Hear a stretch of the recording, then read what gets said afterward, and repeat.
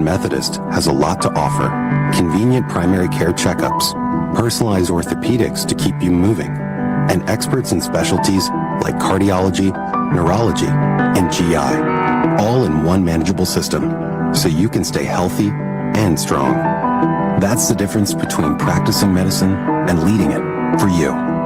Houston Methodist, leading medicine.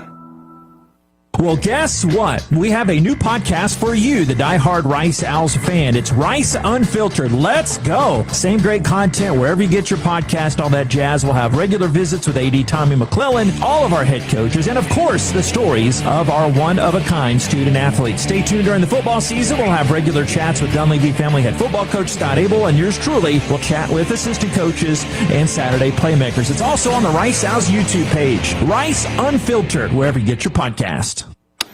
Aw, shucks, the game's on TV, but I can't listen to the call of my favorite team broadcasters. Never fear, Sync My Game is here.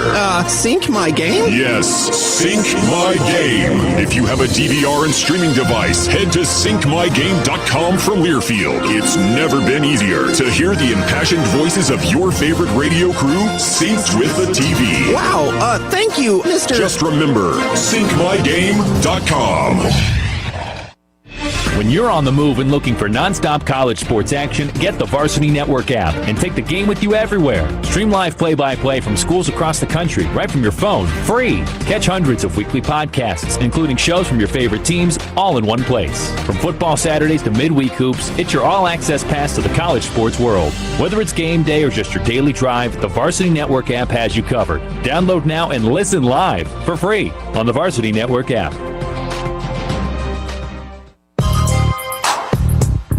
Kickoff is moments away, which means it's time for a visit with Rice head football coach Scott Abel. Alongside the coach, here's J.P. Heath.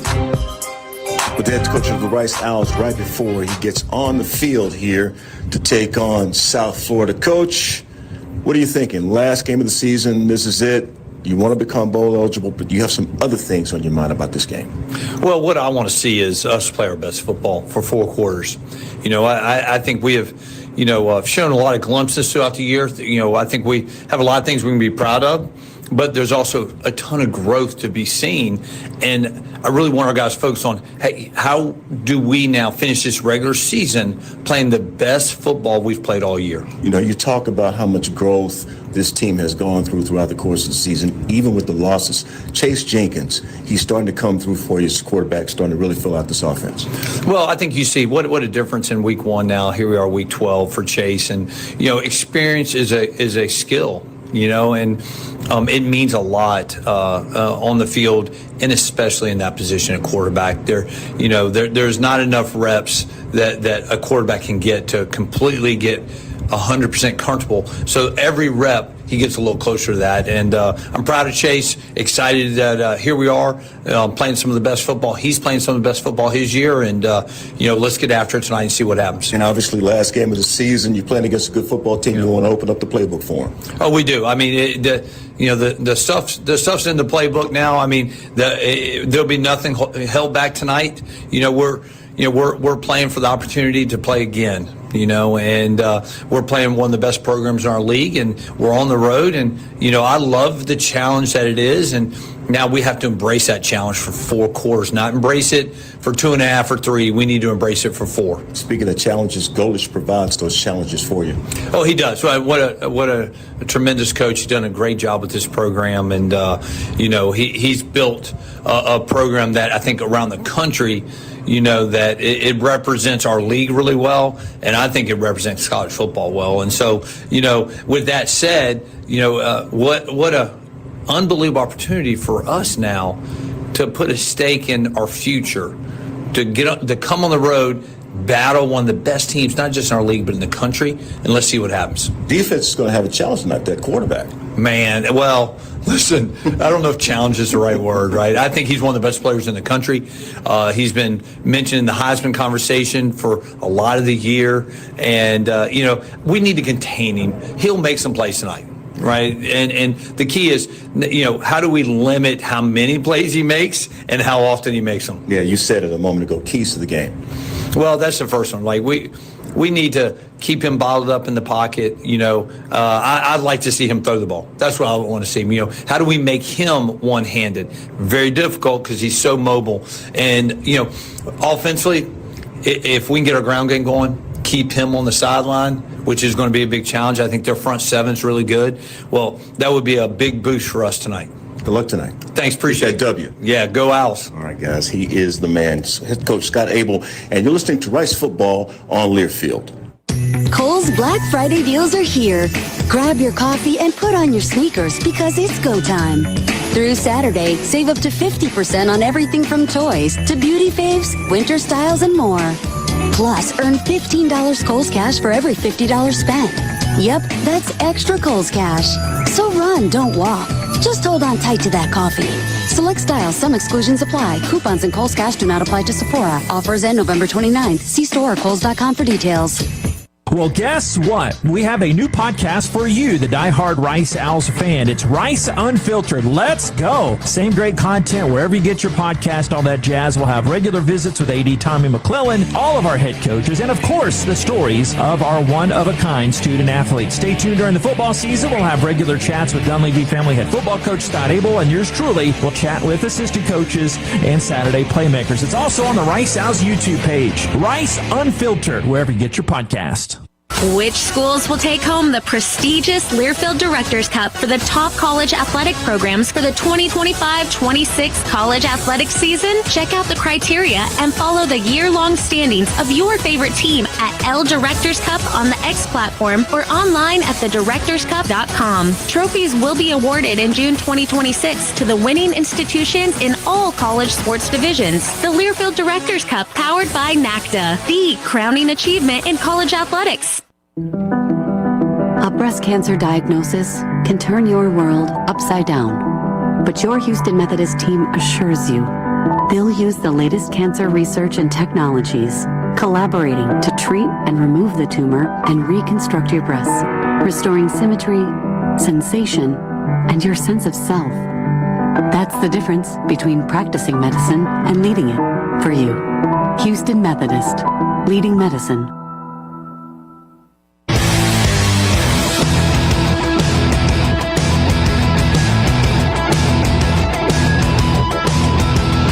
Well, there's a line in Back to the Future. That music's just too darn loud, Jason Metko. You didn't utter that same line, but I have a feeling you would say that as he is down amongst the masses there as the great USF band is on the field.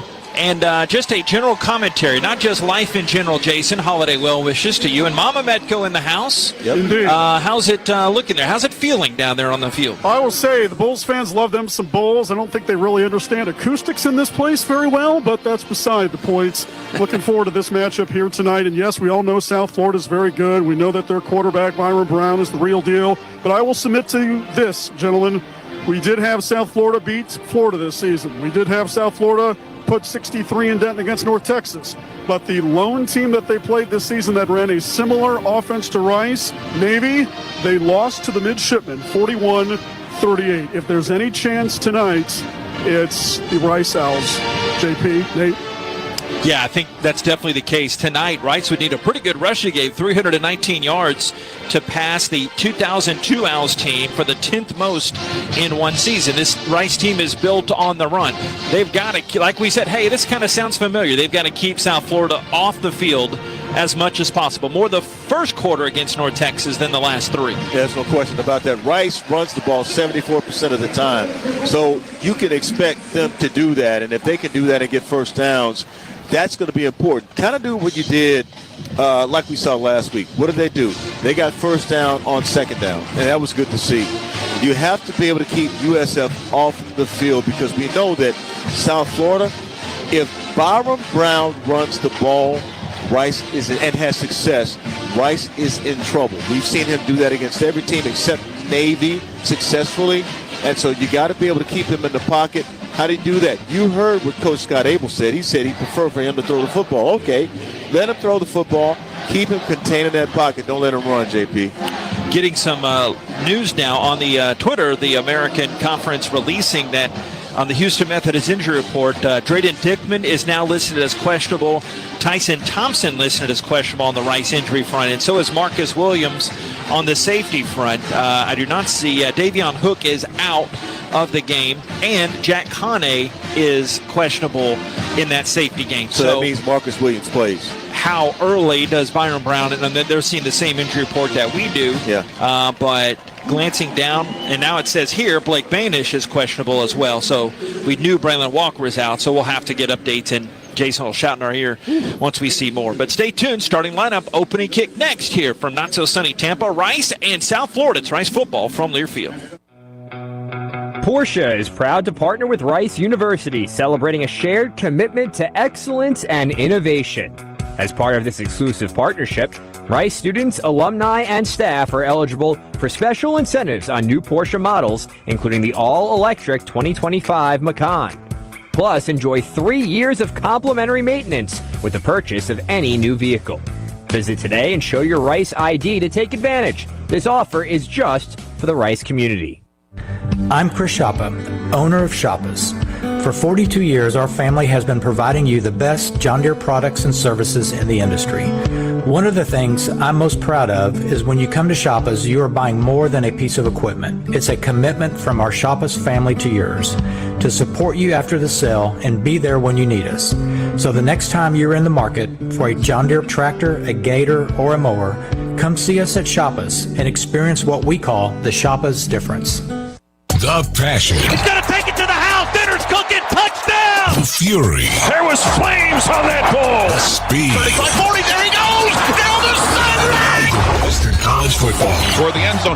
Got it for 6 points. You cannot hitch the wagon. Put the ponies in the barn. Back to the end zone. 30, 20. Say goodnight to this one. This is the College Football Blitz. Listen all season long on College Sports Now on the Varsity Network. When you're on the move and looking for nonstop college sports action, get the Varsity Network app and take the game with you everywhere. Stream live play-by-play from schools across the country right from your phone, free. Catch hundreds of weekly podcasts, including shows from your favorite teams, all in one place. From football Saturdays to midweek hoops, it's your all-access pass to the college sports world. Whether it's game day or just your daily drive, the Varsity Network app has you covered. Download now and listen live for free on the Varsity Network app.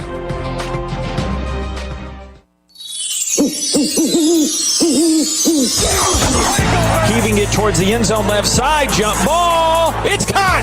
Touchdown, Rice Owls. Looking. Throwing left side towards the end zone. Back of the end zone. Juggled and caught. Touchdown, Rice Owls. Touchdown, back of the end zone. Fly, Owls, fly. On the Rice Sports Network from Learfield, welcome to live play-by-play coverage of Owls football. Owls football is brought to you by The Parking Spot. The Parking Spot. We have airport parking covered. And by Houston Methodist, leading medicine. Now let's head inside the stadium alongside Nate Griffin. Here's the voice of the Owls, J.P. Heath. Well, for hopefully not the last time this season, the Rice Owls soon to kick it off for a 12th time. And let me tell you, we're so grateful to be here in Tampa. Rice 5-6. They play here at USF. The Bulls are 8-3. They're out of contention for the conference championship game. And just a wee little buzz, administrator's dream here this time of year around the college football circles is their uber-talented head coach, Alex Golish, up for almost the jobs of his choosing. But you can hear today's broadcast on the Owls Gameday App, the Varsity Network App, and RiceOwls.com. A fine post-Thanksgiving hello again. I am J.P. Heath, Bob Schlanger on the staff board. Jason Metko here with Mama Metko close by. Got to give her a hug in the lobby today. Indeed. Walter Donaldson is engineering. Baron Easterling producing back in the Winston-Salem studio. No more parking tickets, Baron.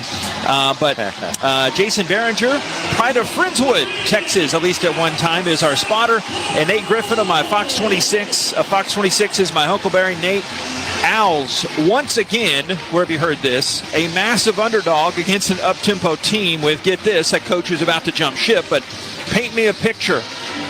You even draw it for me. I know I'm springing it on you, but what's one or two keys for the Owls to get an upset win here today? I think, first of all, ball possession.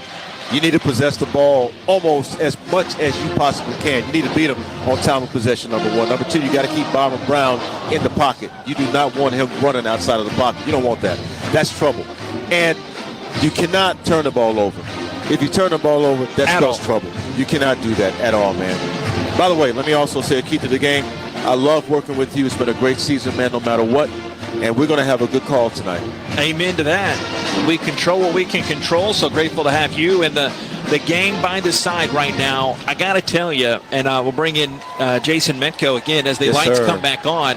Great game presentation, and where are we sitting at? About 65, 70,000 seat stadium, but the South Florida green and gold, they make a pretty good dent there. How's it look from your angle? Looking towards you guys in front of you, I'd say it's probably 70% full. Far sideline over here, 50-50. Not bad for an NFL-sized stadium. 70 degrees right now across the area. 10-mile-an-hour wind out of the east. There is a 2% chance of rain here at Raymond James Stadium. This is only the third all-time meeting between these two. The last season, the Owls won 35-28 in the finale. The 23 game here, it was Rice's first ever game in the American Conference. USF won that one 42-29. Luke McCaffrey had 199 yards receiving in that loss. Rice captains on the field: Ty Morris, Micah Barnett for hopefully not a last time, Quentin Jackson, and going to miss Play Wyatt.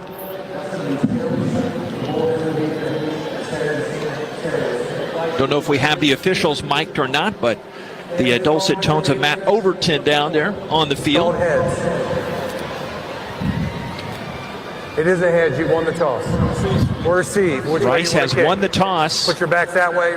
And Rice will receive. Rice won the toss. Will receive at this end. So a good omen for Rice. Owls won 7 coin tosses before losing 3 of their last 4. So they'll go the regular season winning 8 coin tosses. And Rice will get the football first to start things. Let's go over that starting lineup.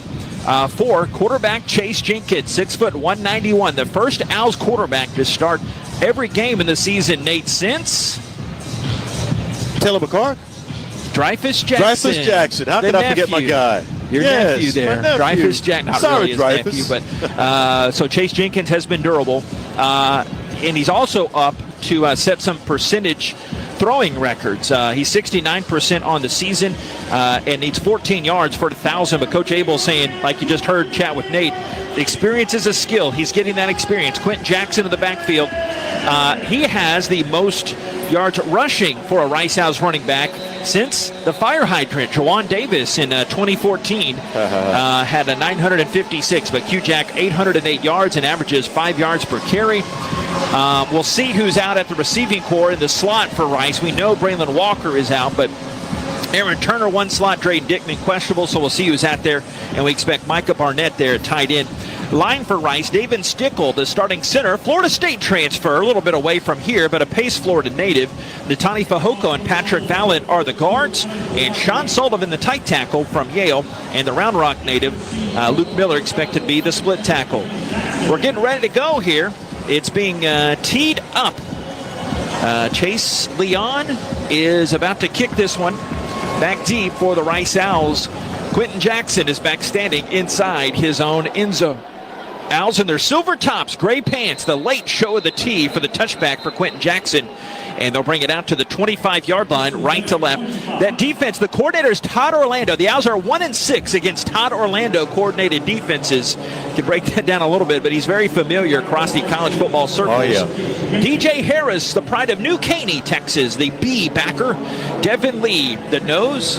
Josh Celsier is the D tackle. And Michael Williams, the defensive end. Mac Harris and Jalen Schuler are the great linebackers. Nickel is Jarvis Lee. Rucker and Duclone are the corners. Gaskin the safety along with Hawkins. They start out right hash. Here's the snap. A fake handoff, and Jenkins will run it right side. And he gets bumped and taken down immediately. Got 2 yards on the play going across the 27-yard line.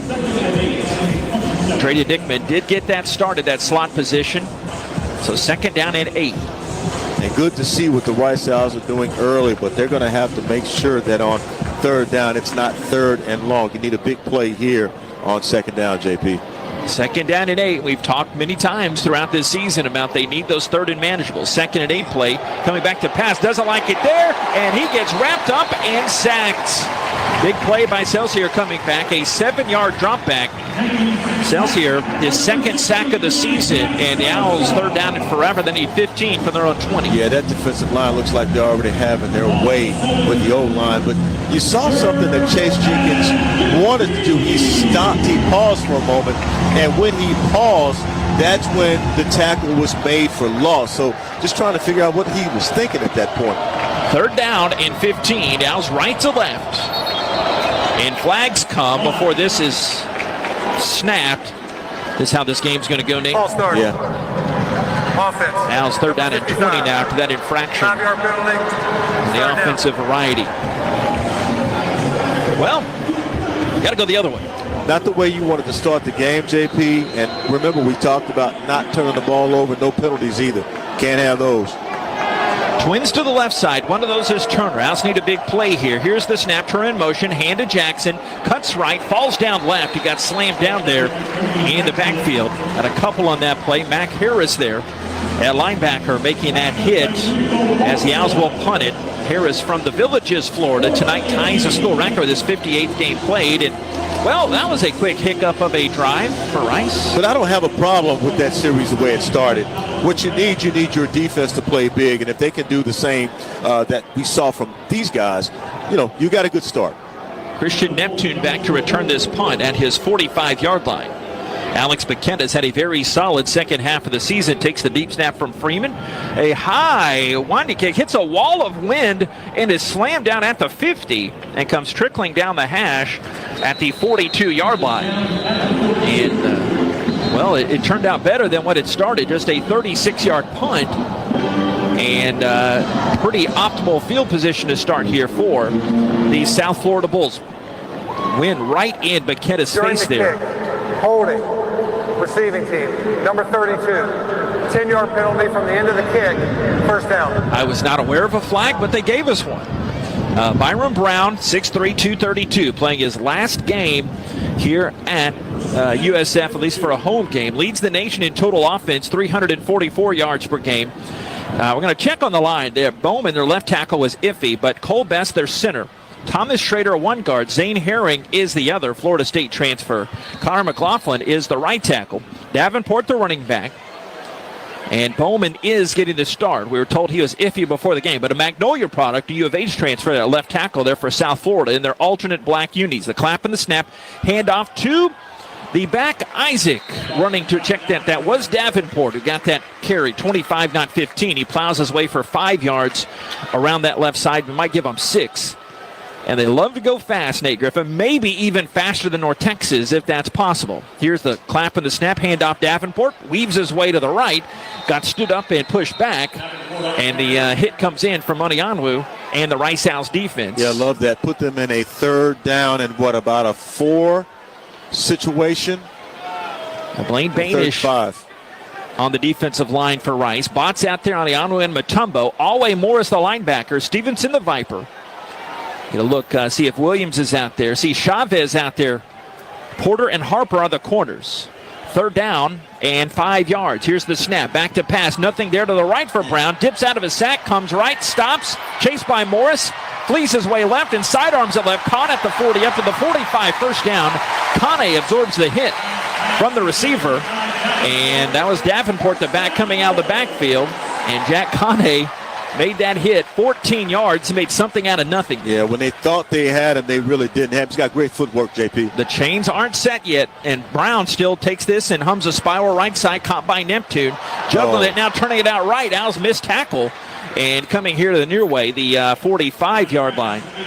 3 yards eventually as Connie again makes that hit. And that was actually Singleton, 11, not Neptune, 81. 4 yards on the play, second down and 6 at the 46. Here's the snap. Handoff Davenport, runs up the middle. Runs by Owls Onionwu.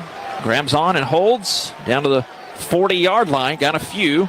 Setting up a third down and 2 at the Rice 40. Got to be able to tackle, JP. That's going to be important in this game. Owls crowd the box here. Clapping the snap. Hand to Davenport. Runs right. Sheds the defender. Chavez comes out to help out, but they get the first down. Sliding inside to the 35-yard line for 5 yards just like that. Great push from the line. Yeah, slow paper cut so far. No score, just starting this one. Clapping the snap, thrown left side, knocked incomplete at the 31-yard line. And they trying to get it over the far way to Jeremiah Koger, but incomplete. Second down and 10. Owls had Jarek Harper there on coverage. Yeah, good job by Harper to see the pass coming. Of course, it's from the middle of the hash marks there, so he had enough time to make that play. Rubin and Singleton are stacked receivers to this near way. It's a 4-wide receiver set. Second down and 10 at the Rice 35, scoreless. 10:34, clock stopped in this opening frame. Here's the snap. Design quarterback run. Brown to his left. Cuts it outside the numbers. 25-20, first down. Runs into Chavez and goes inside the 15. 20 yards. Jarek Harper absorbed that hit. Check that. 21. They give it down to the 16-yard line. That's why you don't want Byron Brown running. He makes you play 11 on 11, does he not? First down at the 14. Brown hums a spiral left side back. Shoulder, left sideline, incomplete in the end zone. Trying to find Jeremiah Koger over there. And Harper on that coverage. Rice defensive backs are going to have to play for the interception because trying to defend these bigger guys, they got to look back towards the ball and play for the interception if at all possible. It's already the 10th play of the drive coming up. It started South Florida the 32. Here's the snap and a delay handoff to Davenport. He pokes his way up the middle, claws his way for a few yards inside the Rice 10. In between the 8 and the 9-yard line, he got 6. Better than nothing there. Third down as Peyton Stevenson the stop. They're 2 for 2 on third downs this drive. Snap another handoff to Stevenson. And check that. Stevenson coming in on the rush as Davenport timbers his way forward down to the 10 and a 4th down and 1 at the 5-yard line. Yeah, once again, they're kind of just manhandling the Rice defense. Rice defense has to pick it up a little bit. Decide they're not going to take this. Owls going tempo here. 4th down, a full yard. And South Florida going for it. Snap and a throw back of the end zone. Flag comes in as the ball is caught. Receiver falling backwards. And we'll see what the flag is. Going against Rice. And we'll see who caught that touchdown as they turn the lights out on us. As Kashawn Singleton made the grab. It's a holding call on Rice, if you heard that. 5-yard touchdown pass. And that's Singleton's 7th touchdown of the season receiving, and South Florida leads 6-0. It's early yet, JP. But I tell you what, I don't like what I'm seeing already. But Rice has plenty of time, like the entire game, to make some adjustments. Yeah, all we got is time, right? As Automatica Chromatica comes on, and just like his daddy did here at Raymond James, boots in the extra point.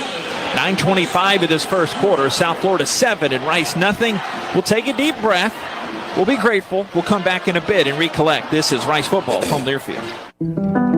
Your health is personal, which is why your Houston Methodist primary care team takes the time to get to know you and your unique goals, offering personalized health care at more than 40 locations throughout Greater Houston, with same-day clinics when you're sick and expert specialists when you need them. That's the difference between practicing medicine and leading it for you. Houston Methodist, leading medicine. Aw, shucks, the game's on TV, but I can't listen to the call of my favorite team broadcasters. Never fear, Sync My Game is here. Sync My Game? Yes, Sync My Game. If you have a DVR and streaming device, head to syncmygame.com from Learfield. It's never been easier to hear the impassioned voices of your favorite radio crew synced with the TV. Wow, thank you, Mr. Just remember, syncmygame.com.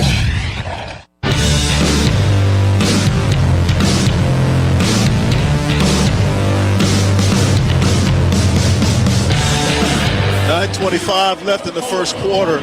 South Florida has already scored on a 12-play, 68-yard drive. Took 3 minutes and 24 seconds. 5-yard pass from Brown to Singleton. Put South Florida on the board first, 7-0, JP. And didn't like the way that drive went, but it's early. Rice has plenty of time to make some adjustments, and they better make them fast. Yeah, there's a lot of time left, but there's also a lot of time left. There's two sides of that coin.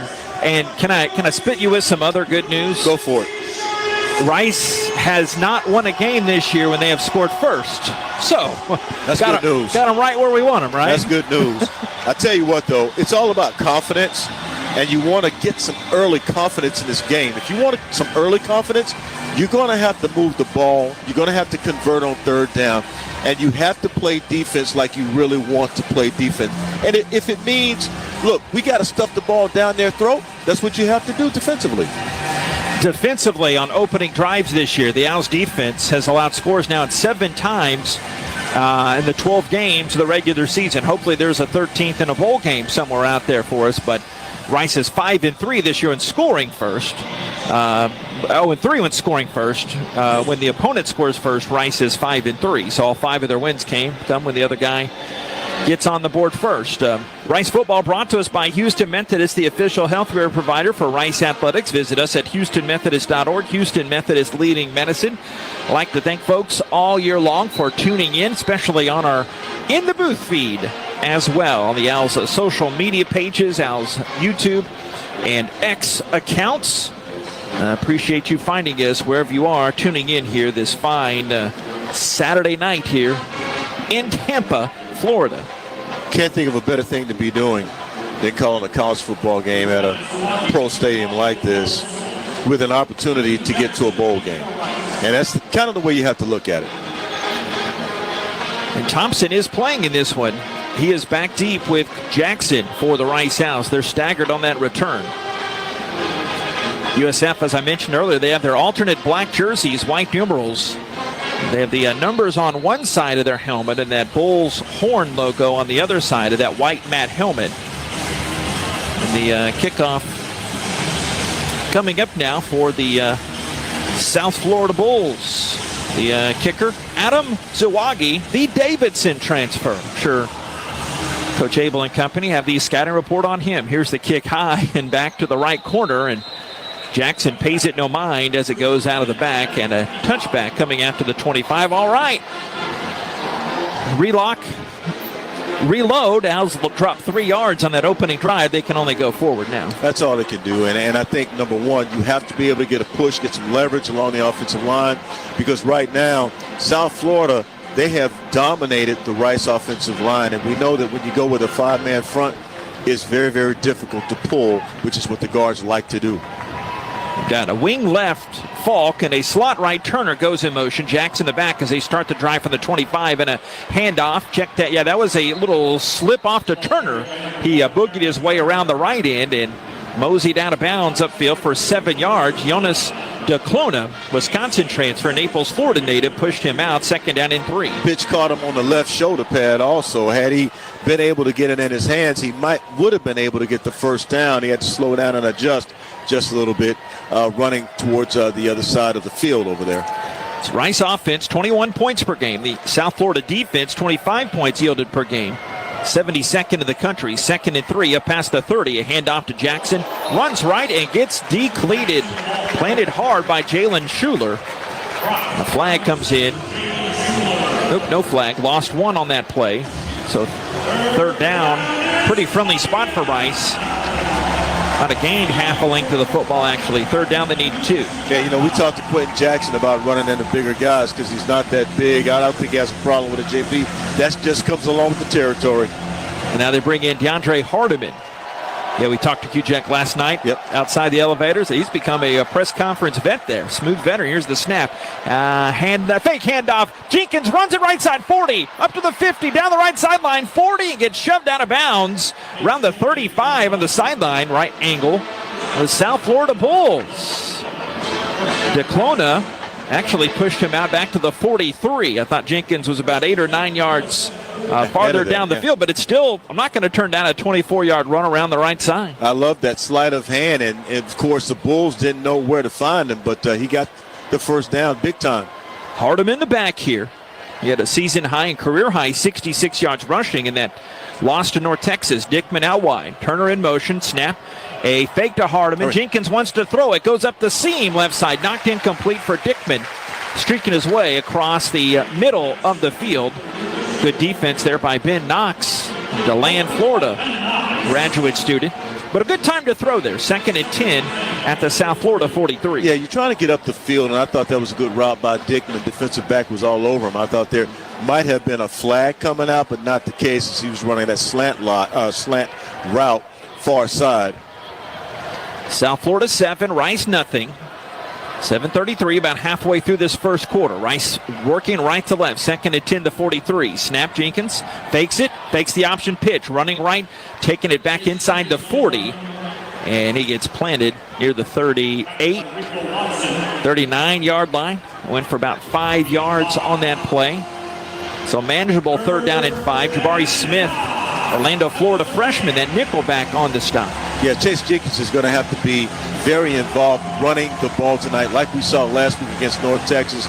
They started early, got their groove going early. That's what's going to have to happen in this game. A lot of Chase Jenkins. Needs 3 yards rushing and 14 passing to become just the 4th in school history with 500 yards rushing and 1,000 passing in one season. Here's the snap, play developing to the left side on a run play, and Jenkins late pitch to the near way to Turner inside the 35, and he had to get to the 33. Yes, they pick up the sticks, and he got right at the requisite yardage that he needed. They gave him 6 yards when he needed 5 as Mac Harris there to shove him out of bounds. That's a good job running near side here, especially. You get that guy involved there in Turner. Don't tell him what you're going to get because he's so fast and so shifty. And I love the way the two work together, especially on that pitch. Chase Jenkins reading the defensive end, pitching it just at the right time. Like Turner joining us on the post-game festivities last week as he led the Owls in both rushing and receiving. Hey, I've been waiting for a game like this. 1st and 10 to 33. Backs crisscross, but it was a handoff up the middle. Hardiman plowing his way forward, meeting head-to-head with Mac Harris, their stud linebacker. Got 2, maybe 3.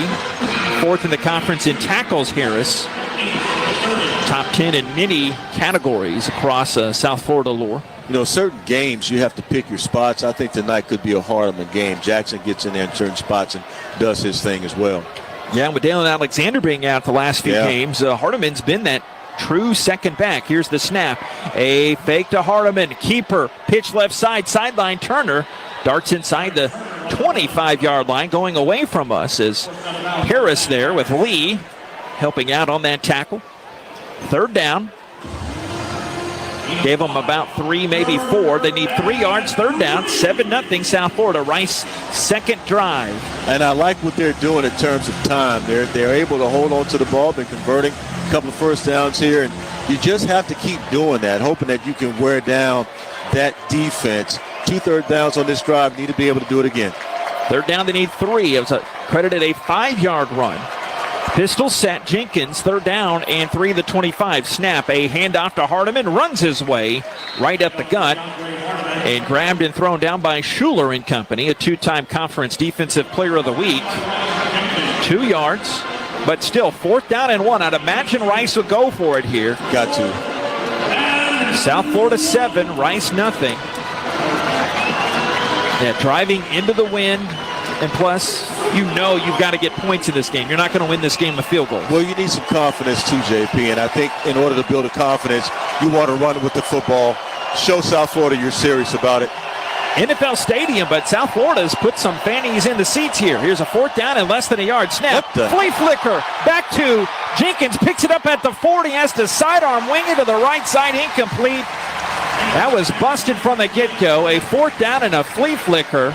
As Jalen Schuler in there to muck things up and disrupt things. 4th down. Turns it over now to South Florida. We have a timeout on the field.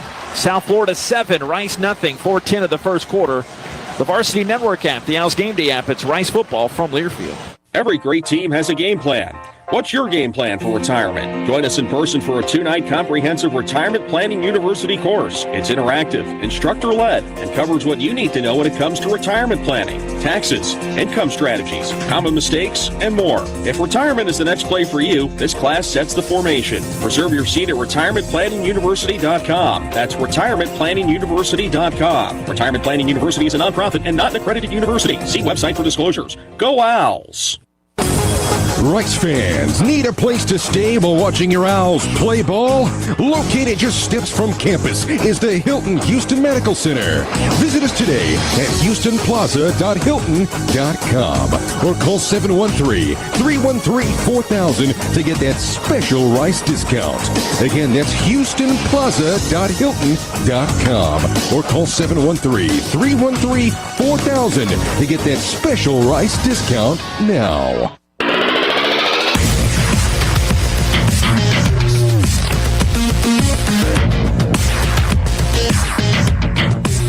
Scrambling, he's really able to use his legs really well. So we just want to focus on containing the quarterback, crushing the pocket, and just making them throws difficult for him because we know he's a dual threat, and we want to make sure that he doesn't affect the game with his legs. On the quarterback of South Florida, we will see come back out. It's 7-0 South Florida here at Raymond James Stadium. 4:10 to go in the first quarter. A lot of distractions down here on the sidelines. You've got this huge crowd. Folks in Tampa did show up today on this Saturday after Thanksgiving. Also, you got the two giant video boards, too, so it is a sight to be seen, something the Owls are not used to playing in. Got to settle down and settle the nerves a little bit, JP and Nate. Owls did not get it on 4th down, less than a yard, and give the ball back to South Florida here. South Florida 7, Rice nothing. 4:10 first stanza. Got to give you guys a chance to make plays, right? Yeah. And, it just depends on what you call against this defense. But this is a very opportunistic defense. They know how to hit the gap and get to your second-level guys. And when that happens, you got to understand what you need to do to adjust. And so far, the Rice Owls have made some decent adjustments, but it's going to be all about the play calling tonight and executing those plays as they are called. The freshman Braden Baines getting some early run on the D-line. So is Arroyo Morris. Owls going with a lot of the second defensive line, Aquantis Clemens and Chibi Wajuaku, who's my neighbor in the hallway at the team hotel. Nice. He's backing up off the defensive line here. And Jack Coney in at safety again, and Marcus Williams out there too. 3 down for the Owls here. They're going with the dime or nickel here? Got to. Dime. Yeah, going with the dime package here. 3 receivers set. Another one in motion out of the backfield. Here's the snap, and Brown's going to keep it. Zigs right, zags left, and plows his way upfield to around the 29. Line of scrimmage, by the way, starting that drive to 23, so he got 6 yards on that play. Byram Brown leads the nation in total offense, on pace to become just the 12th 3,000-yard passer, 1,000-yard rusher in college history. Here's the snap and a handoff to Davenport, kind of curling his way upfield to 35. And they will give him the first down, 7-yard gain, first down. I like to see the Owls pressure Brown a little bit, see what would happen. Yeah, make it hard on him. Yep. First down, the 35, back to pass. Hums a spiral left side, coming back for the ball, caught the 46. And the receiver going up past midfield into Rice territory. Mudia Rubin, Stanford grad transfer, gets that first down. 18 yards down to the Rice 47. They do a lot of things with that offense, and Byram Brown is a big part of it. Clapping the snap. Fake it, put in the belly, back to pass. Brown looks deep out right side. Caught, coming back to it. Singleton back down the numbers, the 15, the 10, inside the 5. He just strolls through numerous Owls defenders for a 47-yard touchdown on the right side, and it's all South Florida early, 13-0. Yeah, that was pretty easy. That was a curl route. He ran about 16 yards and turned and looked at his quarterback, and Byram Brown put it right on him, and all he had to do was one leg fake, foot fake, and take off for the end zone. It's like going to the Thanksgiving dinner and just taking that candy away from your new baby nephew. No, I want dressing and gravy. That's what he got. Get that first. He got dressing and gravy and almost half the turkey. That was easy. My point being, it's it was easy. Muy simpatico. Yeah. I got your point. All right. PAT is up and good. It's his second. You got to provide more resistance against this talented South Florida team, because don't you know, there's a lot of room to go here. 2:59 first quarter. South Florida 14, Rice nothing. It's Rice football from Learfield. From O Week to homecoming to game day weekends, immediately down the street, come join us for a cocktail at our Michelin-starred Dim Sum Silk Road Excellence at the Courtyard by Marriott Rice University. We are the place to stay. Less than 2 miles from campus and minutes from Rice Village, we keep you close to the action. Call 713-661-5669 and ask for the Rice University rate. We look forward to welcoming you. Big trip on the horizon? Before you depart, you gotta park. The parking spot is a simpler, easier way to navigate airport parking, and you can save when you book online. You're guaranteed a spot, and we even pick you up at your trunk in our yellow and black spotted shuttles and take you straight to the terminal. Parking and saving come full circle at The Parking Spot. The Parking Spot, proud sponsor of Rice University. Visit theparkingspot.com to reserve your spot today.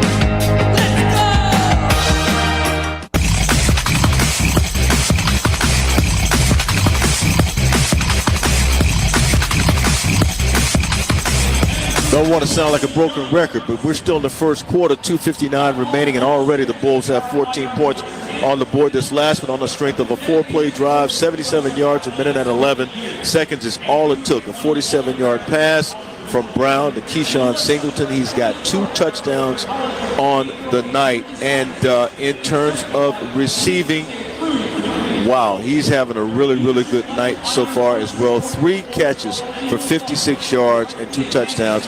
And if he's on my fantasy team, I'm loving it right now. He's not Wyatt Young just yet. North Texas receiver last week that set the conference receiving mark against Rice. But this guy's going to play in the NFL on Sundays, he's right? off to a great start. But that doesn't mean he needs to, put a tape together tonight. We can let that wait. Kohl's has the gifts on their wish list and yours all in one place, from beauty favorites and cozy outfits to hosting must-haves and top toys. Find great prices on presents for everyone at Kohl's and Kohls.com. As Nate alluded to, that good start from the receiving game for South Florida. They're outgaining Rice 145-49. Still 2:59 left in this opening quarter. South Florida 14, Rice nothing. Pleasure to have Jason Behringer on the spot. Appreciate Barron back in the studio. Barron and I become fast friends this week. We'll elaborate more into the halftime festivities. That's a good guy, man. I like him, Barron. I was down in just south of Fort Myers there as a Mal's basketball in the Coconut Hoops Classic. I could be your Florida tour guide as I have gallivanted across this western coast. South Florida hosting Rice. It's a beautiful state. It's a beautiful state. It's not bad. Yeah. I'm ready to get back to the Lone Star State, though. I hear you. Kick coming up from Zouagi. 69th kickoff of the season. I guess this will be 70. 5'11", buck 88 from Reston, Virginia. Kick coming up. Punches it deep. Sidewinder that goes past Jackson in the back of the end zone. And now starting their third drive coming up at the 25-yard line. All right. Bad first drive, improved second drive. You're just joining us. Owls had a flea flicker that did not go anywhere near its intended result. The second drive, the drive stalled on a 4th and 1. Now, third pattern time's holding. charm. Third time, yeah, it's got to be, right? Third time's a charm. I think you find out what you can and cannot do against this team. Don't try to do anything cute. Just go ahead and run the ball the way you know how to do it. Again, 74% of the time, that's what you're going to do. Owls have Peyton Matthews in there as wide receiver to the right. Pistol set, Byers the back. Here's the snap. A show to Tyvon, and Tyvon took it, sprinted up the middle, got hit at the 30. That's Bob's buddy on the elevator here this morning at our hotel. Got 8 yards on first down. Second down and 2 as Jonas DeClona tripped him up. What a authoritative run there. Yeah, I like that. And if the tackle is not made, he's off to the races. But, that's a good run. That's what you have to be able to do against this team. You got to show them you mean business, and you got to run over a few people. We've seen a sprinkling of Tyvon Byers here. Came in the spring.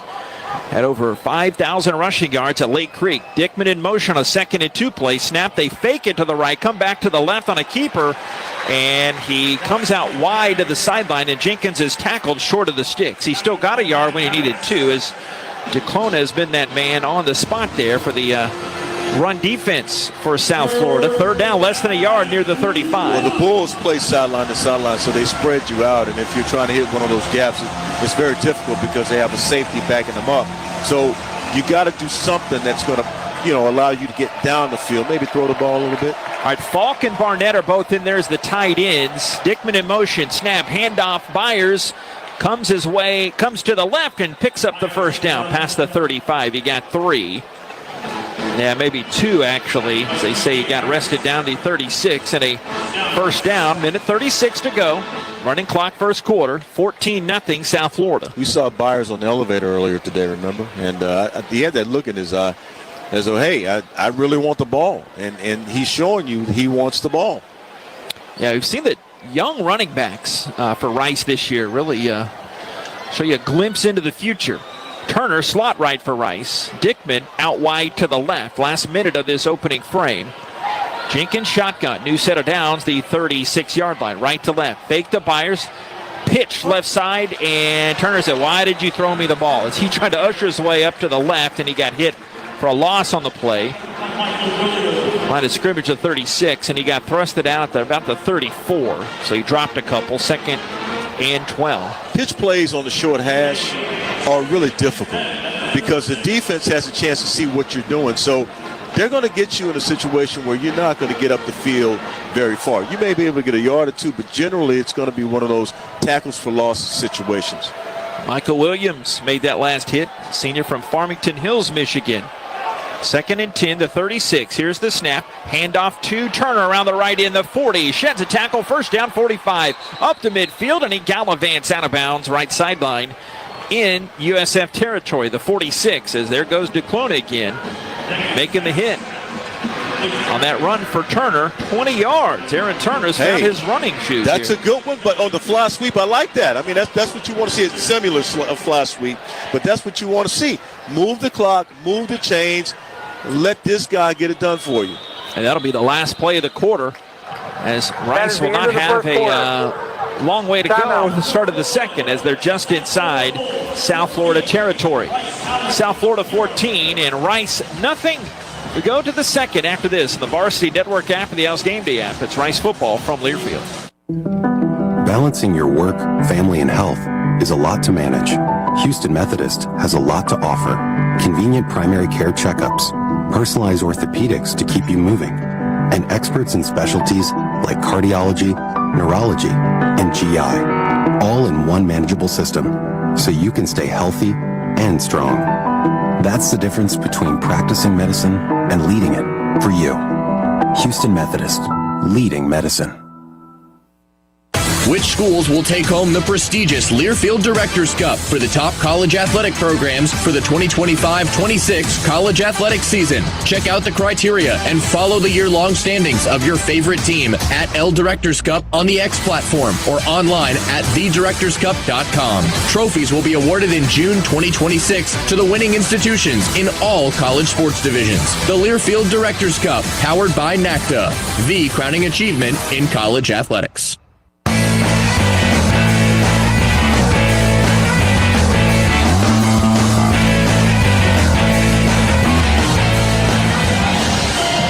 South Florida Bulls all over the Rice Owls, 14-0. 2 Singleton touchdown catches from Byram Brown. The scoring is get a gander at the stat board. USF has outgained Rice 145-78. They have 56 rushing yards. Rice has 60 on time of possession that opening quarter.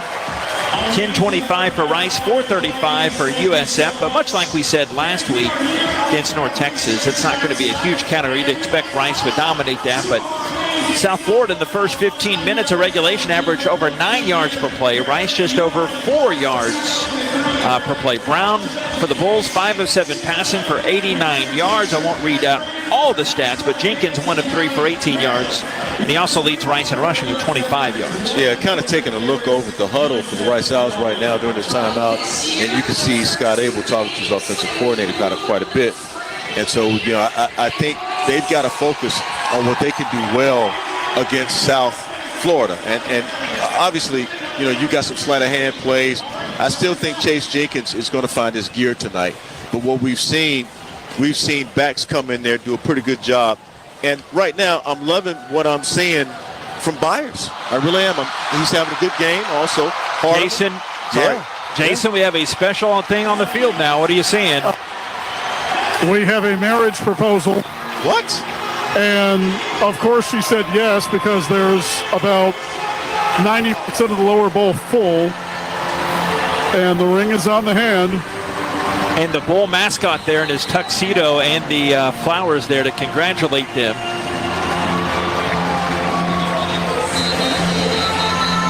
They're going to get in the car on the ride home. Why'd you embarrass me like that in front of all those people? No, that's not going to happen. No. Yeah, they were talking about honoring her as a season ticket holder. Okay.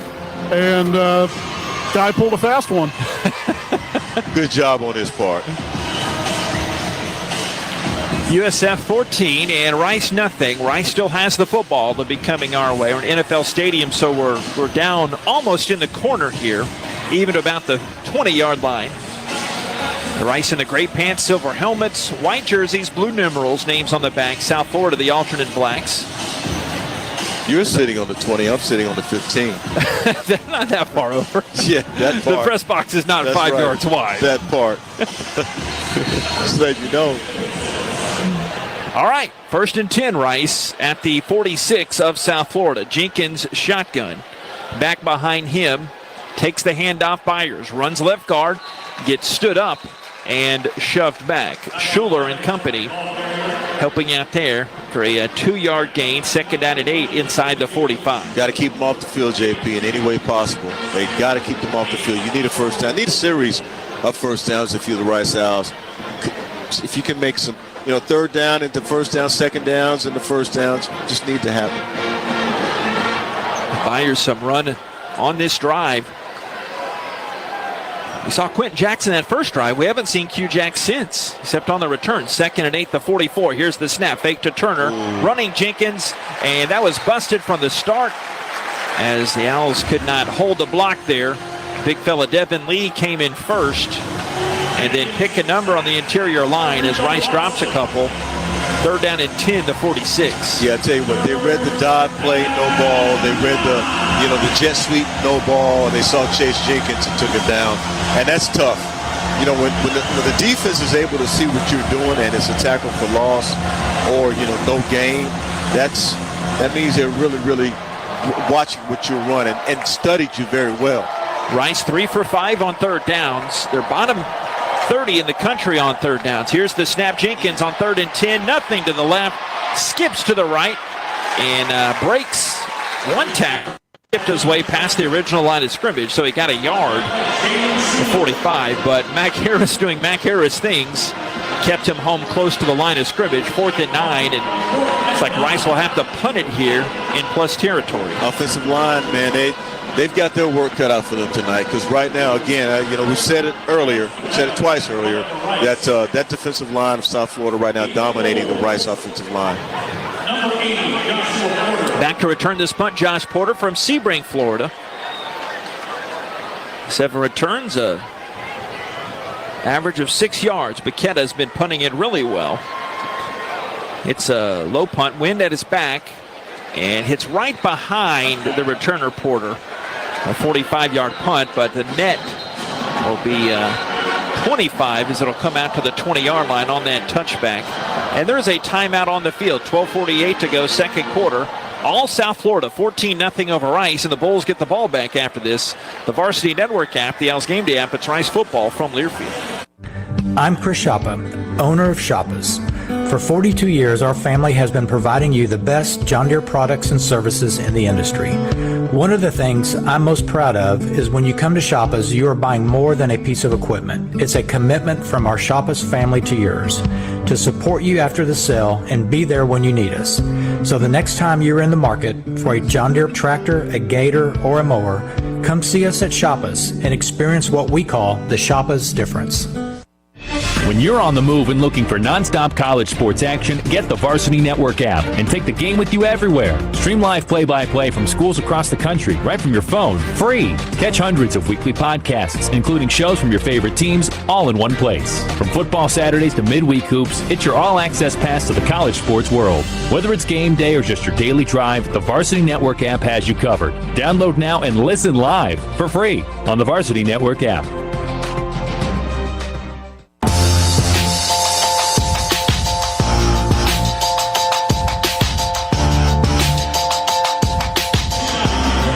South Florida 14, Rice nothing. Bulls getting the ball back here, beginning stages of the second quarter. We all love a great game, but there are some things we can't play with, including fentanyl. Counterfeit pills laced with fentanyl are a deadly opponent. No second chances, no overtime. That's why the state of Texas is sharing this simple message: one pill kills. So while the Owls fight hard on the gridiron, don't draw a penalty flag on your own life by making a single deadly decision. Talk to your friends, warn them. If a pill didn't come from a medical professional, it could be deadly. Learn more at onepillkillstx.com. Because in this fight, there are no timeouts. Just one pill can end the game.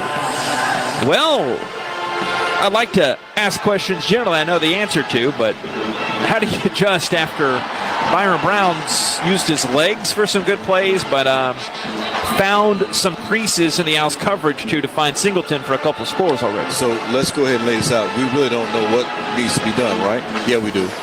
You got to put some points on the board. How do you do that, though? I mean, first of all, again, you got to tackle.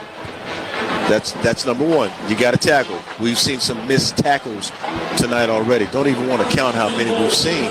So it's important that you do that. And then, secondly, you got to gain some confidence. And right now, I don't see a lot of confidence in the body language. I don't see it. They go fast, and they're successful. These Byron Brown-led USF Bulls. He had 435 yards passing against Rice here 2 years ago. Did not play in the season finale last year in Houston that Rice won. 1st and 10 play comes here short near way, incomplete the 35, off the hands of Smith, and incomplete. Harper there in coverage for the blue and gray. 2nd down and 10 to 20. Better take advantage of that incomplete pass, because I can tell you, moving forward, there you go. Snap and a handoff left side up to the 25-yard line. Davenport rolling. Check that 15. Isaac, a sophomore from Gainesville, Florida, upstate. Got 8 yards. 3rd down and 2 to 28. Before I could even get it out. They're a fast break on the turf, aren't they? Here's the snap. A roll of the pocket to the right side. Brown starting again. Runs past Mutombo and then Alway, and then clings out of bounds at the 30-yard line and gets just enough for the 1st down. He is a tough hombre there up to the 30. Well, Mutombo tried to run right at him. That's hard to do. Here comes the snap. Brown looking right, decides to run, runs left, and then dips under. As Alway kind of tapped him from behind, and Aniano in the front, no gain. Might have lost half a yard. 2nd and long, the 30. Twins right. Here's the snap. Fake to the running back, Isaac. Back to pass, coming left side. This time it's caught by Smith. Stumbling. Knee never touched the ground. Picks up, runs left the 40. And got 11, 12 yards up past the 40-yard line for a South Florida Bulls 1st down. Well, those receivers have so much space out there because of the routes they're running. 1st down the 40, back to pass Brown, looking middle, looking out left, wide open the 45, 40, left side 30, Rubin down the sideline, breaks another tackle, the 10, the 5, in for the touchdown. I don't know how such a great receiver got that wide open, but just like that, Rubin matches his season-long catch with 60 yards, and South Florida has cranked it up in cruise control. The reason that happened is because the outside receiver, which we would call the X, cleared the area and opened it up for the underneath receiver. And once he caught the pass, Rubin, he was on his way to the end zone. That's what happened. Well, I don't see how you don't see. Well, never mind. It wasn't Singleton that got the touchdown catch. Yeah. This time it was Rubin. Been a big option for them the last couple weeks.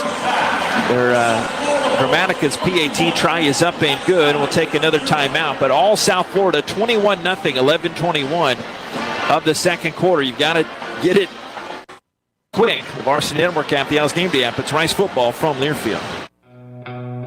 Porsche is proud to partner with Rice University, celebrating a shared commitment to excellence and innovation.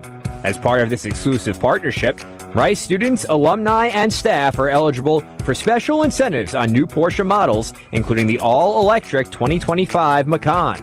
Plus, enjoy 3 years of complimentary maintenance with the purchase of any new vehicle. Visit today and show your Rice ID to take advantage. This offer is just for the Rice community. Aw, shucks. The game's on TV, but I can't listen to the call of my favorite team broadcasters. Never fear, Sync My Game is here. Sync My Game? Yes, Sync My Game. If you have a DVR and streaming device, head to syncmygame.com from Learfield. It's never been easier to hear the impassioned voices of your favorite radio crew synced with the TV. Wow, thank you, Mr. Just remember, syncmygame.com.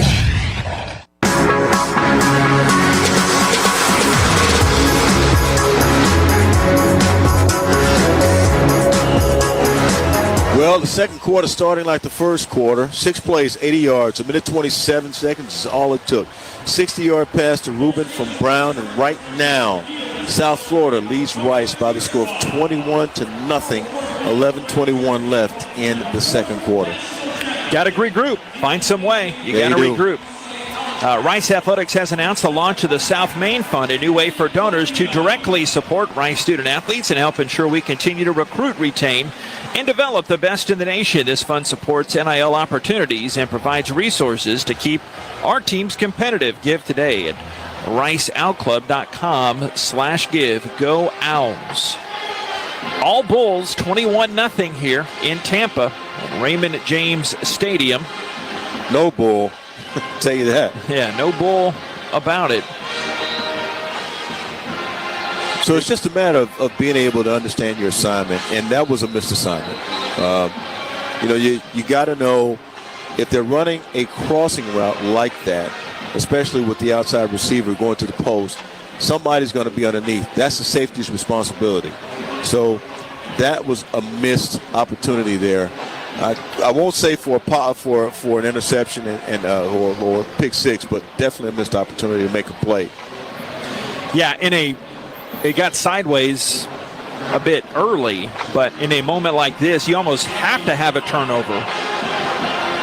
You know, the old bloop and a blast. You got to find a way to get back in it. You got to find some way to stymie the momentum of South Florida as they are operating that offense with precision and at will here. Rice offense can't do it all alone. They're going to need some help from the defense.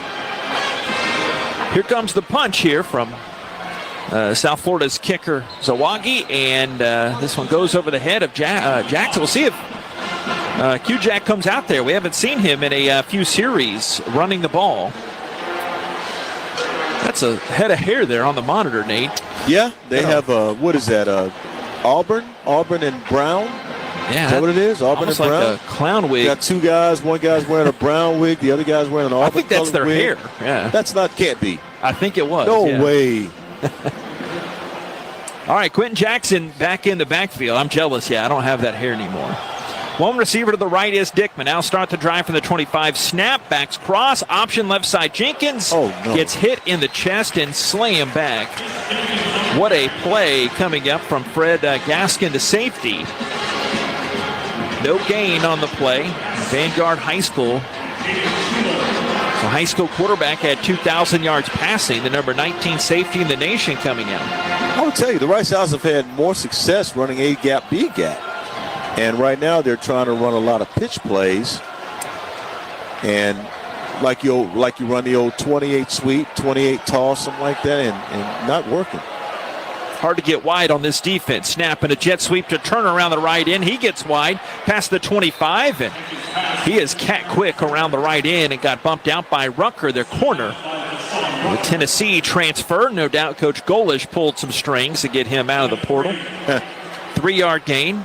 3rd down and 7 up at the 28. Yeah, that portal's a very cute instrument, isn't it? 3rd down and 7, and you got, 3 yards on that play? So you need a conversion here. Yes. And it's almost the way it's been the second half of the year, a lot of the year. 3rd and 7's almost too long. Pretty obvious, yeah. They almost have to have the 3rd and 2s. Here's the snap, show. A little option pitch out to Falk, the tight end. They read that from the get-go. He got a yard to the 29. Jalen Schuler, their star linebacker, on that play. It only went a yard, and that was a very quick drive that stalled, and Rice will punt it back here to South Florida. Tell you what, these are some very, very incredible lessons for the Rice Owls. period, I think what you learn when you play really teams that are very elite, and they are an elite team in our conference. I think if you look at that, you learn a lot. Pressure comes in. Baketta takes a fall down, and the kick is deep here to Porter, who took it up past the 30, and he got a few yards wiggling his way to the right. A timeout on the field. They give him the 33 after that 39-yard punt. Baketta, 2-yard return. He had the wind behind him. All right, 21-0. South Florida leads Rice. 9:18 of the second quarter. The Varsity Network App, Owls Gameday App. It's Rice football from Learfield. Every great team has a game plan. What's your game plan for retirement? Join us in person for a 2-night comprehensive retirement planning university course. It's interactive, instructor-led, and covers what you need to know when it comes to retirement planning, taxes, income strategies, common mistakes, and more. If retirement is the next play for you, this class sets the formation. Reserve your seat at retirementplanninguniversity.com. That's retirementplanninguniversity.com. Retirement Planning University is a nonprofit and not an accredited university. See website for disclosures. Go Owls! A true teammate takes on every day with a winner's attitude, gets up when they fall down, and leaves it all on the field. There's a group of teammates who do all these things every single day. But they're more than your typical athlete. They're kids facing unthinkable medical circumstances. Team Impact matches children facing serious illness and disability with college sports teams, creating a long-term, life-changing experience for everyone involved. Join us in the movement to get all kids in the game. Visit teamimpact.org to learn more. Team Impact. All in, all together.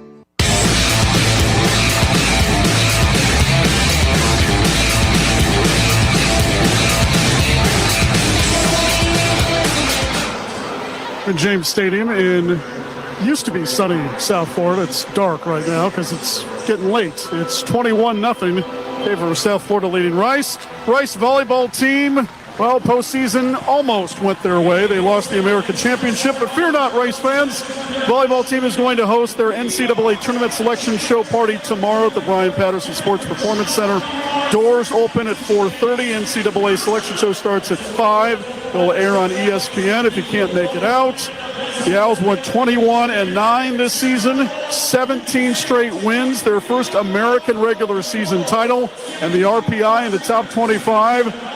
Opinion of this broadcaster, there is no doubt that they're going to the tournament, JP. I would hope not. That's what I was asking Bob.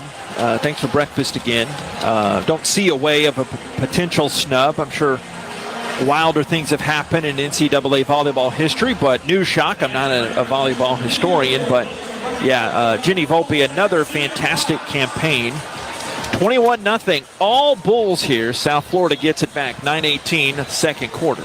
Yeah, and look, the Rice Owls, again, we could talk about what they need to do. It's about what they want to do out on that field. And what they want to do is put 21 points on the board, but they have to do it touchdown by touchdown. Defense is going to need to give them some help. They need some help from special teams, which when the ball is kicked to them in a punt or a kickoff situation, they just have nothing. You got nothing there. So you're taking special teams away. So it's all on the offense and the defense to try to get something done here.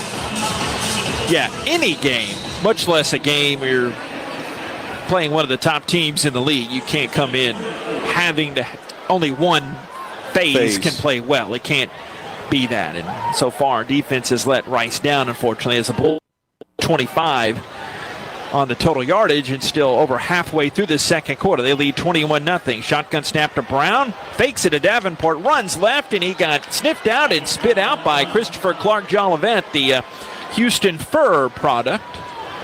He's shown some glimpses this year. Loss of 1, second down and 11. They go tempo here. Davenport the back.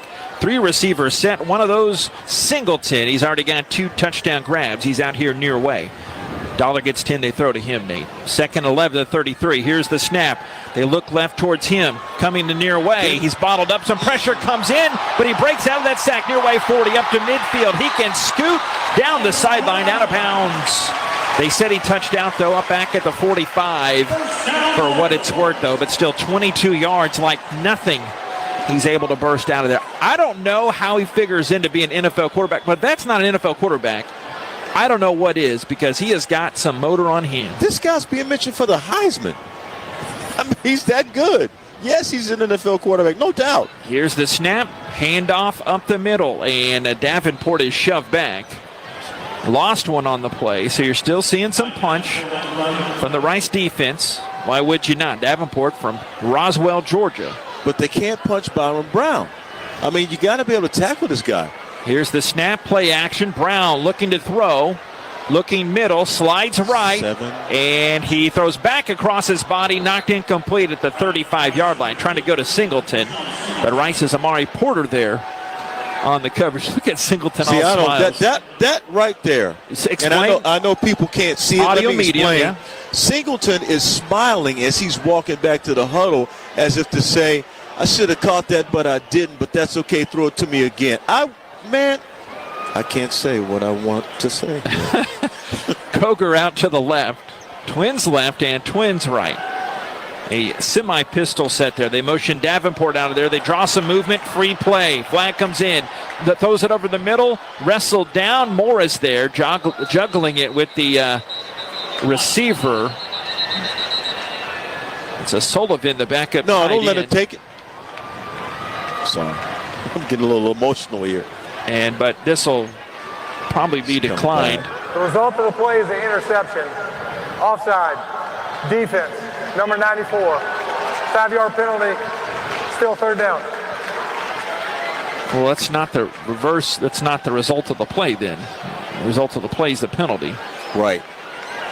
I see what he means, though. So there was an interception made. Had it not been for the fact that Rice was offside, it would have counted as an interception. Yeah, it was a tie ball, and Ty Morris had it wrestling with the receiver Sullivan. Again. Third down and 5. Owls jump again. Another free play. Brown hoisting it deep back across the field to the right, going to Singleton, comes back, catches in front of Porter on a pass interference play. They'll decline this inside the 10-yard line. Singleton smiling. Don't smile in front of Nate. I don't blame him. I'd be smiling too if the defensive back is holding on to me. I'm smiling because play for the ball. You want to play for the ball. Look, there are 2 fouls on the defense. Offside. Defense number 99. Penalties declined. Pass interference. Defense number 7. Penalties declined. Yeah, and he still caught it. Result of the play is a first down. 21-0. South Florida leads Rice. It'll be a 34-yard gain to Singleton. He's got 4 catches, 90 yards on the ball game. Porter's hanging on to Singleton for dear life. If he plays for the ball, he has a shot to pick it off. First and goal at the Rice 7. 7:18, 7:17, 7:16 of this first quarter. Davenport right by Brown. Fake to Davenport, and Brown runs it. Gets inside the 5. Gets a bump near Kane. And 4 yards on that gain, down to the 3. Second down and goal. Here's the snap. Handoff up the middle. Easy pickings for Davenport. Piece of cake. 3-yard touchdown. 27-0 South Florida. Defense never had a shot to get set. They were not set. That was too easy. They run a tempo down to the goal line.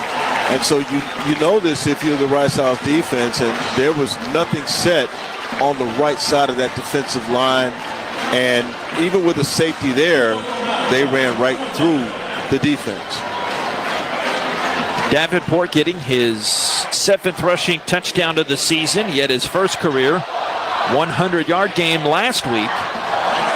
And Nico Gramatica comes on for the PAT. He is 4 for 4 in this first half. There's still 6:54 to go in this second quarter. All Bulls will keep it here, as they have had plenty of timeouts already for the hometown Bulls.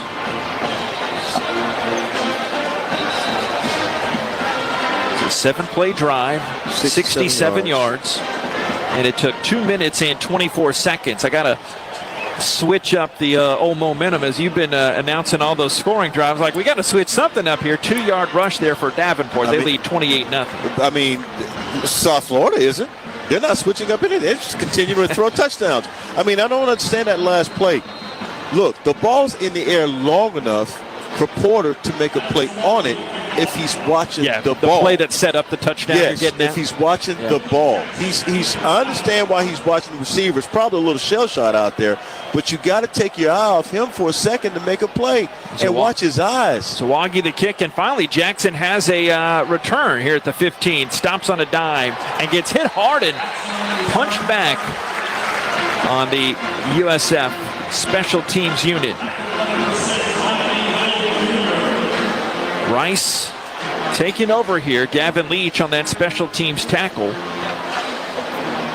I wouldn't mind a 6-minute and 48-second scoring drive, Nate. Keep it out of their eyes. Well, I wonder, you're up 28-0, right? South Florida. And I just wonder, when do the breaks come off and you say, hey, we're going to play backyard football? And just go for it. Here's Byers as the back to start this drive. Twins to the right for Rice. 1st and 10, they start at their own 15-yard line. Here's the snap. Option to the left side. They run in the middle of the pile. And got 2, maybe 3 yards. Pick a number on that South Florida defense. 3 yards. 2nd down and 7 coming up. Chase Jenkins can throw the football. I'm just wondering, do you want to go ahead and just throw it a little bit? 2nd and 7 up to the 18. Williams at last tackle. Here's the sidearm throw to the near way to Dickman. Breaks one tackle, spins back inside past the 20 and up to the neighborhood of the 23 or the 24-yard line. Got 4 yards. Still 3rd down and 3 coming up to the 22-yard line for Rice. The Bulls defense has not been taxed tonight, at least on this drive. With 5:54 remaining, you want to own the clock, right? So you got to do some things differently. Make some things happen that have not worked for you all night long, and this is the perfect opportunity for that. Rodney Hill on that last tackle for the Bulls. They lead Rice 28-0, 3rd and 3.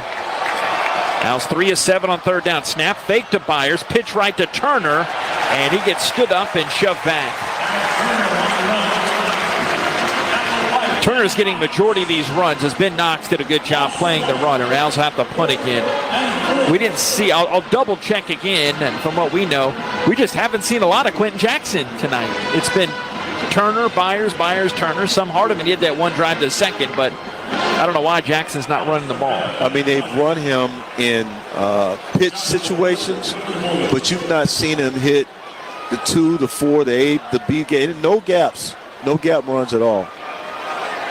Porter receiving this Baqueta punt as the pressure came in. Looks up, makes the catch, the 33, comes near sideline, and good coverage on the Owls special teams unit. Joe Chavez running down there and making a nice tackle. Ty Thames closely following. All right, 4:48 to go. 45-yard punt, just that 1-yard return. 28-0 South Florida over Rice. 33-yard line is where they start. The defense can make a big difference here if they can make some plays. And they can actually get the Rice Owls off the turf and get them going. But they need a big play. Pick, fumble, something. Jar Byron Brown, you got to do something. Take that momentum. Yes, sir. 4 touchdowns so far for South Florida. They put Koger in motion. Snap, handoff to the little guy, Franklin, his first carry. He zips his way around the right end. Oh, yeah, by the way, here's our 3rd string back who just curls around the right end and goes up to the 38-yard line for 5 yards. It's from Little Rock, Arkansas. 61st rush on the year. Almost has 400 yards on the season. Snap and a fake to Franklin. Nope, they did give it to Franklin. Picks his way around the right end, and Blake Bainish knocking him down for a yard, maybe 2. 3rd down. A long 3 coming up at the 40. All Bulls, 28-0. In motion is Koger to the near way. They are 4 of 5 on their 3rd down chances. Well, they are not rushing it here now, are they? No need. Under the 4-minute mark. Brown in that shotgun. And now they're changing plays. Play clock down to 10. 9. They move the receiver. They flip-flop the receivers left and right. Back to passes. Brown sees the coverage he likes. Going deep to Singleton on Porter. Knocked incomplete inside the 25. Porter reaching up and making a good play in front of Singleton. He's still smiling. He might be a happy guy, Nate. Like that. I'd be happy too if I had a couple touchdowns tonight. But you got to take the happiness away. 4th down and 2. South Florida punting now for the first time. We finally get to learn the name of their punter, Chase Leon from Brisbane, Australia. Good point. Lamar transfer. Owls have Dickman back returning this punt. Not an Aussie Styles punt. Dickman takes this spiraling punt, sliding down and making that fair catch. The 20-yard line. Rice left to right, the 20, 39-yard punt, no return. 3:34 second quarter. All USF 28-0 lead. Yeah, at some point you got to find some kind of rhythm, and maybe, you know, you're at your middle eight now. This is the start of the middle eight. And what can you do if you're the Rice Owls? Can you score? Can you get a field goal? Can you get something? And unfortunately, they did have a good drive earlier and muffed on the 3rd and 1. Owls have Turner in motion. Give it to him on the jet sweep. Maybe that little pop pass. See it on the replay. Cuts it up past the 25-yard line and back in towards the hashes on this NFL marked field. They got 10 yards on that first down run. Good job by Falk. Coach Abel telling me during the week they really like the blocking of James Falk on some of these tight end packages, and he just had a good one there. Met him earlier today. He's really, really good player. Big guy, got good size. I like the way Aaron runs the football, though. That is really, really great. Here's the snap. A fake to Jackson. Keeper Jenkins, 30. And a great job pursuing from behind. Rucker came out of nowhere, tackling Jenkins for a gain of 3 yards. Promising start. 2nd down and 7 up to the 34. I want to see Turner go after a pass. I really would like to see him in the passing game. And I think that you're setting him up for that because you've been running the ball most of the night. That's what you do, 74% of the time. But I like to see him in a passing situation. We got the 6-7 reference on the Jumbotron, Nate. I don't know if you know what that means. Here's the snap and another give on the pitch to Turner around the right end. He back up the middle. He is dragged down by DJ Harris, former New Caney Eagle and Texas Longhorn. Recruited to Texas by Coach Orlando when he was the DC there. He was an excellent swimmer, I'm told, at New Caney High School. I can tell you for a fact they have an excellent natatorium there. So 2-minute timeout. I guess they have a good swim team. Yeah, New Caney's kind of nice. It's nice out there. It's nice. Yes, it is. Nice country. 2 minutes to go. 2-minute timeout. 3rd and 4 for Rice, the 36-week comeback. But all Bulls 28 football from Learfield. A breast cancer diagnosis can turn your world upside down. But your Houston Methodist team assures you they'll use the latest cancer research and technologies, collaborating to treat and remove the tumor and reconstruct your breasts, restoring symmetry, sensation, and your sense of self. That's the difference between practicing medicine and leading it for you. Houston Methodist, leading medicine. Well, guess what? We have a new podcast for you, the diehard Rice Owls fan. It's Rice Unfiltered. Let's go. Same great content wherever you get your podcast, all that jazz. We'll have regular visits with AD Tommy McClellan, all of our head coaches, and of course, the stories of our one-of-a-kind student athletes. Stay tuned during the football season. We'll have regular chats with Dunleavy family head football coach Scott Abel, and yours truly will chat with assistant coaches and Saturday playmakers. It's also on the Rice Owls YouTube page. Rice Unfiltered, wherever you get your podcast.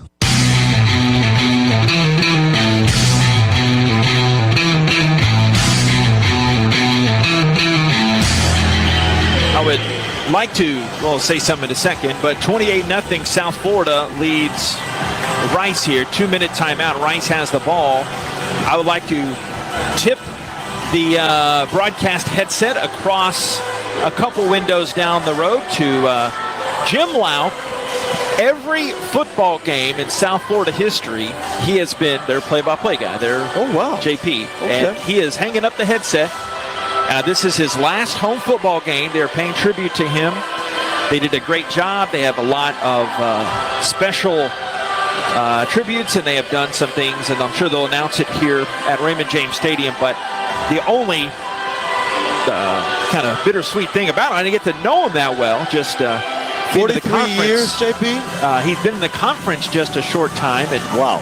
Yeah, he's done every football game in USF history since they started the program, but he's hanging it up 346 football games, over 3,000 USF athletic events, and he told me he's still going to do some select webcast of basketball and on baseball, but super nice guy. Met his wife, and so a tip, very special fraternity, as you know, in the broadcast booths, and he's going to be missed by the great South Florida faithful. Unfortunately, he's had a lot of great plays to describe here tonight. Yeah. See what I did there? I see how you did that. Good for him. 43 years, and that is a big congratulations. You could be in anywhere for 43 years. That's congratulations. 3rd down and 4. Rice starting this under a 2-minute timeout with an option to the left side by Jenkins, and he turns his way up the sideline. Had to get to the 40. Will they give it to him? As Mac Harris there, sideline to sideline defense. Not a friendly spot. Owls 4th down, less than a yard. Do you go for it here? Now, you have to, but you don't want to give them the ball back with 100 seconds left. Well, 4th and 1. I mean, can you do something that maybe you haven't done all night long? And it wouldn't hurt if you could get the first down, JP. I wouldn't turn it down. Owls 57% this season, about the middle of the American Conference pack. Owls are 0 for 1 tonight on 4th downs. Owls have Byers as the back. Jenkins shotgun. 4th down, less than a yard to 39. Here's the snap. Hand to Byers. Runs up the middle. Plows into Schuler and carries him up to the 44 for a first down of about 4 yards there. Great run by the youngster Byers. Yeah, he really had a great high school career at Lake Creek. They got the big cornbread guys out there at Lake Creek in Montgomery County. So, yeah, he's accustomed to running behind big offensive linemen. Barnett tight end right. Jackson the back again for Rice. Owls need to hurry. Jackson's only had 2 carries this first half. Here's the low snap. Fake it to Jackson. Coming back to pass now. Jenkins nothing there to left. Now he has to throw it on the run. Deep spiral down the right side. High over the head of Matthews and incomplete. 30-yard line as Rucker was there in coverage. 41 seconds left. Rice has all 3 of its timeouts. The back pocket of Scott Abel, 2nd and 10.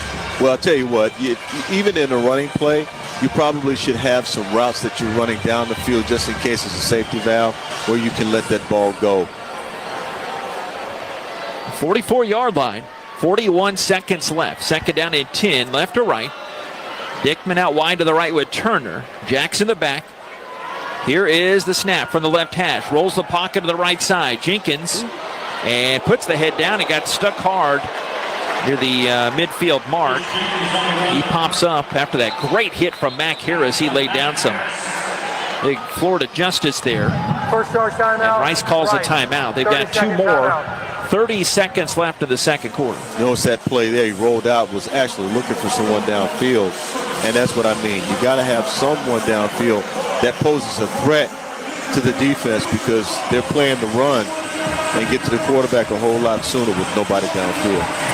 I don't know if we've talked about it on air since the first couple games, but Jenkins, you got to think, 7 of the Owls' leading receivers from last year gone. The one leading receiver, Walker, has not played in a month's worth of Sundays. Doesn't help. And Ransom Goals is out. Tyson Thompson has been limited. Heck, Ryan Guillo has not played much. So he doesn't have a true receiver. Yes, it's not a passing offense, but he's trying to hit guys that aren't true wide receivers. Well, that's why Aaron Turner's having such a busy night because they don't. But I would actually have him running down the field, see if he can get something done vertically. Yeah, what could it hurt, right? Yeah. 3rd and 6, the 48. Rice just inside its own territory. Turn in motion snap. Fake to Jackson. Good pickup on the blitz there for Jackson. Frees up Jenkins to curl to the left side near the sideline. He throws it incomplete. The ball is tipped and sputtered. Oh, boy. And a flag comes in. That's going to be a personal foul. And there's Jenkins down in the sideline. The trainers immediately tend to him. Yeah, he's still down, JP. That's going to be a personal foul. We haven't seen the replay just yet. Officials are deliberating about 7-8 yards inside the field of play. Rolling on the field is an incomplete pass. He's up. And Drew DeVilliers warming up for the Rice Owls. Yeah, he seems to be moving around a little bit, JP, like he's okay. He is a tough. Gotta be. Personal foul. Targeting. Defense, number 7. The play is under further review. And remember, the wrinkle they had, every targeting call automatically goes to a review. It seems like every play, insert sarcasm here, goes to review, but it's not an automatic ejection. But if it is upheld, it would be an ejection. Schuler would miss the rest of this ball game. Jason Metko, an update on the Rice Owls sideline. Chase Jenkins coming to the sideline, sitting down, talking with the medical staff here, indicating that he was sit on the right side of the head. Yeah, you need to play it safe. You need number 4 for the long haul. 28-0 South Florida leads Rice. That said, he's not going to want to sit on the bench if he doesn't have to. But at the same time, you have to have some caution. Let him sit out for a play or two and see if, and then you have halftime, see if he can come back and play. Take a longer look at him. Yep. Again, they have those pop-up monitors. There are 2 young ladies in these massive neon green vests out there that have the job of bringing that little tripod in as the referee in this one, Matt Overton, looking in there to the officials booth, a couple booths down to our right.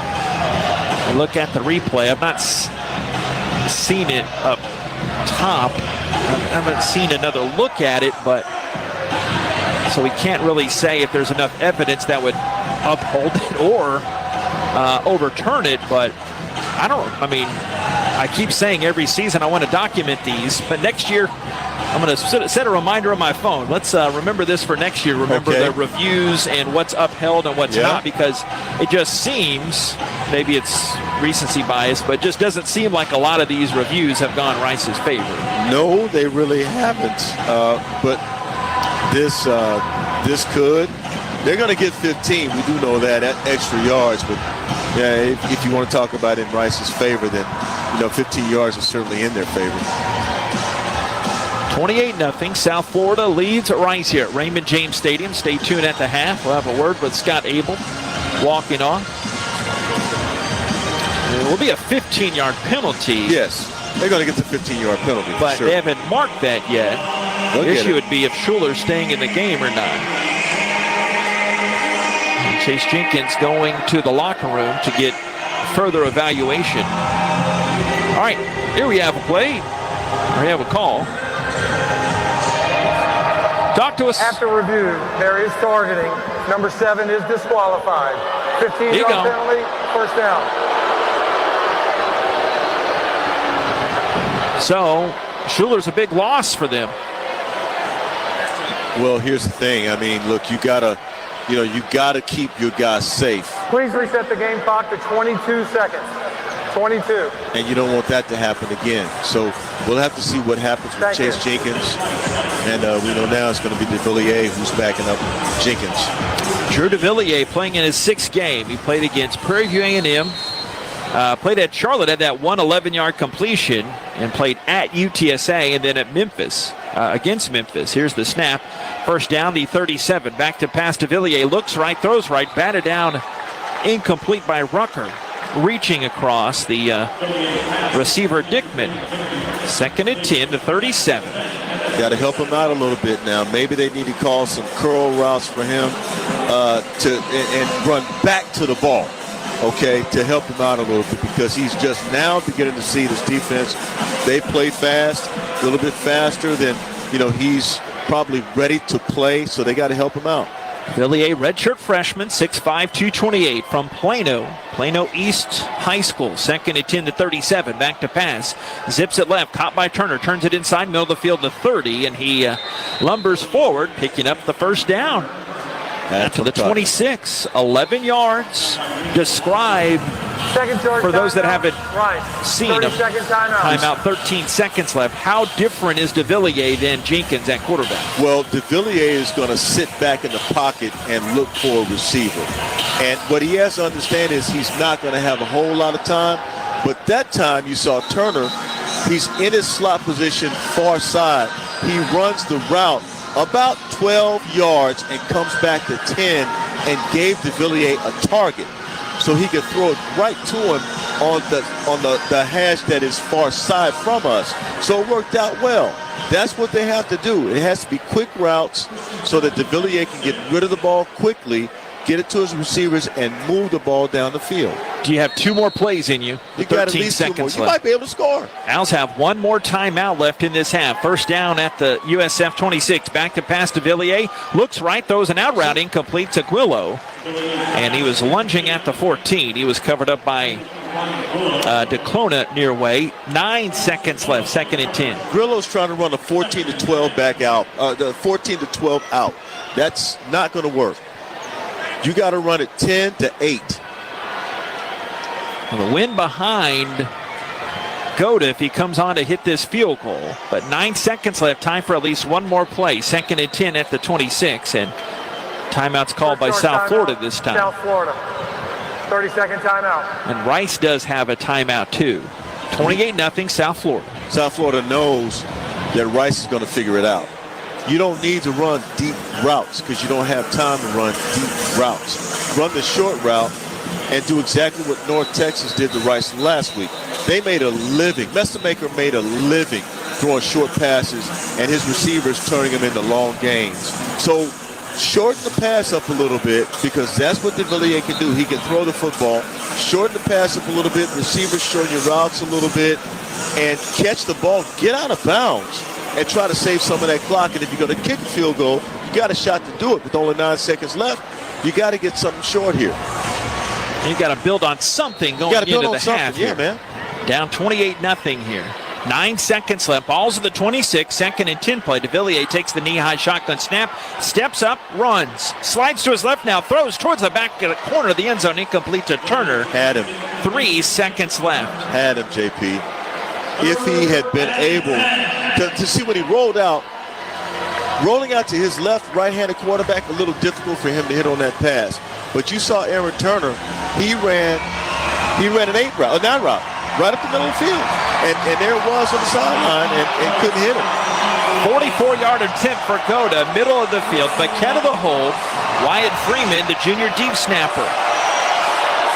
Wind is behind him, blowing a little to the left. 3rd and 10 to 26. Owls looking for something to get on the board here. Goda, field goal try. The kick is up plenty of distance. It is up, and it is good. The back of the net, and that is the end of the second quarter. South Florida 28 and Rice 3 here at the half. We'll hear from Coach Abel here in just a moment, but at least Rice got on the board. Nate, at least they got on the board. Yeah, 12 plays, 54 yards, took 3 minutes and 34 seconds. Goda with the kick and with the field goal, so for 44 yards out. So able to get that done, and of course the Rice Owls do avoid getting shut out in the first half. That helps a little bit. But now you got to figure out, how do you win the second half? South Florida won the first half, playing good defense. Their quarterback is a monster, able to put some points on the board. And Singleton has caught 2 of those touchdowns. Rubin caught 1. Now what do you do if you're Rice? Your guys have to step up and play some good offense, but the defense also, you got to tackle, man. 44-yard field goal for Goda. He's now 9 of 12 on the season, and in that range, 4 of 5 between 40 and 49 yards. South Florida 28, Rice 3, Singleton 2 touchdown catches. Rubin had the big 60-yard touchdown pass. Brown's thrown 3 touchdown passes. Davenport chipped in that 2-yard rush, and then Goda just had that field goal. How long do they need Coach Abel right now here, I ask you? Point blankly, let's go down to Coach with Jason. What's priority 1, Coach? Well, let's see. I'll start with, there's a lot of priorities. Tackle better, right? Finish drive. We got some drives going. We got to maintain it. Understand, it is football. It's going to be a physical game. Let's get it. Thank JP. Appreciate it, Coach. Thank you, Jason. More of the halftime coming up. Bob and Nate will have a Rice Athletics update. 28-3 South Florida. It's Rice football from Learfield. Porsche is proud to partner with Rice University, celebrating a shared commitment to excellence and innovation. As part of this exclusive partnership, Rice students, alumni, and staff are eligible for special incentives on new Porsche models, including the all-electric 2025 Macan. Plus, enjoy 3 years of complimentary maintenance with the purchase of any new vehicle. Visit today and show your Rice ID to take advantage. This offer is just for the Rice community. Rice fans need a place to stay while watching your Owls play ball? Located just steps from campus is the Hilton Houston Medical Center. Visit us today at houstonplaza.hilton.com or call 713-313-4000 to get that special Rice discount. Again, that's houstonplaza.hilton.com or call 713-313-4000 to get that special Rice discount now. Kohl's Black Friday deals are here. Grab your coffee and put on your sneakers because it's go time. Through Saturday, save up to 50% on everything from toys to beauty faves, winter styles, and more. Plus, earn $15 Kohl's Cash for every $50 spent. Yep, that's extra Kohl's Cash. So run, don't walk. Just hold on tight to that coffee. Select styles, some exclusions apply. Coupons and Kohl's Cash do not apply to Sephora. Offers end November 29th. See store or Kohls.com for details. Big trip on the horizon? Before you depart, you gotta park. The parking spot is a simpler, easier way to navigate airport parking, and you can save when you book online. You're guaranteed a spot, and we even pick you up at your trunk in our yellow and black spotted shuttles and take you straight to the terminal. Parking and saving come full circle at The Parking Spot. The Parking Spot, proud sponsor of Rice University. Visit theparkingspot.com to reserve your spot today.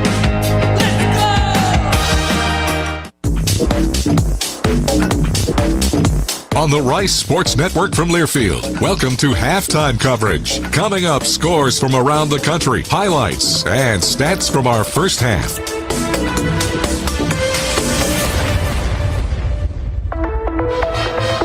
Halftime here at Raymond James Stadium in Tampa, where South Florida is leading Rice by the score of 28-3. We'll see what they do when they come out in the second half. But in the meantime, we're going to take a look at Rice Sports with the one and only Bob Schlinger. I'm present. What you got, Bob? Well, I'm worried that we got to start making some tackles here in the second half, and if we can slow them down, maybe we can get back in this game. A long day today. I made the trip to San Juan with women's basketball. And we wouldn't have had breakfast when you got back? Yep. A couple of great games. They beat Illinois State, which is a good win. Beat them in overtime. Pretty much dismantled Morgan State. And then lost by 1 to UCF, a Big 12 school. Third game in 3 days, a little tough. Yeah. But they're back in action Wednesday night. Doubleheader Wednesday night. Women play Sam Houston State, and the men host Texas State.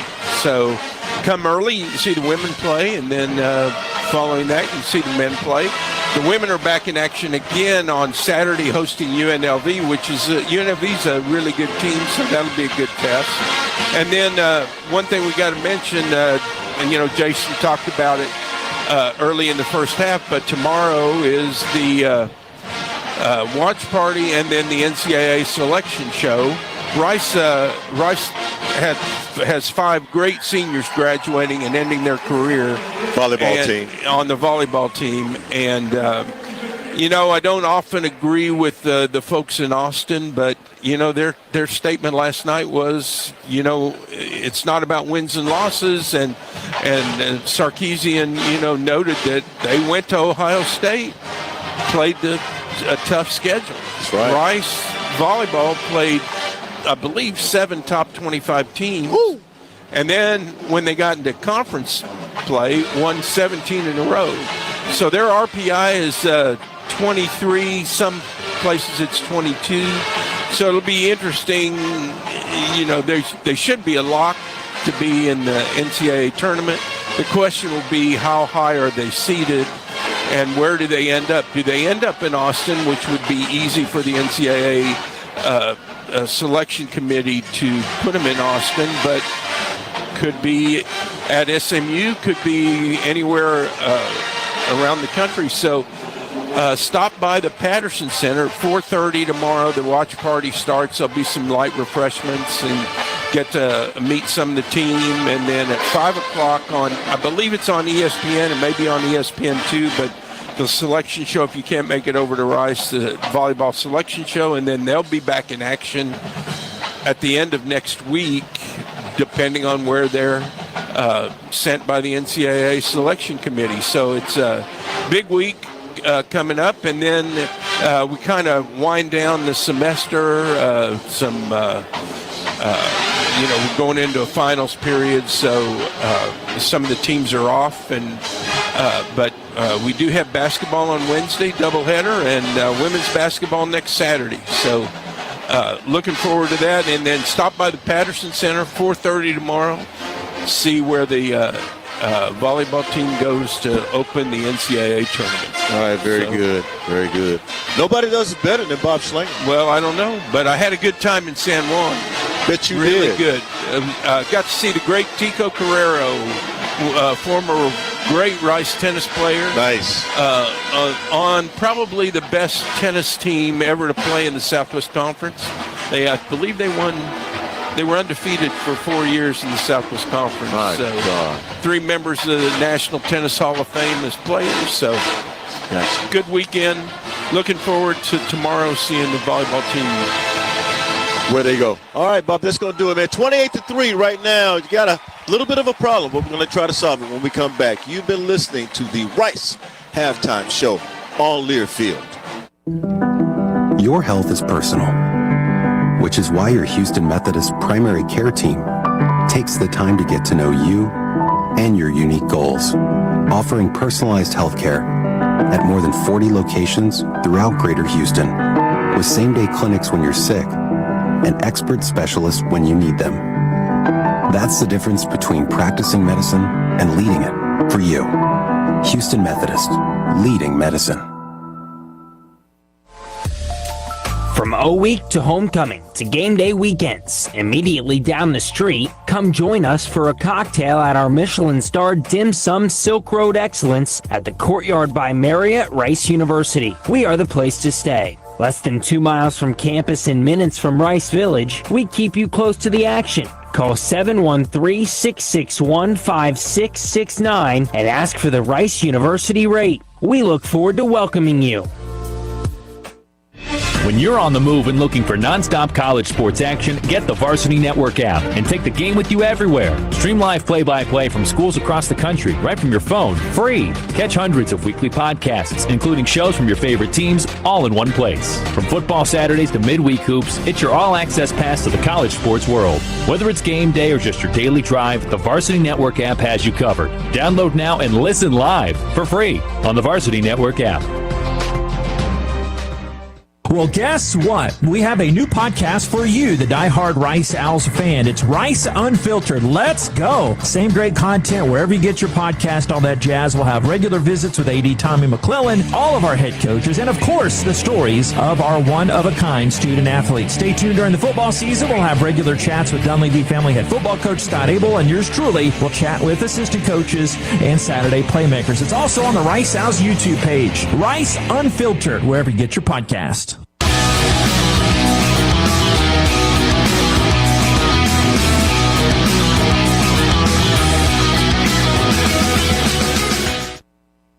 Back here at Raymond James Stadium, as you heard Bob and Nate just talking about, 28-3, South Florida leads Rice.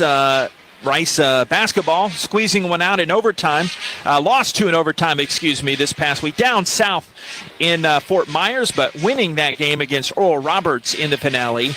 And I took the hop, skip, and a jump here. We're ready to get back to Texas. Rice basketball coming up on Wednesday in a late night one against Texas State. One big stat, we'll get more of the stats here in a second. South Florida's outgained Rice 295 to 129 at the break. We'll have a full scoreboard look coming up here in a second. 28-3, South Florida leads Rice at the break. It's Rice football from Learfield. Big trip on the horizon? Before you depart, you gotta park. The parking spot is a simpler, easier way to navigate airport parking, and you can save when you book online. You're guaranteed a spot, and we even pick you up at your trunk in our yellow and black spotted shuttles and take you straight to the terminal. Parking and saving come full circle at the parking spot. The Parking Spot, proud sponsor of Rice University. Visit theparkingspot.com to reserve your spot today. From O-Week to homecoming to game day weekends, immediately down the street, come join us for a cocktail at our Michelin-starred Dim Sum Silk Road Excellence at the Courtyard by Marriott, Rice University. We are the place to stay. Less than 2 miles from campus and minutes from Rice Village, we keep you close to the action. Call 713-661-5669 and ask for the Rice University rate. We look forward to welcoming you. Well, guess what? We have a new podcast for you, the diehard Rice Owls fan. It's Rice Unfiltered. Let's go. Same great content wherever you get your podcast, all that jazz. We'll have regular visits with AD Tommy McClellan, all of our head coaches, and of course, the stories of our one-of-a-kind student athletes. Stay tuned during the football season. We'll have regular chats with Dunleavy family head football coach Scott Abel, and yours truly will chat with assistant coaches and Saturday playmakers. It's also on the Rice Owls YouTube page. Rice Unfiltered, wherever you get your podcast. A true teammate takes on every day with a winner's attitude, gets up when they fall down, and leaves it all on the field. There's a group of teammates who do all these things every single day. But they're more than your typical athlete. They're kids facing unthinkable medical circumstances. Team Impact matches children facing serious illness and disability with college sports teams, creating a long-term, life-changing experience for everyone involved. Join us in the movement to get all kids in the game. Visit teamimpact.org to learn more. Team Impact. All in, all together.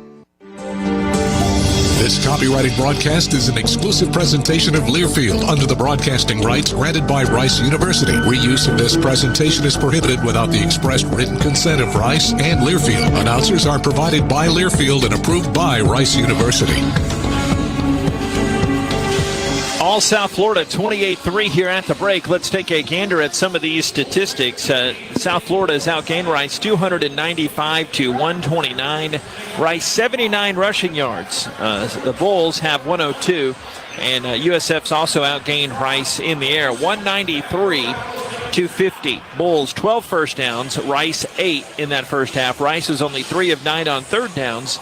South Florida 4 of 6. Rice is 1 of 2 on its fourth down conversion attempts, and the Bulls converted their only fourth down conversion attempt.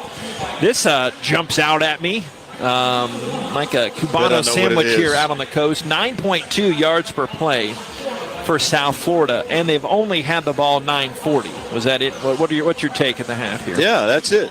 Rice is kicking their butt on time of possession. You know what I mean? If only that counted on the scoreboard, huh? Yeah, that's 20 minutes Rice has had the ball, and South Florida's only had the ball for 9 minutes and 40 seconds. But the thing is, they have put points on the board. So winning time of possession doesn't necessarily translate to winning on the board and on the scoreboard. So they've got to figure out how they can do that. Now, if you can stop them from scoring, if you can play some pretty decent defense and get them off the field on third down, you got a shot. And so now it's about how does Rice win the second half? And you got to change some things up. Individual stats, Byron Brown of South Florida, 8 of 13 for 193 yards. He has averaged 24.1 yards per completion. And he's thrown 3 touchdowns, hasn't been picked. And he's also led them in rushing, 7 carries. He's averaging 8 yards a rush. He's got 56 yards rushing. And Davenport, 9 carries, 30 yards in addition to a touchdown. South Florida receiving, Keshawn Singleton on pace for a record-setting day, 4 catches, 90 yards. He's had 2 receptions, 2 TD catches. Yep. And Rubin's 1 catch was a 60-yard catch at the 11:21 mark of the second quarter. Rice individually, not much to speak of. Jenkins 6 of 9 for 39 yards, and he's ran the ball for 34 yards. Aaron Turner, though, has 5 receptions for 45 yards. On the defensive side of things, Andrew Alway leads the Owls with 7 tackles. South Florida is paced by Schuler. He's got 7 tackles at the break. second half coming up next. We'll look at some scores across the land. South Florida 28, Rice 3. It's Rice football from Learfield. I'm Chris Shoppa, owner of Shoppa's. For 42 years, our family has been providing you the best John Deere products and services in the industry. One of the things I'm most proud of is when you come to Shoppa's, you are buying more than a piece of equipment. It's a commitment from our Shoppa's family to yours to support you after the sale and be there when you need us. So the next time you're in the market for a John Deere tractor, a gator, or a mower, come see us at Shoppa's and experience what we call the Shoppa's difference. Kohl's Black Friday deals are here. Grab your coffee and put on your sneakers because it's go time. Through Saturday, save up to 50% on everything from toys to beauty faves, winter styles, and more. Plus, earn $15 Kohl's Cash for every $50 spent. Yep, that's extra Kohl's Cash. So run, don't walk. Just hold on tight to that coffee. Select styles, some exclusions apply. Coupons and Kohl's Cash do not apply to Sephora. Offers end November 29th. See store or Kohl's.com for details. Rice fans need a place to stay while watching your Owls play ball? Located just steps from campus is the Hilton Houston Medical Center. Visit us today at houstonplaza.hilton.com or call 713-313-4000 to get that special Rice discount. Again, that's houstonplaza.hilton.com or call 713-313-4000 to get that special Rice discount now. The passion. He's going to take it to the house. Dinner's cooking. Touchdown. The fury. There was flames on that ball. The speed. 35, 40. There he goes. Down the sideline. Western College football. For the end zone. Got it for 6 points. You cannot hitch the wagon. Put the ponies in the barn. Back to the end zone. 30, 20. This is the College Football Bliss. Listen all season long on College Sports Now on the Varsity Network.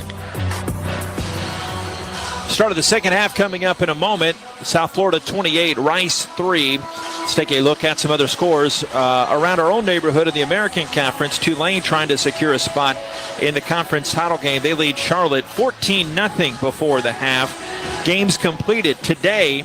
East Carolina boat raced FAU 42-3. You're singing it now, huh? UAB squeaks by Tulsa 31-24. Army squeaks by UTSA 27-24 at the Alamo Dome. Yesterday, North Texas beat Temple 52-25 to earn that berth in the conference title game. They'll be playing that in New Orleans, assuming Tulane holds on to that lead.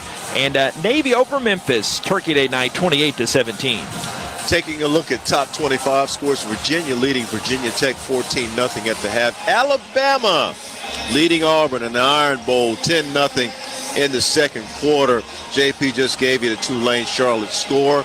UCLA and USC tied at 7 late in the second quarter. SMU leading California in Berkeley, by the way, 7-3 at the end of the first quarter. Ohio State over Michigan today, 27-9 in case you hadn't heard. Miami over Pittsburgh, 38-7. Texas Tech walloped West Virginia 49-0. BYU, by 20 over Central Florida, 41-21. By the way, BYU finishes at 11-1. Oklahoma knocks off LSU 17-13. And who's going to be the next head coach at LSU? That's a big question. It was Vanderbilt over Tennessee 45-24. Oregon over Washington by the score of 26-14. And later, Notre Dame is at Stanford. TCU defeats Cincinnati today 45-23. The Houston Cougars get their 9th win. They beat Baylor 31-24. On the Southland side of things, in the playoffs, Abilene Christian beats Lamar 38-20. And so Abilene Christian goes on to play SFA in the FCS playoffs. And in Conference USA today, FIU beat Sam Houston 56-16 there, just off downtown Houston.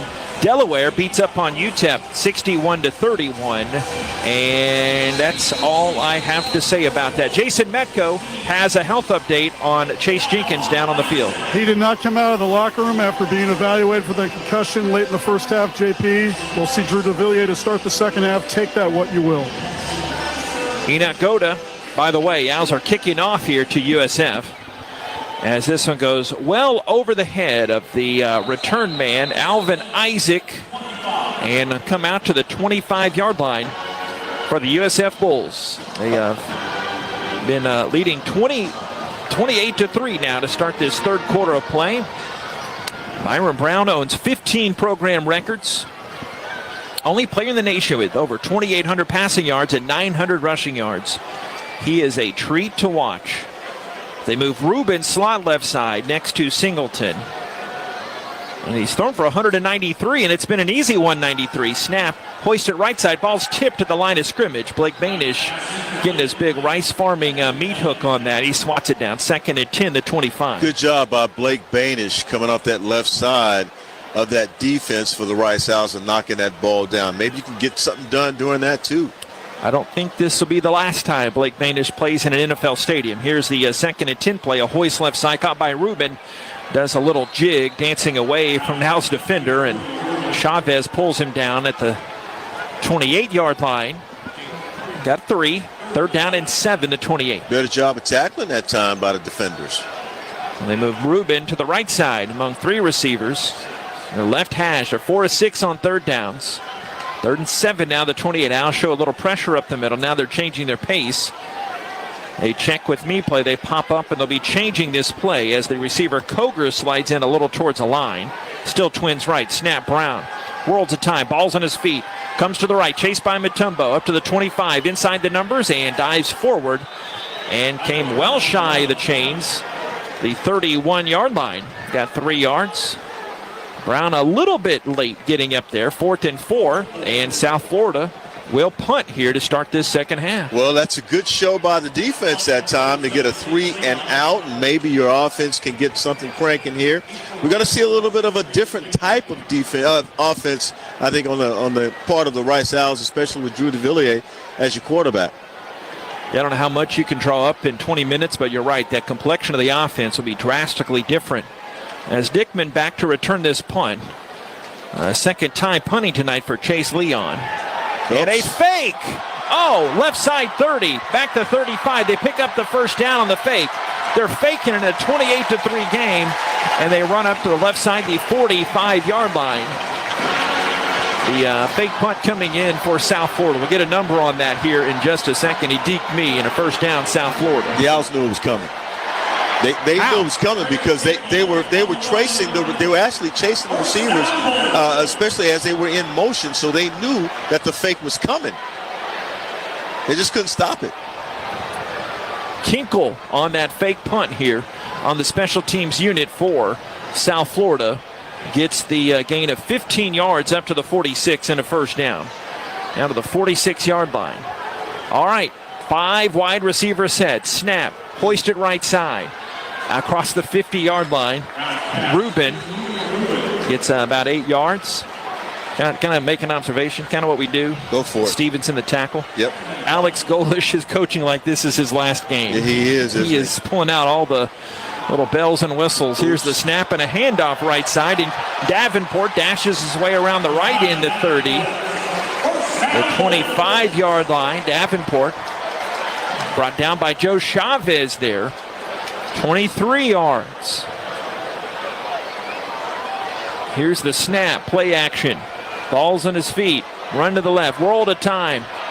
Rolling back to the left away from Mutombo, stopping and hoisting it down the line, left sideline incomplete, but a flag in the defensive backfield. Curious to see what that is. Don't tell me that's going to be pass interference, I don't believe it. Hold, not sure if we got that piped in. Had some technical goblins there early in the game, and so it goes against Rice and a defensive hold. Well, we thought they had got a 3 and out, but that was not the case. 28-3, South Florida leads Rice. Going the right hash at the 13-yard line. All right, they're marching it down. Trips to the left, inside receiver Rubin. Their receiver depth's really been tested. They have a deep receiving core. They have excelled. Here's the snap play. I know they did give it to Davenport. Springs off one wave of tackles and turns it inside. And Chippy Wanjiaku and Arroyo Morris near there on a 5 yard gain. Ho-hum. 2nd down and 5 inside the 10. Just picking their holes, JP, right now. Here's the snap. Fake. Thrown right side. Back right corner of the end zone. Joggled around. Tipped away from Singleton. Porter almost had the interception. 28-3. South Florida leads Rice. 3rd and 5 of the Rice 8. I will say this, that Singleton's a good-looking receiver. He's going to play at the next level if we hadn't already said that. But at the same time, I think the Rice Owls owe it to themselves to play the best defense they possibly can. Enough of putting points, allowing them to put points on the board. Now that's averaged 97 yards receiving his last 3 games. Snap back to pass. Brown looks left side, picks it up, a knee-high throw, and receiver is thrusted back and gets inside the 1, though. They got that to Medea Rubin. Been the big option for them the last couple weeks. Physical wide receiver, the Stanford transfer. Goal to go at the 1. 10th play of the drive coming. It was all propelled by that fake punt.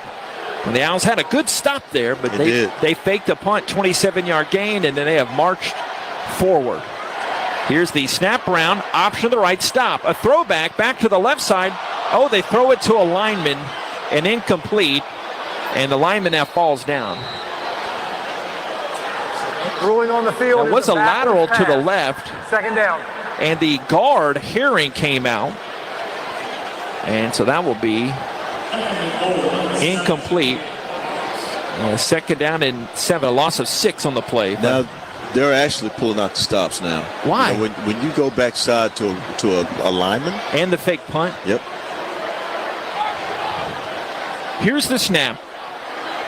NFL hash, so the hashes are wider. Snap play action. Brown looks left, and it's caught. Touchdown. And a 7-yard throw caught by Coger. His 7th touchdown receiving of the season, all Bulls. Yep. And that time a different Bull actually made the catch for the touchdown. Really unfortunate for the Rice Owls. They played rather good defense, especially before the fake punt, which led to the 1st down for South Florida. But after that, it was all South Florida. Going back in his story, he is super aggressive, and it caught me by surprise. I'm sure it caught the Owls by surprise, that fake punt, and then they stepped it on the pedal, and if they weren't cruising before, they're double cruising now as it's 35-3 South Florida. All right, timeout on the field, back in a bit. It's Rice football from Learfield. Porsche is proud to partner with Rice University, celebrating a shared commitment to excellence and innovation. As part of this exclusive partnership, Rice students, alumni, and staff are eligible for special incentives on new Porsche models, including the all-electric 2025 Macan.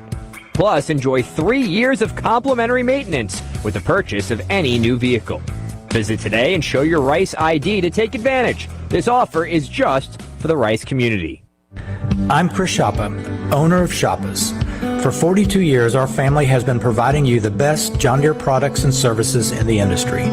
One of the things I'm most proud of is when you come to Shoppas, you are buying more than a piece of equipment. It's a commitment from our Shoppas family to yours to support you after the sale and be there when you need us.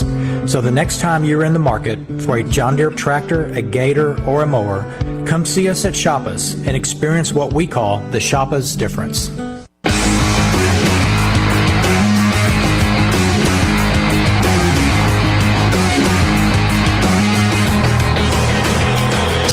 Remaining in the 3rd quarter, and hate to say it, South Florida's put 7 more on the board.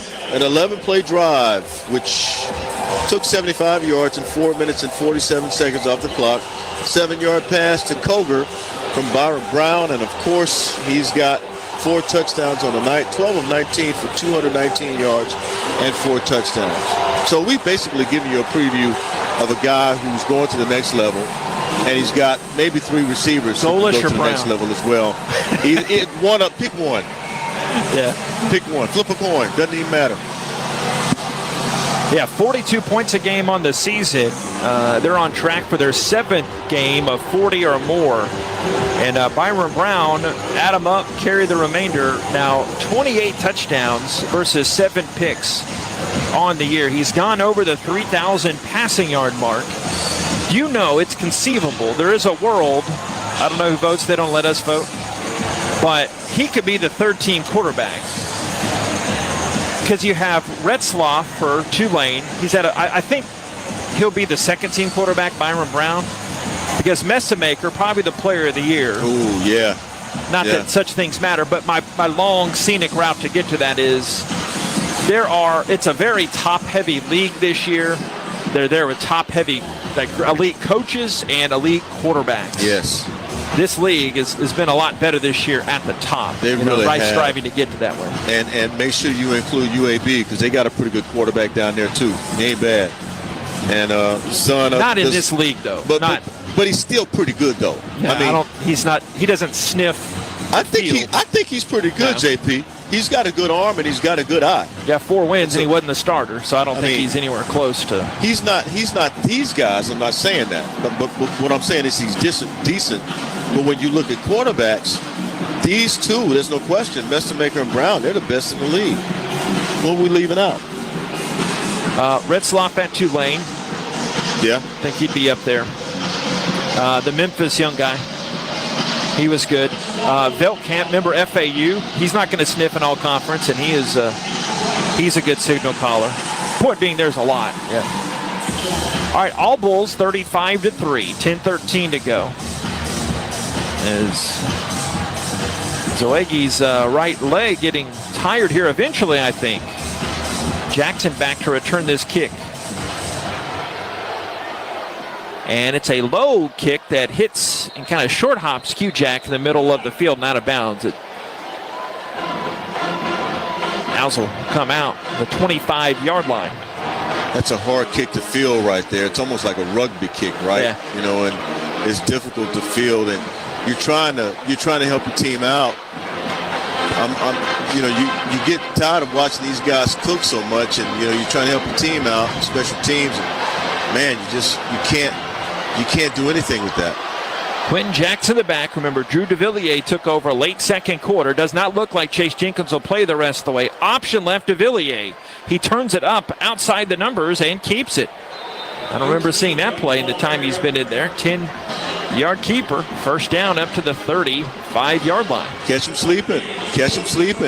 I mean, I like that play for him to get him warmed up there. I think we'll see him go down the field a little bit more, but I do like that play to get him warmed up.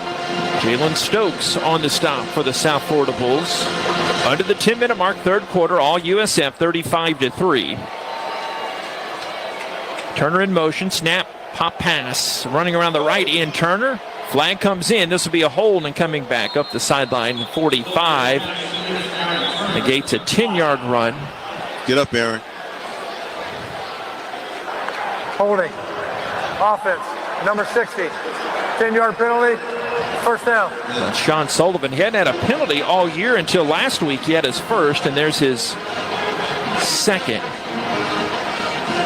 That's tough because that was a good run, and that's one of those give you momentum type runs that Aaron Turner just gave the Rice Owls. And of course, it's still a first down, but it's pretty much all for no. What is that? First and 20. Yeah, back it up from the 25-yard line. All Bulls 35-3. DeVilliers shotgun. Receiver left. Two receivers to that left side. Snap to DeVilliers.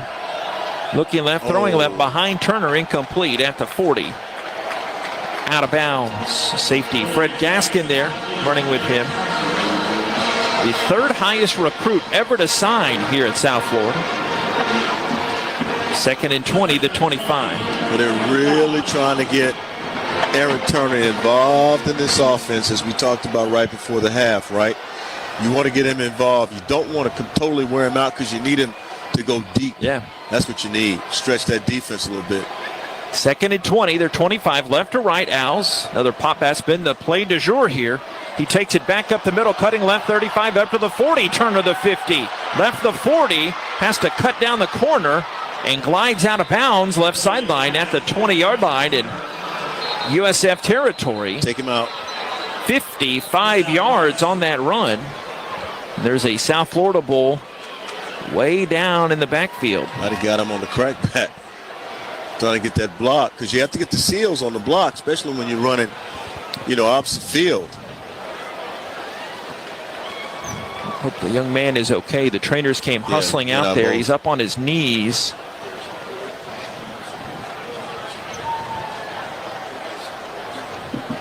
It's Michael Williams, their backup defensive end. I'm pretty sure that was due to a block, JP. No doubt about it. Yeah, we don't have the high monitor above your noggin here. That shows the game feed, but we haven't shown it in-house. 35-3, South Florida leads. Rice's best drive by far, really, of this game. Yeah, it's a good backside run, and you saw what happened there. And Aaron Turner, got to turn him loose. You need another guy, though, to help him. And that's what South Florida has. They've got guys, Ferguson. You saw the other kid with the touchdown. 8 or 9 deep on the receiving core. At least. And you got to have some guys who can help Turner. If you can get just a little bit from your tight ends. And the Rice Owls don't use their tight ends that much. All right, first down and 10 at the 20. Turner up career high 100 yards receiving on 6 catches. Here's the snap. Handoff to Dickman around the left end inside the 20. He gets shoved out of bounds. Far side, no gain. Gaskin, the safety, coming in and making that tackle.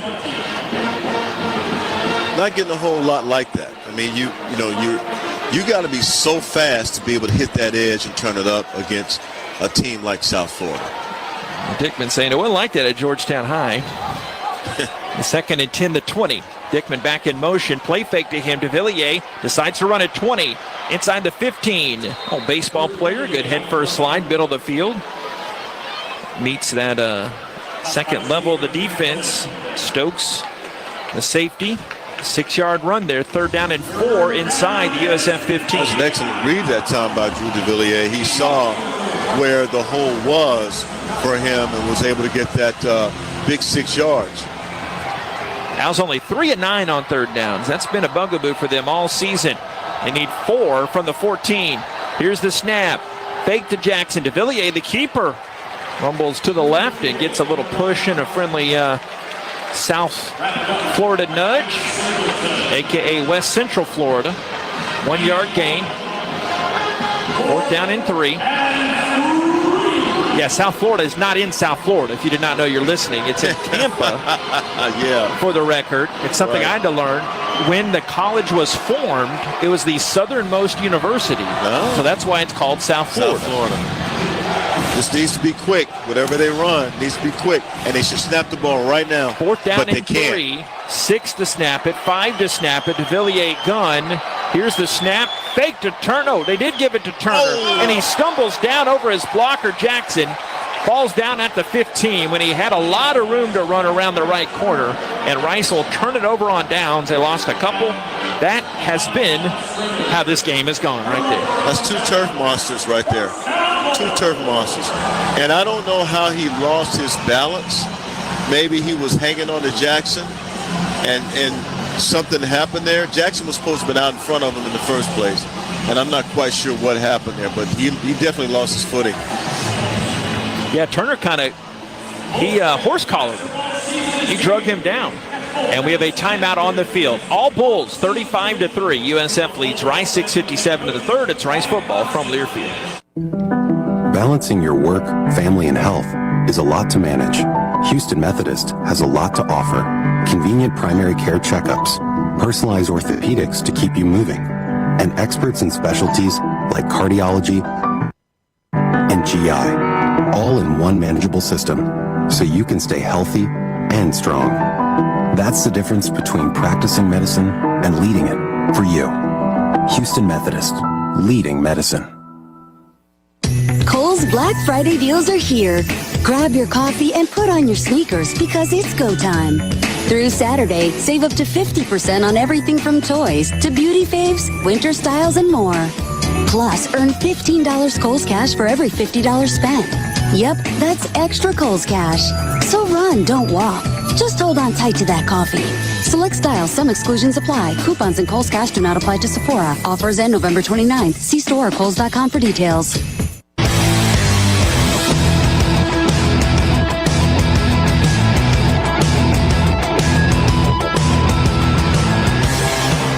35-3, 6:57 left in the third quarter, and that's South Florida leading Rice. Hey, Owls fans, we're thrilled to continue our relationship with a fantastic partner as Documation, proudly serving Texas for over 35 years. Whether it's IT, print, automation, or software managed services, they deliver cutting-edge solutions that help businesses and organizations just like ours take flight. And now, they're official partners of Rice Athletics. We're not just aiming for victory on the field, we're leading the way with our technology too. Let's show them some love, Owls. Documation, go Rice, and let's see if we can score 35 points. JP, back to you. I'd make it 38-35. That's right. An old bar burner. That's the whole point. You can do that Mississippi math there. 6:57 of the third quarter. USF getting the ball back. Byron Brown coming back out there for the Bulls. He needs to be sitting. But they're not going to do that because they don't assume that they've won the game. Young guy on pace to become just the 12th 3,000-yard passer and 1,000-yard rusher in FBS history. 4 of those other 11 won the Heisman.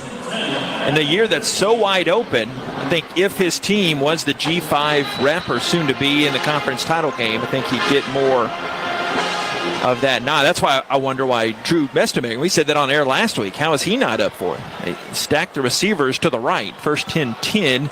They're on 14. The clap and the snap, and a design quarterback keeper to left, and Tony Anianu is there to grab him and pull him down at the 15. Yeah, a yard gain, 2nd and 9. That's why he's continuing to play. You got to get the eyes of the Heisman voters, but I think Ohio State quarterback wins it. I want Pavia to win it. No, the biggest success story. Snap, thrown right side, inside screen, 15-20 outside. Mama, there goes that man again. Singleton, just shy of the chains. About half a yard. 3rd down and less than a yard. Ohio State did something they hadn't done in a long time, though. They beat them something fierce, didn't they? Yes, they did. Handoff left side. Going Davenport or Isaac here. Isaac or Davenport. Carries the young man Isaac. 5'9" jitterbug sophomore gets the first down just barely to the 25. Yeah, that's going to have a big part, I think, in the decision-making process. You got to do something that you hadn't done, your team hasn't done, and you got to lead them to do it. Isaac upset here about something. He and Brown were getting into it in the backfield. 35-3 lead, not enough for you, gents. Here's the snap, play action. Brown looking to pass, chase back up the field. He zips up the 30, 35 middle of the field, baseball slide it past the 40 in front of Alway. See where they said he started the slide. Give him 12 yards there. Quick as a hiccup. Did you see that? He felt the heat. He wanted to throw the ball, and then he felt the heat, and all of a sudden just took off. Left some change. 10 carries, 72 yards. To the 37-yard line. Try to get 100. Knocking on the door of that. I formation, 3 receiver sets, and a handoff right side to Franklin. They ushered Isaac to the sideline as they're arguing with Mr. Brown. A gain of a couple. Right side for Isaac. 2nd down and 8. He's a load. Brown. Yes. Here in the windy. Saturday night. Fakes it. Running to the right. Runs around Morris. Up the sideline. Flag comes in. The second flag to boot. He dashes up near the first down mark. But got to be holding. It's an area of a defensive hold. Yes, and Mr. Backjudge signaling just that. Holding. Defense. Number 20. 10-yard penalty. First down. It's on Bailey Fletcher. 2nd defensive hold on Rice tonight. They set him up every time. And Brown is giving them. He's given the refs the reason to call a holding penalty because every time he'll just wait and stop and pull the ball down. That signals my receiver's being held. Joshua Porter in the game as a receiver. Normally they're punt returner. 4 receivers set. 1st and 10 up to the 45. They put Franklin out of the backfield. Now it's empty.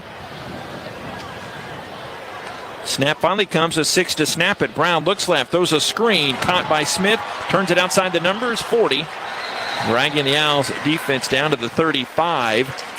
And he gets the first down gain right at 10 yards there. Little inside screen. Looked like a hold. But didn't see it. There you go, tempo. Play fake to Isaac. Franklin, nothing left, nothing right, nothing back left again. Brown, like a Saturday afternoon stroll in the park, comes to the sideline, fakes an owl defender, and falls down, and another flag comes in. Call hold on that too? It's in that area. Holding. Defense, number 7. 10-yard penalty, first down.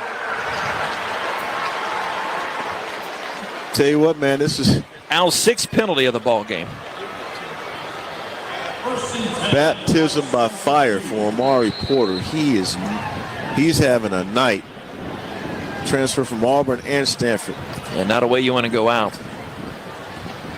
35-3, South Florida. 3:36 to go. Gun snap. Brown handoff. Ooh. Back Franklin. Big hole to the left. Closed up quickly as Peyton Stevenson there to close up that gap. Got 7 yards, second down and 3 outside the 15. Got to play. Got to keep playing. Now you're playing for pride if you're the Rice Owls. Down 35-3. 10th play of the drive here. Brown snap, looks left, gets it back to Rubin, jukes a defender inside the 10, little hip swivel, and Blake Banish comes over there near the sideline. That's some hustle. He tackles the receiver Rubin at the 4. That really is some hustle by Blake Banish. Elaborate in a second. They go up tempo again. A handoff to Franklin and around Banish, and at his feet does Ty Morris that tackle. Second down and goal at the 2 after a 2-yard run. I can't get over that play from Banish. Well, that's true, especially because the defense really hasn't had a chance to get set tonight. Watch. Here's the snap. Brown fakes it left, strolls to the right side. Flag comes in, and he walks the dog in the end zone for a touchdown with not much fanfare. I think it's coming back. Got to be a hold against the Bulls, and they shoot off the fireworks nonetheless here. There are fouls on both teams. Holding. Defense, number 3. Holding. Offense, number 8. Penalties offset. Replay second down. Let's do it over again. Yeah. Third defensive hold this drive. I know that one was offset, but... Yeah, you had 2 defensive secondary holes, and then that one. All Bulls 35-3. Redo the second and goal play at the 2-yard line. Move it over to the left hash here. See that? Watch the defense. Get set. Hurry, guys. Brown now coming under center for the first time tonight. At least that I can remember. Receiver wide to the right. Receiver to the left. Here's the snap. A turn. Handoff right side. Franklin squeezing his way to the right, and he is shoved back at the 1-yard line. He was hunting that 5th touchdown of the season, but I'll have to wait. Keep in mind the play that we saw with South Florida against UAB. Oh, that tush push, their version of it. As he comes under center, flags come raining down again. It's been the drive of the flags. False start.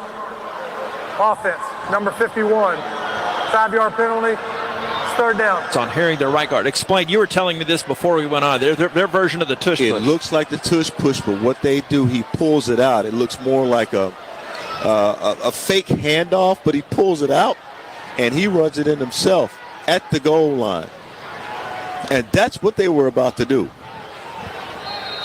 Third down and goal, backed up to the 5-yard line under 2 minutes of a pretty fastly moving third quarter of play.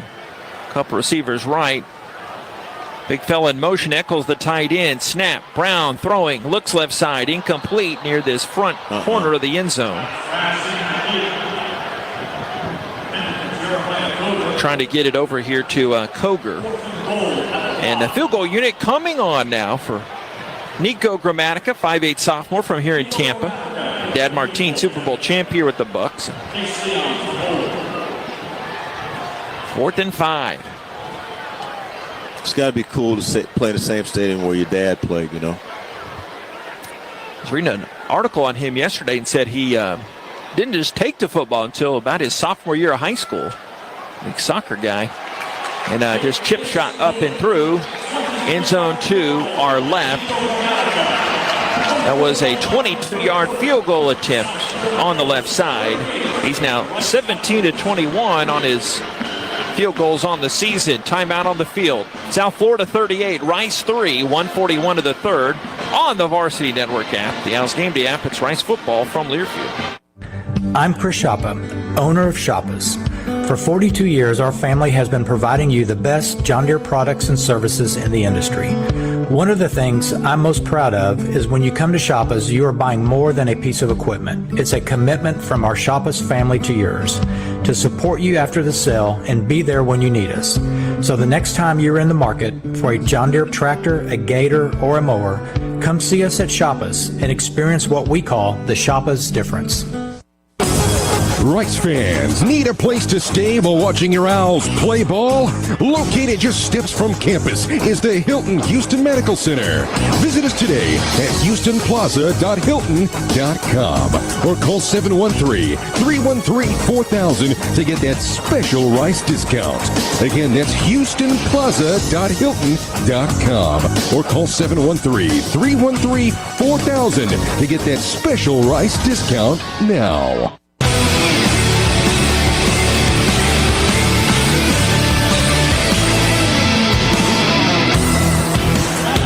Beautiful night here at Raymond James Stadium, but the scoreboard is ugly. They just scored again, talking about South Florida leading now 38-3 on the strength of a 14-play, 80-yard drive that took 5 minutes and 16 seconds, resulted in a 23-yard field goal.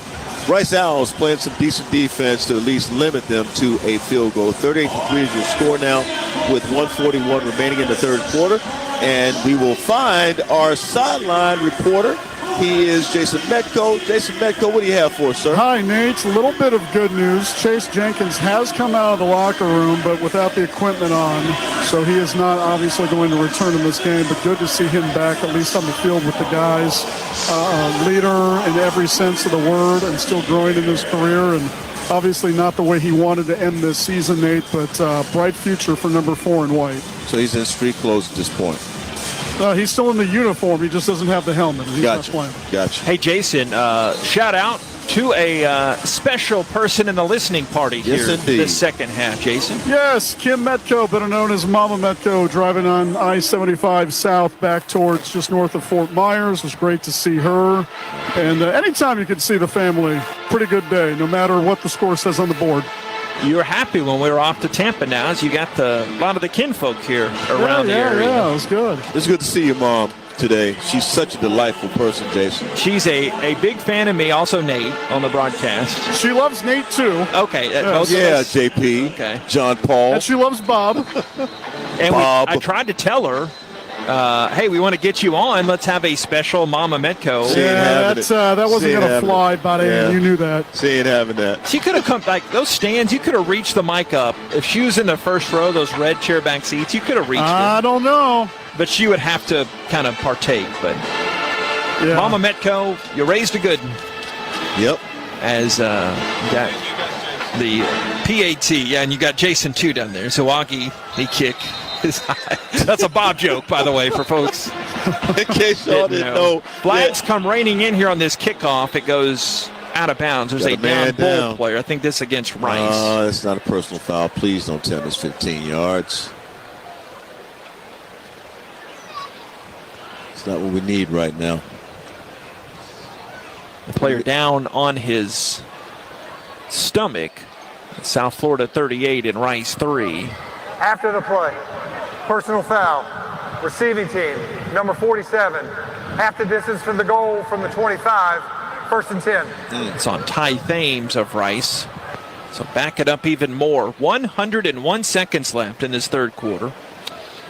It's 28-3 at the half. It's 38-3 now, all South Florida. That's not what you do, Rice. Rice doesn't commit these kinds of penalties, not supposed to anyway, commit these kinds of penalties. I know that, sometimes you're down 38-3, tempers are flaring a little bit, you're a little angry, but the way you solve that problem, you put some points on the board. That's what you have to do. Cade Roberts, the down Bull on the field. Now he pops up. Good. Yeah, 54, excuse me, not 84. Tough to see. Amer down there. Had a few sweet nothings whispered back to the Rice bench. He was none too pleased. That's okay. As long as he runs to his side of the sideline, we're fine. All right, Rice with the rock going left to right. Back to their own 13 after that penalty. Rice 7 penalties, 65 yards. DeVilliers shotgun. Back to his right. Here's the snap. Wings a sidearm pass, left side to Matthews. Incomplete. Skips down to the true freshman from Manor. 2nd and 10 to 13. Not quite sure what happened there, but, freshman to young guy, DeVilliers. And DeVilliers got a chance to show what he can do in the backup role. He's got a good pass. He's got a good ball, as we like to say. He's got a good ball. Just needs to place it well. 3 of 8, 65 yards tonight. 10 of 20 passing on the season. 2nd and 10 to 13. Low snap. Runs right. And dip and roll up to the 13-yard line. Got a few. Oh, they get back one, actually. Depth perception off of just a wee bit. 3rd down and long as Travion Mitchell in there on that pressure. 3rd down. Just less than 10 yards here. Still got a lot of time in the game. Still have a lot of time in the game, JP. We got a whole quarter. The other side of that is you got a lot of time left in the game. Whole quarter. Here's the snap. Roll out to the left side. DeVilliers throws back across his body. Wide incomplete to Turner. And that drive fizzles before it really starts. And South Florida will get it now. I'd like to see him roll out to his right. That might work a little bit better for him. But I do know that ball was on the near side hash. So, you're trying to create some space. But when he's dropping back, rolling to his left, it just looks like he struggles to throw an accurate pass. Porter can flip this field. He's standing at his own 49, but Bucketta 4 punts, 42-yard average tonight. Swings that big right leg into it, and it's kicked way back to Porter behind his 40, dashes up the sideline, and moseys out of bounds in front of Larry Dubose. Now special teamer. So they'll have it up near midfield after that 49-yard punt, a 4-yard return. 44 ticks left in this 3rd quarter. All South Florida from the jump. They lead 38-3. Byron Brown was doing Byron Brown things. 3 touchdown passes in that first half of action, and he added a touchdown run later. As advertised, well, we knew how good he was coming in. I was going to say, one of the things we can say is that we've seen a lot of good quarterbacks in the American Conference this year, and he's one of them. Trips right. Here's the snap. Brown carries to the right. Oh, boy. 50, 45. 1st down carry and then some. That's an old school quarterback option play to the right. And he picked up 12 yards. Joe Chavez there on the stop. Tempo, snap. Fakes that same run to his right. Steps back and wings it deep down the right sideline. Caught Singleton in between 3 different Owls. The closest Stevenson near the 10. And Singleton knock on the door of a new season high. He had 28 yards on that play. That's just incredible. And Nady's smiling. I'm telling you, he's a happy guy. We were talking about him smiling in the first half. I'd be happy. Again, 2 touchdowns, I'd be happy all night long. I'd taunt the defensive backs, just keep right on smiling. And that's what he's doing. That's what he's doing. The 3rd quarter comes to an end. 3 zeros on the clock, and Singleton That is the end of the 3rd quarter. has set a new season high in receiving yards, 125. He had 122 against UTSA earlier in the year. All Bulls, 38-3. Fresh 15 on the clock. It's Rice football from Learfield. A breast cancer diagnosis can turn your world upside down. But your Houston Methodist team assures you they'll use the latest cancer research and technologies, collaborating to treat and remove the tumor and reconstruct your breasts, restoring symmetry, sensation, and your sense of self. That's the difference between practicing medicine and leading it for you. Houston Methodist, leading medicine. O Week to homecoming to game day weekends, immediately down the street, come join us for a cocktail at our Michelin-starred Dim Sum Silk Road Excellence at the Courtyard by Marriott Rice University. We are the place to stay. Less than 2 miles from campus and minutes from Rice Village, we keep you close to the action. Call 713-661-5669 and ask for the Rice University rate. We look forward to welcoming you.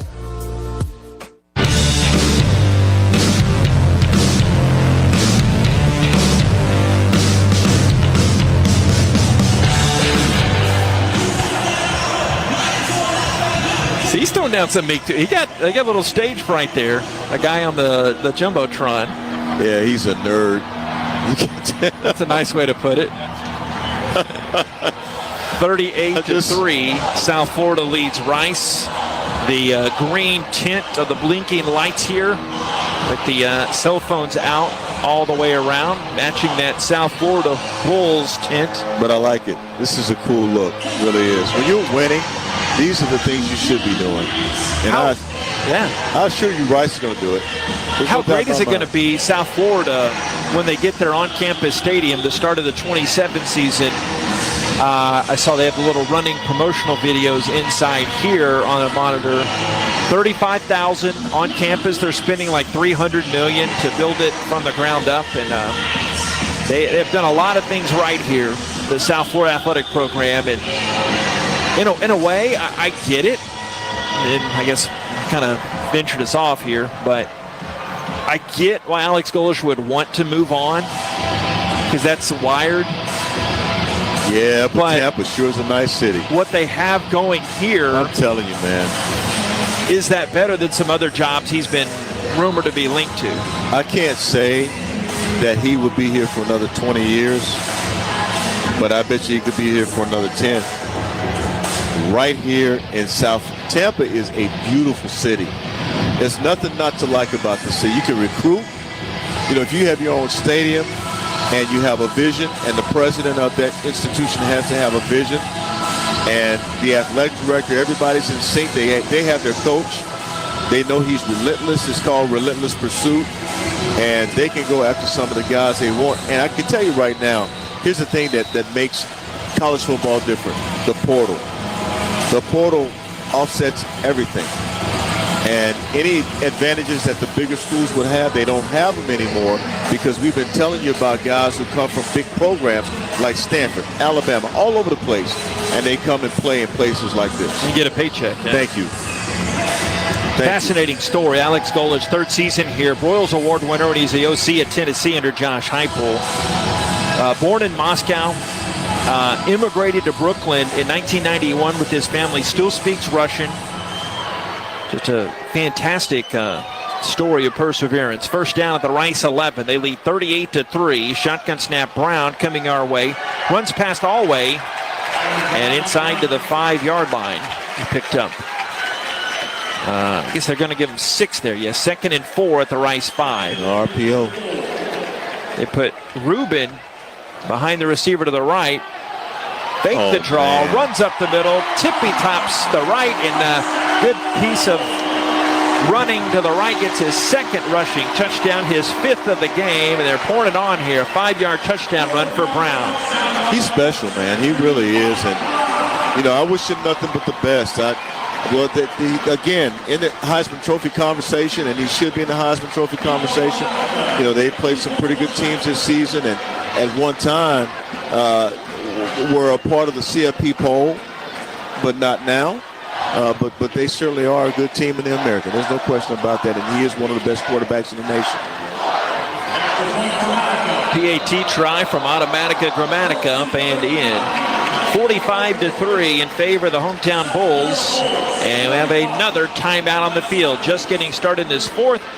South Florida, its 7th game this season of 40 or more points on the Varsity Network app and the Owls Gameday app. This is Rice football from Learfield. Big trip on the horizon? Before you depart, you gotta park. The parking spot is a simpler, easier way to navigate airport parking, and you can save when you book online. You're guaranteed a spot, and we even pick you up at your trunk in our yellow and black spotted shuttles and take you straight to the terminal. Parking and saving come full circle at The Parking Spot. The Parking Spot, proud sponsor of Rice University. Visit theparkingspot.com to reserve your spot today. Aw, shucks, the game's on TV, but I can't listen to the call of my favorite team broadcasters.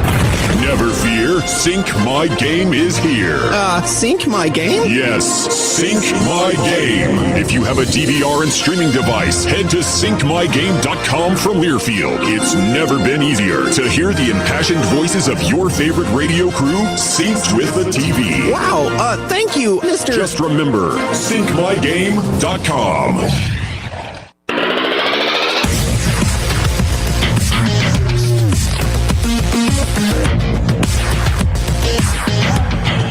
Raymond James Stadium now, and I tell you what, we're in the fourth quarter with 14:39 remaining. South Florida has taken a 45-3 lead. 4 plays, 50 yards, took 1 minute and 5 seconds. Byron Brown with another touchdown on the night. He's got 4 total touchdowns in the air and 1 on the ground. That's 5. That's 5 TDs. That's Mississippi math, but it's 5 TDs. He needs 25 yards to have 300 yards passing. He's got 275, and he's got 104 yards rushing on the ground. I guarantee you he's going to try to get that 25 tonight.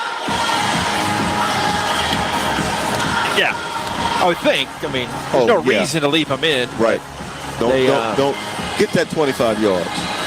At this point, stop him while you had the chance. And they want to leave him in, they leave him in. But might be off to Fayetteville anyway, so what's he mind about that? But looking at the total yardage, as USF has more than doubled up Rice in that column, 475 to 201. Very balanced. 275 yards passing for Brown, as Nate alluded to, and a 200-yard rushing day. 6 different guys that have carried the ball, but the same guy leading throwing is the same guy leading carrying the ball. Browns has a $104, including that rushing touchdown he just had. Jackson standing in his own unpainted end zone here at the NFL Stadium. Just a solid green there behind him. Sawagi still kicking it. It is not. It is Chase Leon. Their punter is now in kicking. It's high over the head of Jackson and out of bounds. 14:39. I understand DeVilliers is your backup, but any look at Shearhorn, another look at Creighton, just to see, okay, now we do see Shearhorn coming in. Speak of the devil. There you go. I promise I did not see that from him. He was just wondering. Myers is the back. Falk the tight end. Al's first drive in this fourth quarter of play. Shearhorn, he fakes it left, and a keeper around the right end. And he cannot get back to the original line of scrimmage. Shearhorn's second game played. He was in that big rotation when the Owls had 3 quarterbacks knocked out of the UTSA game. He was the 4th one that came in. Well, he's going to get some really good experience against a very quality team tonight. No matter how many plays he's in to make. Kennesaw State transfer playing in his second game. Here's the snap. Guys move early. False start.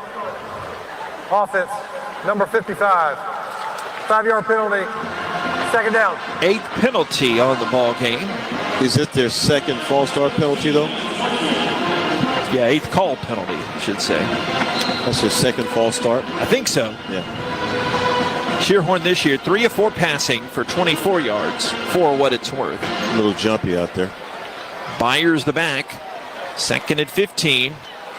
Third different Owls quarterback that's played. If you're just joining us, Chase Jenkins left late in the second quarter. Owls right to left. Here's the snap. Fake to Byers. Shearhorn can boogie. Left to the 25. Breaks an ankle tackle 30, 35, and soars up to the 40-yard line. That's not nothing. He got 20 yards around the left end. And just to reacclimate folks, is Hamilton at tackle.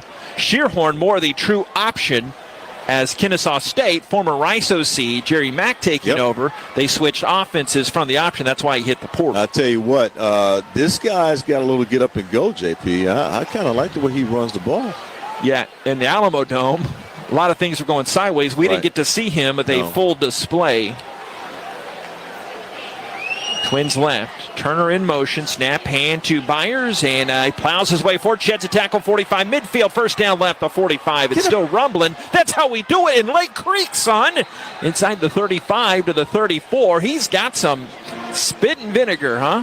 What a run there. 26 yards. I'm telling you, man, nice job that time by Byers. He is not giving up, and that's what you have to play with. You have to play with pride. You get beaten like this 45-3. Show something, and Byers is doing that. I like that. He runs really hard. We haven't seen Hardiman since, the second or third series? Yeah, been a ways. But now we've seen Byers here as Dickman to the right. Shearhorn out of that shotgun. 45-3. Owls on the wrong side of that score. Shotgun. Drop. And picked up. Ty goes to the runner, right? Nope. Yep. It'll go to South Florida. Well, yeah, I mean, that's what I mean. It's going to this guy because he actually saw the ball before. They recovered it. Big fella, Devin Lee, Vanderbilt transfer. What'd you say? Say that again. The what? Somebody transferred from Vanderbilt. From Vanderbilt, right? Imagine That's that. what I mean. Yeah, on that D-line, Vanderbilt, A&M. Also on the Texas, the New Caney product there, Harris. Come on, man. And you want to leave? Lock and load. USF takes over. They're on 39-yard line. And it is still Brown. I say Ron Burgundy style. Yes, indeed. Takes the shotgun snap. Hands to the back. Zipping up Franklin. That's the 45, and he had to get to the 49 for the first down. He got 9 to the 10 yards after the 48. And first down will have to wait. Second down and 1. Next play's pass. Why would you do that, though, with 1 yard to go for second for a first down? They may wait. They may run this one and get one out. And they want to get the round of applause. His last time at home, Byron Brown extends his does a little gesture, gets a big hug from Alex Golish. His headset flops off, and they give another hug there. And what a career. And I say as respectfully as I can, I'm glad he's not playing against Rice again. As they bring in the backup, Gaston Moore, the clap and the snap, and hand to the youngster. And Franklin is pushed back for a loss of 2 on the play. Not so easy without Byron Brown in there, right? I tell you, man, they look a little different. But this guy's going to play on Sunday, so you'll see him again. Third down and 1. Here's the snap. Handoff Franklin. Plows his way left guard. Falls down at the feet of Banish. Picks up the first down to 49. How does Brown fit in, though, at the next level? I guess we've seen more of that running quarterback in vogue the last 10, 15 years. Well, look at Lamar Jackson, right? Jackson, Jalen Hurts. Yeah.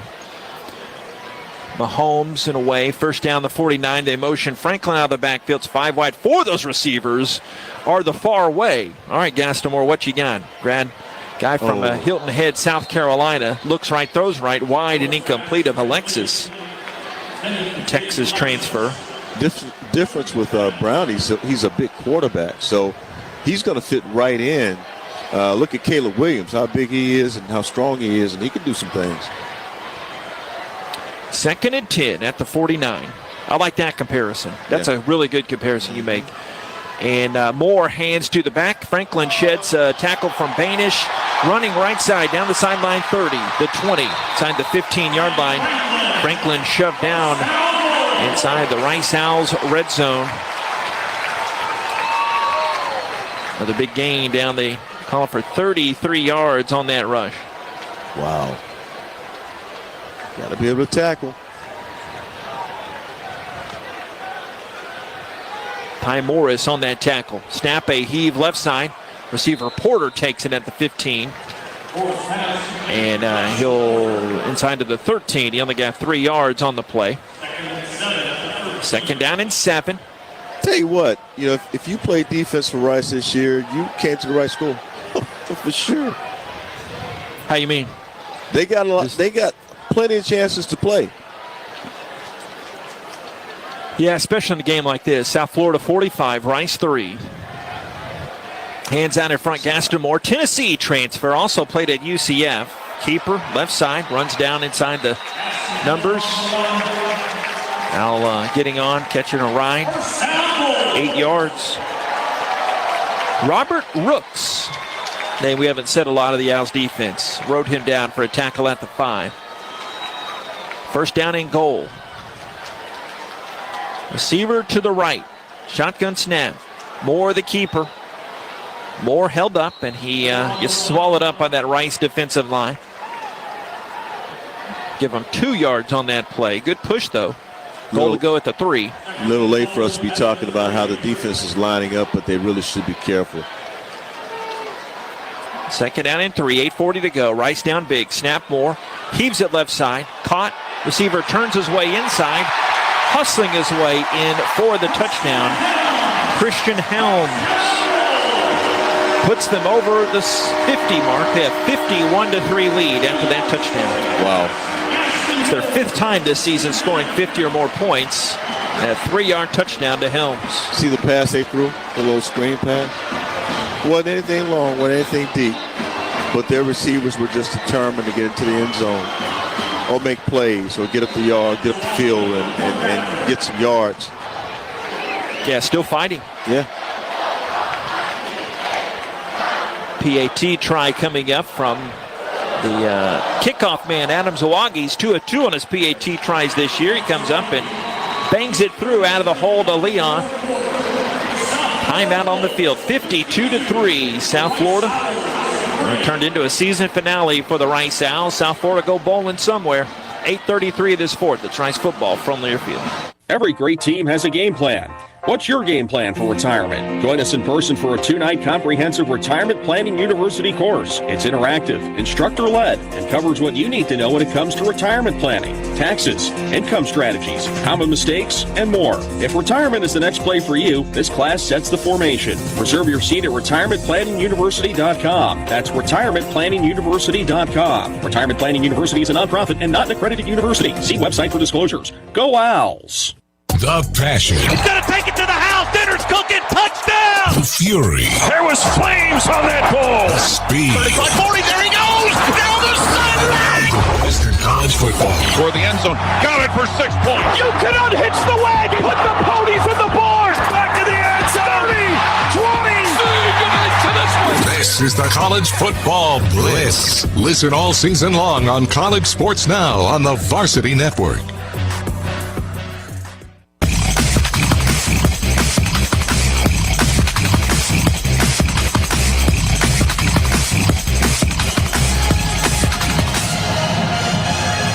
And now South Florida has 52 points.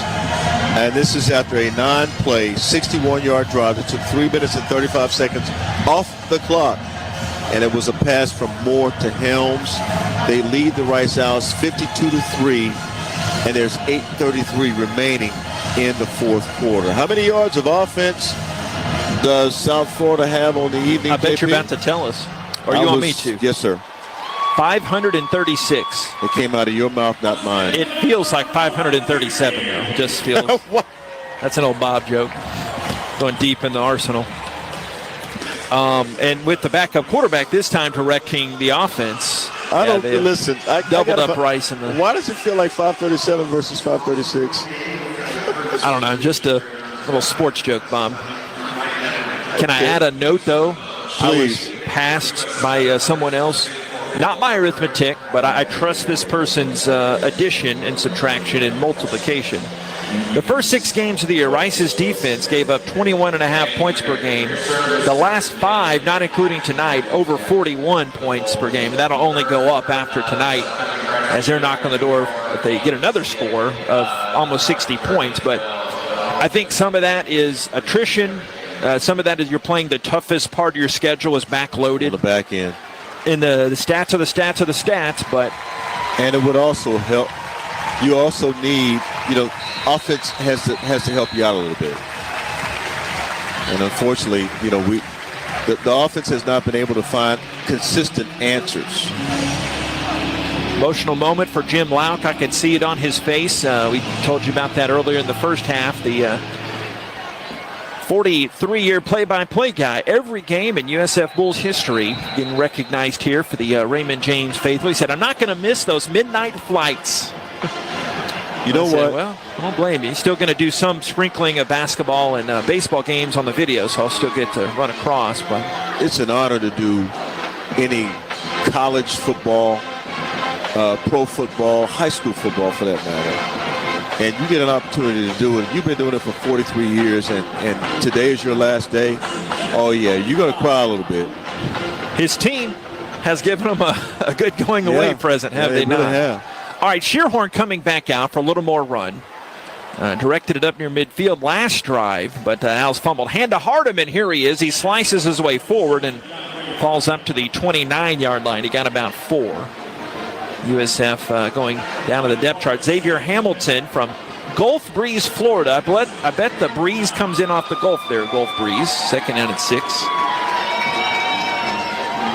Owls going deep in the depth chart. Keena Arcega-Whiteside, receiver, coming out to the left. Second and 6 to 29. 8 minutes to go. All USF 52-3. Snap at the knees. Play action. Hardiman. Shearhorn runs it, and he gets bent and twisted around like a South Florida pretzel. No gain. Second and 6. Couldn't get that block up front. If he had been able to get that block up front, he might would have gotten at least 5 to 6 yards before he hit the second level. But offensive line tonight, I know they gave it all they had. This is just a much better, bigger, more physical team that's had a lot of success this year. We read off some of the schools from which they came, right? SEC and Big 12 and other schools. Some valuable experience here for Shearhorn, too, as he's got twins left, twins right. Back is still Hardiman. Arcega-Whiteside to the left. Back to pass, Shearhorn. Nothing there right. Comes his way to the left, improvising a play, pointing. Picks up a block there and runs it right past a Sullivan block past the 35. They say his knee was down there. He got 7 yards when he needed 7. First down. Yeah, I remember watching Shearhorn preseason before he was sidelined with a side injury. I forget specifics, but he was sidelined for a while. And remember asking Vince Munch about halfway through the year, right before the UTSA game. Yeah, he's trekking to get better. And so he had an injury that really detailed the early part of the season. Snap play action to Turner. Shearhorn will keep it left side, 35. And he, discretion, the better part of valor. He sprints out of bounds in front of USF's Gavin Jenkins gets 2 yards. Second and 8. Yeah, that's how you do that. And Shearhorn, again, getting out of there. Sometimes, you call the right place. Sometimes the plays you call, the other team just has a better beat on it than you. But, Rice here, they'll find their groove. Shout out coming in the second, Nate. They only gave him a yard there. Second and 9. Here's the snap handoff. Hardiman plugs his way left side and runs into the belly of a couple different defenders clad in black. A couple yards on that play. Richard Scott, one of those. Hey, the Kid 14 on YouTube says, I love that Rice does this, talking about our In the Booth feed. Says he's watched many times. So not the Kid 15 or 16, but the Kid 14. Thanks for viewing us. 14, that's 8 right there, and that's 6 more. 14. Thank you. THA Kid 14. The Kid. 3rd and 7 to 38. Okay. 5 and change to go. Here's the snap. Play fake. Hardiman. Backside pitch left side to Turner. Slips one tackle. A body came jumping up and soaring into the USF sidelines. That was the corner Jenkins. And how did he get in that position to jump that high and just go into the sideline like that? To the 40. Idea, no clue. 4th and 5. It's called athleticism. Which, between the two of us, we had half an athlete. Well, I mean, now How did hit you? I got a piece of you back on Monday.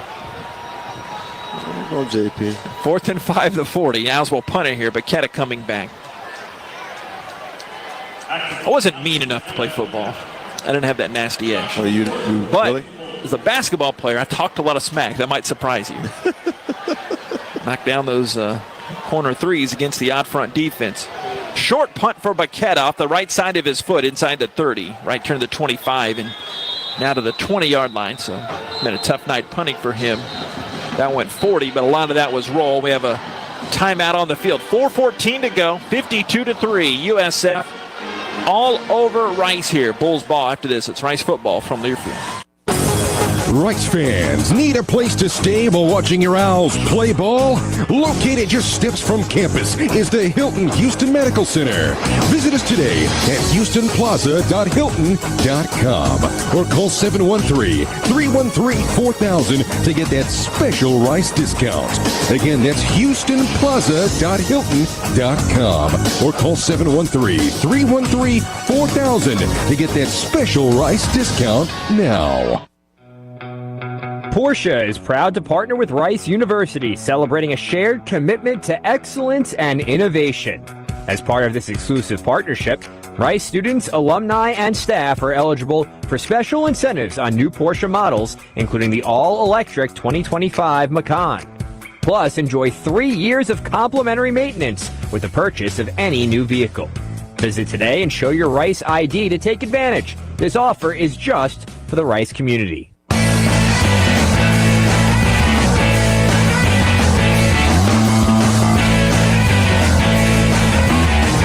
52-3, South Florida, 4:14 to go. Well, normally this spot will promo the next broadcast. No broadcast next week, but once you tune it in, Owls volleyball selection show, Owls basketball. Luke Morrow has the women. I'll have the men this season. But this special gratitude season, we're so thankful to everyone listening in to us. California, Mississippi, and a Texas guy, Knuckleheads. It should be obvious we love each other, we love what we do, but we're so grateful that people, and we don't say it lightly, as we were joking about the Kid 14, all you others that click up and you just, on the audio medium, it's so about the connection you can get, and we're happy that you're on the other end of that connection, so we're just, we're so grateful. Walter putting up with our shenanigans, Baron back at the studio, Bob, not only the meals, but for the arithmetic, and just so grateful. Jason down on the sideline, of course. 11-12 this year, Jason, a new career high on games. But thank you guys so much, and we're so happy and so hopeful for the future of Rice football. So glad to be doing it. Yeah, I'm saying that too, man. And Baron von Richten is the name. Baron, you've done a phenomenal job. But Bob, man, we love you because of your dedication. 45th year. 45th year for him. And no, actually, he's 4 years old. Actually, Bob, you and Adam were friends. Remember Adam? Him and Frankie are now late engineer Frankie. But working with the guy to my left, JP Heath, when he first got here, I didn't know how this guy was going to be. I said, oh boy, here we go. I got to break in a young one. And here he is, and here we are, the best of friends, and I'm loving it, man. All right, they still have, Mama, there goes that man, Gaston Moore at quarterback, and he hands it off around the right end, and the USF back makes the carry for 3 yards around the right side. They have Cartavius Norton. It's a cool name. Got 3 yards, 2nd and 7. And then we find out Jason Metko likes pepperoni pizza, and it was over. What is going on right now? Here's the snap. Thrown right side. The mouthpiece got popped up by Cade Roberts. Actually, that's what I'm saying. Actually, what I'm giving you, Jason, is a compliment. I'm confused now. Okay, well, let me help you out. Okay. You like pepperoni pizza like I do, and so all of a sudden you became a really good friend, too. Okay. That's what I'm saying. He recovered nicely, Jason. He did, man. That's what I meant. Got sideways on that comment. That's third with the tag. That's what I meant. Before, That's what I meant. Okay. Yeah. Liked it. You got to pick up on the jokes a little sooner, though. It's just... Don't throw that on Jason. That's all you. No, it's not. I got this goober on my left over here. They pop up here. Yeah. There's Moore. And they shift around the linemen. At the back, Isaac in there. Here's the snap. Moore going to throw it here. Up 52-3. They're going deep left sideline, and a flag comes in. You're kidding me on so many different points here. As mobility there was from the guy 40 yards away. I have a hard time. Pass interference. Defense, number 10. You got to be 15-yard kidding me, man. First down. You're telling me he's throwing up 52-3? You got to be kidding me. You telling me that was pass interference? And he's going for the ball, too? The ref should have put the flag in the hanky in his pocket for trying to throw that. I see why he threw it. Because mobility actually put his arm out as an arm guard. Okay. In front of the receiver, which you cannot do. All right, twins left, twins right. Receiver going into motion. Here's the snap, and Moore hands it to the back, who is plugging his way to the right and gets stood up. Isaac, not much place to go. 28 to go. Throw a shout out to Walter, man. You were talking about him a minute ago, how he puts up with our shenanigans. He really does. I'm surprised he doesn't turn your mic off sometimes. You, JP. Well, you haven't heard our conversations about you then. That's because you shut him down. You and Walter have those one-on-one conversations. Turn Nate's mic and earpiece off so he can't hear anything we're saying. Teach Nate how to operate a headset. Well, inside joke. 2nd and 8 now.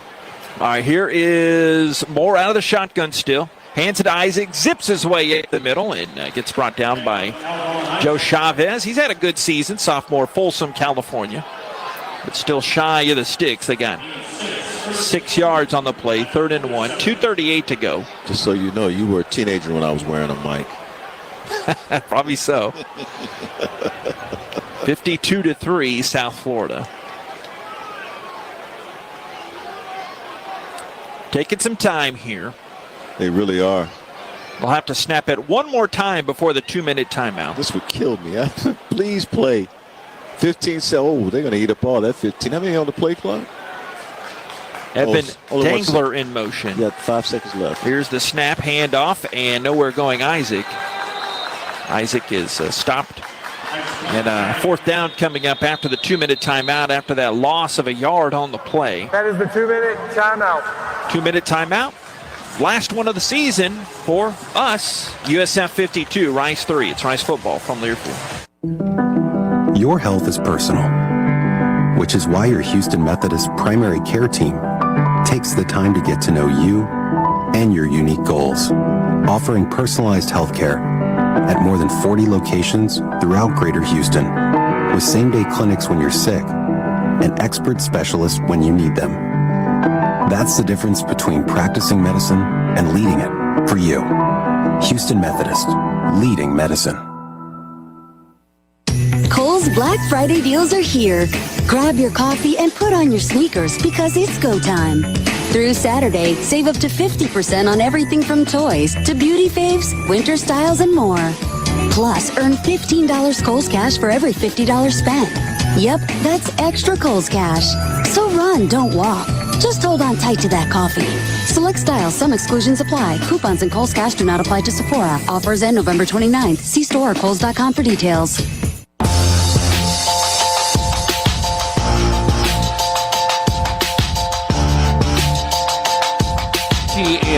Let you put money in and get a debit card back. 52-3, South Florida. 2-minute timeout. Nate reminded me in our stoppage. One more special shout out to a devoted Rice listener, old Doug Malcolm. That dude, man, can still lift 8,000 pounds. he can still, I don't care what's happening in his life, he can still bench press 8,000 pounds. He texted us a video. I mean, he had 345s each side. He was throwing them up, bringing them down. He was. Dude, his arm's big as your head. And they're saying something. A big old arms. But we love you, Doug. Thanks for tuning in. He texted us a photo of his progress earlier this afternoon. And, and he texted right before you were saying that. So by the time the stream catches up to him, he had already texted us. Yeah, a lot of plays on those knees. and good to see him. Update you on some, update you on some surprising scores. Looking up Cal leading 21st ranked SMU early third quarter, 17-7. And Iron Bowl, number 10 Alabama leads Auburn, 17-13. And among other scores, Tulane leading Charlotte started the fourth quarter, 21-0 over in the Big Easy. A few scores catching the eye there. Oklahoma squeaked by LSU 17-13. That was in Norman. And Vanderbilt over Tennessee 45-24. I want to see Vandy in the playoff, and I want Pavia to get the Heisman. I don't know why all of a sudden. Here's the snap, and Moore, a keeper around the right. He twirls away from a Fletcher tackle, and then down the sideline gets to the 46, picking up the first down. They go for it here, but my feelings aren't hurt after that 8-yard line. I'll make a point. I think if Ohio State had won today, probably would have won it. But I don't think that's the case now. He'll come in second. To Sayan, who threw for 118 yards. Dude, I agree. I mean, I totally agree with you. I think, he definitely should have a shot at it. No question. Victor formation coming up for the USF Bulls. We did the fairly well and the grateful chats. Now, where are you sitting? We'll have a lot of time in our post game brought to you by Mid-First Bank. We got Chuck and the boys. And we'll get a couple words, Metko, down in the locker room. But I still think, every game, 12 games. This figures into the equation. But first year for Scott Abel, I saw plenty of things to be encouraged about for the future. Big respect for him. Mad respect. He said, okay, we're going to go outside of the box. We're going to take the talent we have, and these aren't his guys. Okay? We're going to take the talent we have, and we're going to try to create something that we think will work at Rice University. Something that Ken Hatfield did when he first got here, right? And so he won 5 games this year. He's looking for a win tonight to break a tie with Ken Hatfield and Al Conover to try to be the third most winningest first-year coach. But as the game officially ends and the Rice season comes to an end, South Florida 52, Rice 3, the last game of the Rice season. It could be the last game Alex Goldish coaches for USF. That's not our focus, of course. We'll hear from Coach Abel in a second. And big thanks to him. Oh, my goodness, yes. He has this program in the right direction. As much as this one stinks, and in no conceivable way did you want to go out like this. Right.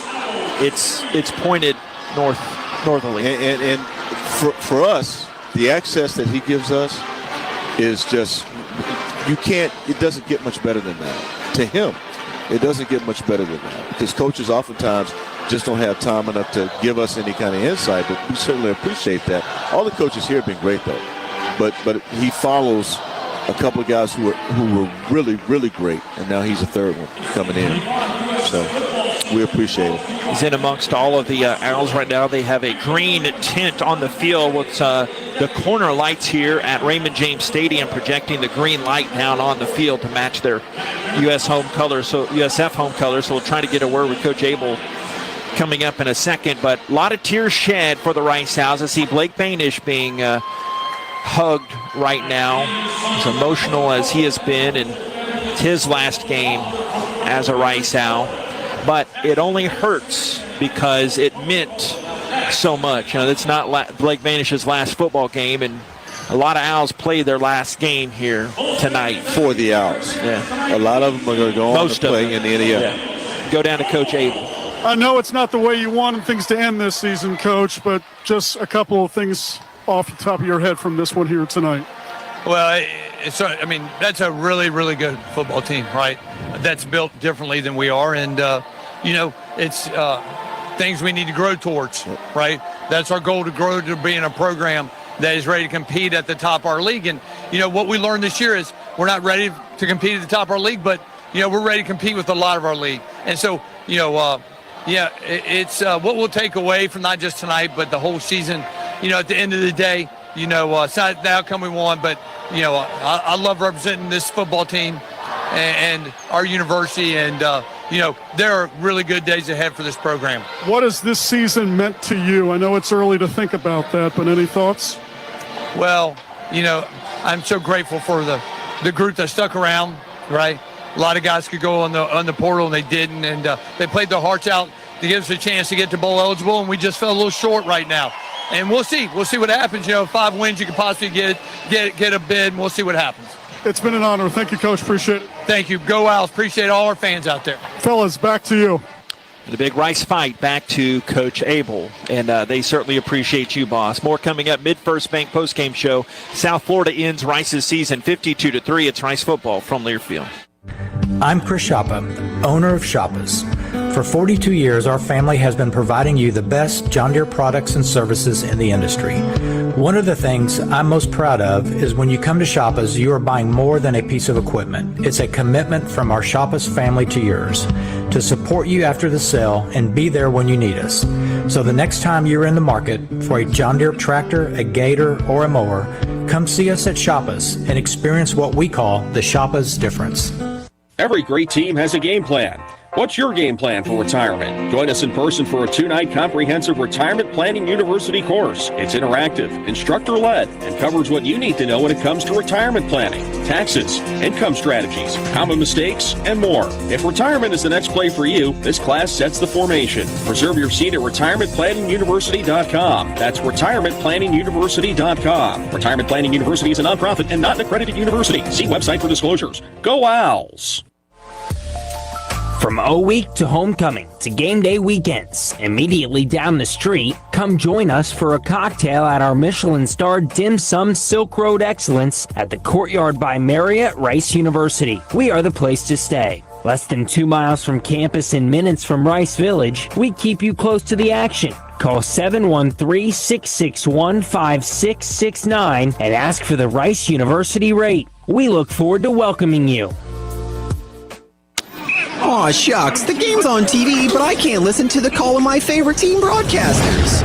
Never fear, Sync My Game is here.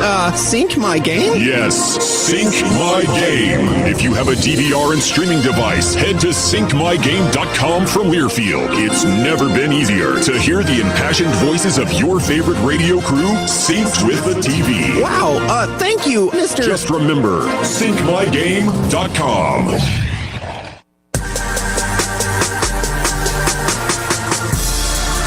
On the Rice Sports Network from Learfield, welcome to the Mid-First Bank postgame show. Mid-First Bank, true to you. Coming up, postgame reactions, including stats and highlights, other scores, and a look ahead to what's next for the Owls. Postgame coverage begins now. Wind is behind him, blowing a little to the left. 3rd and 10 to 26. Owls looking for something to get on the board here. Go to field goal try. The kick is up plenty of distance. It is up, and it is good. The back of the net, and that is the end of the second quarter. That's how the first half ended, and South Florida would pile it on from there. 52-3, South Florida defeats Rice. It's their first undefeated home record since 2002, and that now lead the all-time series against Rice by a 2-1 count. South Florida led 14-0 after the first quarter on touchdown passes from Brown to Singleton, 1 of 5 yards and 1 of 47 yards. And then Brown hit Rubin on his only catch of the day, a 60-yard touchdown catch to go up 21-0. Davenport snuck one in, a little under the 7-minute mark of the second to go up 28-0. You hear Goda's field goal for Rice's only scoring of the day. And then in the third quarter, they're very balanced. They hit 10 points in the third quarter, Grammatica field goal, and Brown his one touchdown rush of the day. He his first of his 2 touchdowns rushing, as he started the fourth with a rushing touchdown. And then Moore to Helms, the backup, got in on the action and make it 52-3. South Florida ends the regular season 9-3. And 6-2 inside league play. Rice falls to 5-7, 2-6 inside conference action. A lot coming up. Mid-First Bank postgame show. Marching on. Mid-First Bank, true to you. Rice falls in the season finale, 52-3. It's Rice football from Learfield. I'm Chris Shoppa, owner of Shoppas. For 42 years, our family has been providing you the best John Deere products and services in the industry. One of the things I'm most proud of is when you come to shop us, you are buying more than a piece of equipment. It's a commitment from our Shop Us family to yours to support you after the sale and be there when you need us. So the next time you're in the market for a John Deere tractor, a gator, or a mower, come see us at Shop Us and experience what we call the Shop Us difference. Big trip on the horizon? Before you depart, you gotta park. The parking spot is a simpler, easier way to navigate airport parking, and you can save when you book online. You're guaranteed a spot, and we even pick you up at your trunk in our yellow and black spotted shuttles and take you straight to the terminal. Parking and saving come full circle at The Parking Spot. The Parking Spot, proud sponsor of Rice University. Visit theparkingspot.com to reserve your spot today. When you're on the move and looking for nonstop college sports action, get the Varsity Network app and take the game with you everywhere. Stream live play-by-play from schools across the country right from your phone, free. Catch hundreds of weekly podcasts, including shows from your favorite teams, all in one place. From football Saturdays to midweek hoops, it's your all-access pass to the college sports world. Whether it's game day or just your daily drive, the Varsity Network app has you covered. Download now and listen live for free on the Varsity Network app. The passion. He's going to take it to the house. Dinner's cooking. Touchdown. The fury. There was flames on that ball. The speed. 35-40. There he goes. Down the sideline. Western college football. For the end zone. Got it for 6 points. You can unhitch the wagon. Put the ponies in the barn. Back to the end zone. 30, 20. This is the College Football Blitz. Listen all season long on College Sports Now on the Varsity Network.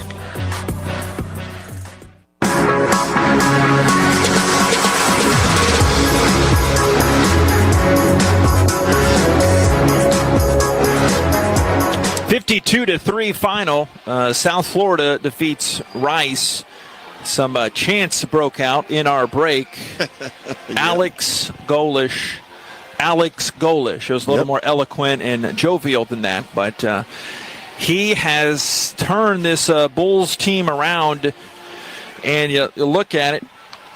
I mean, 23-15 record in three seasons doesn't represent the life he has breathed into this South Florida proud tradition here for these Bulls. You remember early part of this century, about 20 years ago, they were number 2 team in the nation.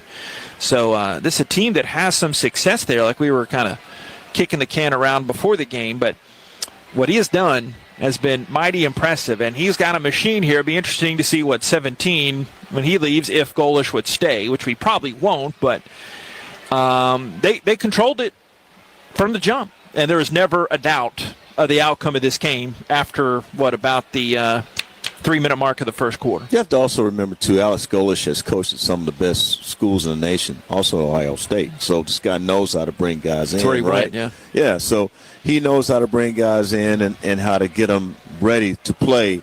And his attitude alone, that's what's reflected in the offense and the defense that they play. So, yeah, they came out and they jumped on Rice. And with that quarterback they have, he's definitely going to be a pick, NFL pick. He won't sign as an undrafted free agent. He will get selected because he is that good. And when you talk about the Heisman Trophy possibilities, he's in that chat too. So that's why he stayed in as long as he did. 275 in the air, 104 on the ground. Guy's great, man. They have a good team. They had all the weapons they needed to be good this year. Every one of them. Yeah, final tallies, they put up 553 yards, as Nate says. Rice 257 yards. But as balanced as you can get, and that comes down to Byron Brown, 281 yards passing, 272 yards rushing for these Bulls. They've won 7 straight games at home. Can't do that quick arithmetic. I was an English major, and I did not go to Rice. I'm down 0-2 in the count already. Oh, boy. But about 40 points per game on their 7-game home winning streak. That's the margin, not their scoring. They've won by a margin of about 40 points per game in 7 games. And they've got some offense here. Yeah. You know, they had more than just 2 good receivers. They got 6 good receivers, at least. And like we know with Texas, in Florida, you can throw a rock and hit about 5 D1 quality players, right? That's true. So I'm not saying it's not big to bring them in, but when you have that offense that matches up with that skill set, yeah. Okay, let me break it down even further for you. The guys who don't go to Miami and Florida State come to South Florida. Yeah. That help you out a little bit. And then now they can transfer in from those places. That's exactly right. That's what they do.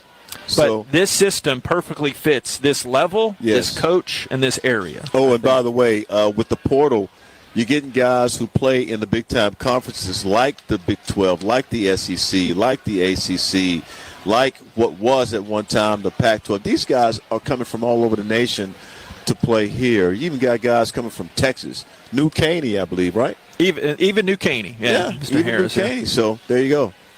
Yeah, we'll make it more Rice-focused the rest of this one as Jason Metko. Because of some technical limitations, Jason is doing some sideline interviews, and we'll hear some of those as best we can, if we can, later on. But we'll have more of the stats here. Let's finish off the team stats. We'll have individual tallies in a second.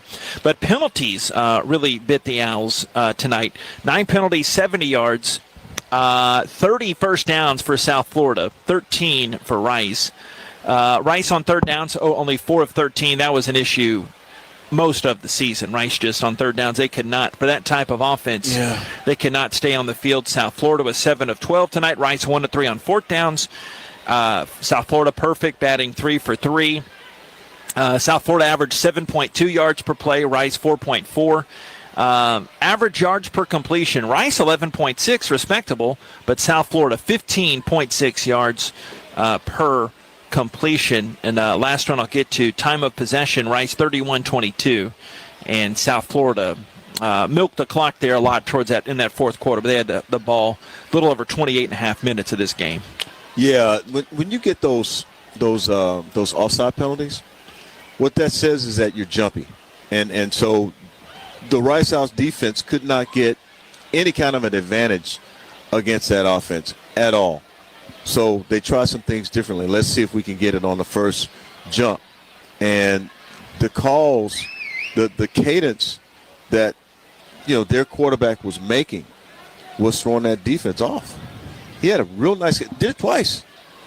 In fact, I want to say it was in the same series of plays. So anytime that happens, you're getting a little jumpy, a little antsy, and you get frustrated and you can't get anything done defensively. So you try everything you can. Sometimes it doesn't work, sometimes it does. But we do know these Rice Owls have grown a lot this season, and I guarantee you they'll be much better in this system next year. It was a season high in total yards that Rice gave up, and it was the second most points they've given up. They gave up 455 to Navy, but tonight 553, a season high in yards to South Florida.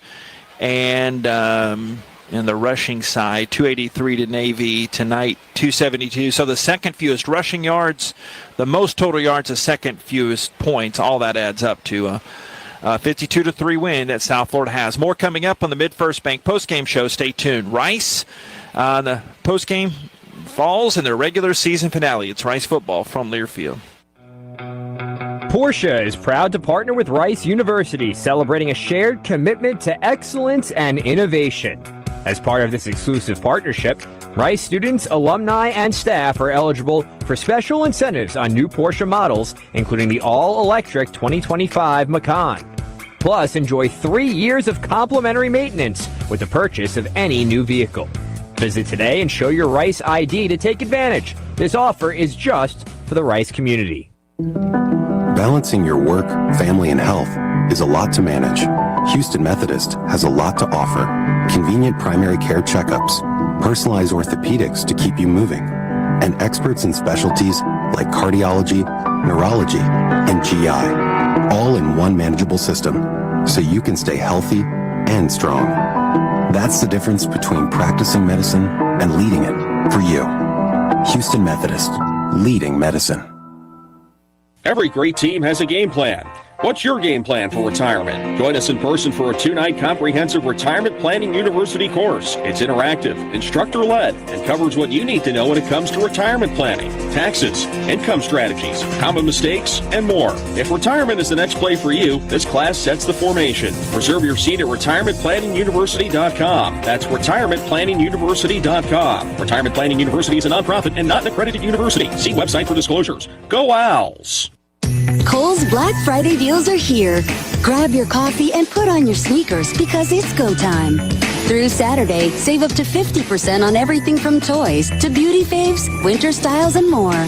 Plus, earn $15 Kohl's Cash for every $50 spent. Yep, that's extra Kohl's Cash. So run, don't walk. Just hold on tight to that coffee. Select styles, some exclusions apply. Coupons and Kohl's Cash do not apply to Sephora. Offers end November 29th. See store or Kohls.com for details.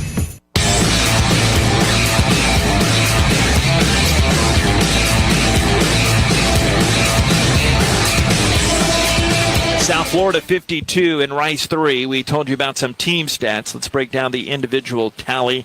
The South Florida Bulls home team, 16-24 passing for Mama. There goes that man, Byron Brown.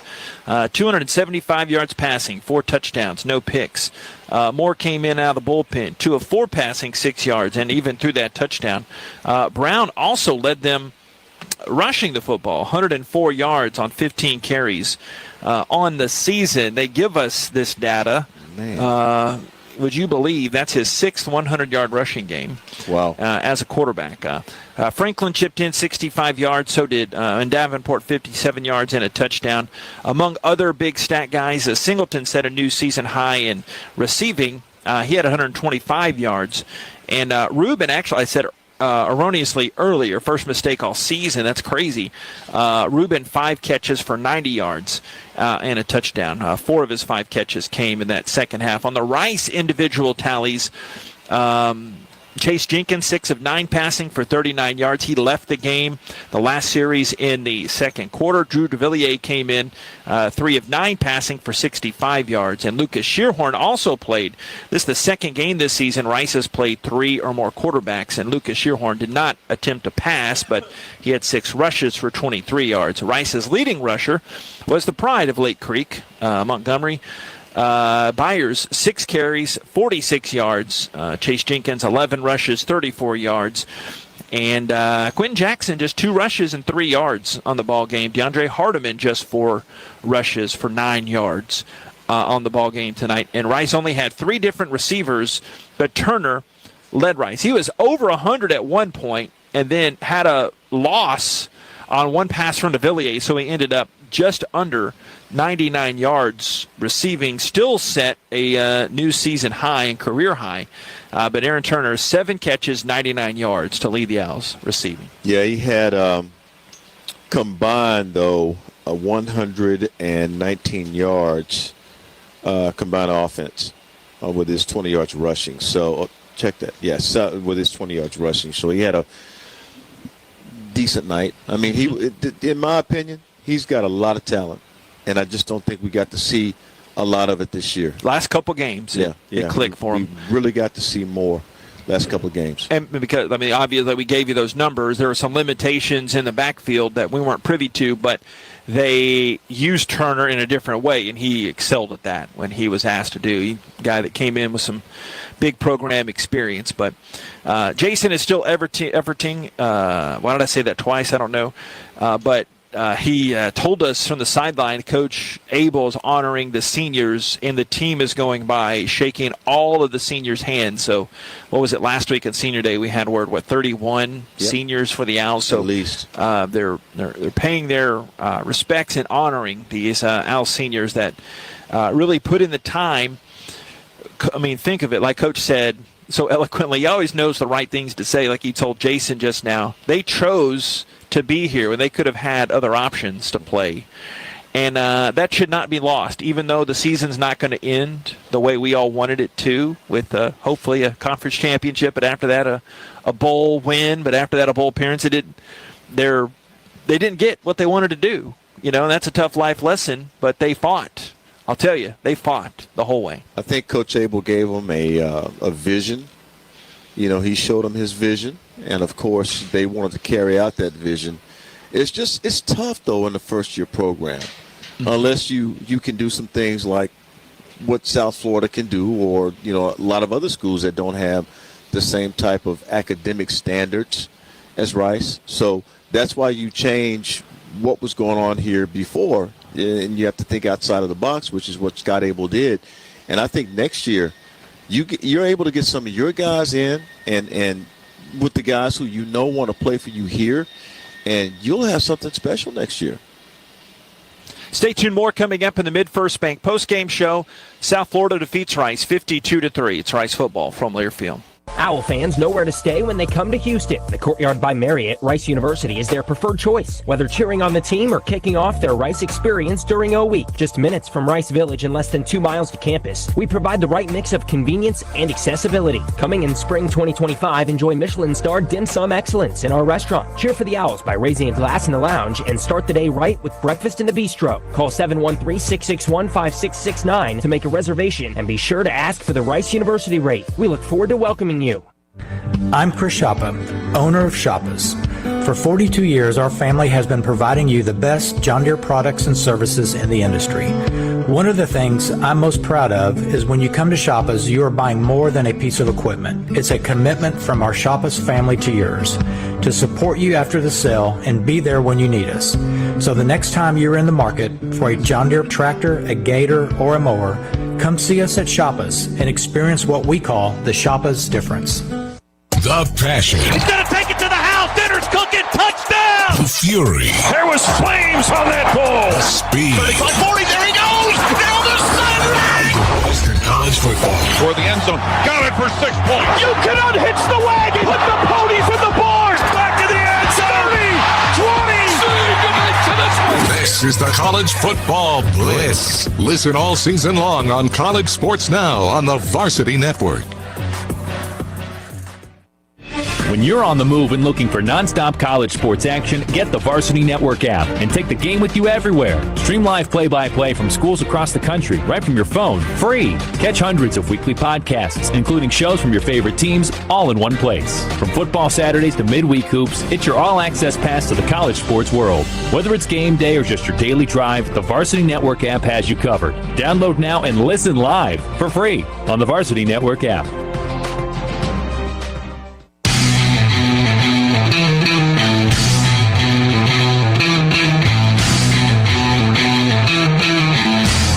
South Florida defeats Rice 52-3. An emotional Rice Owls locker room. Jason Metko down there with Blake Manish. Jason.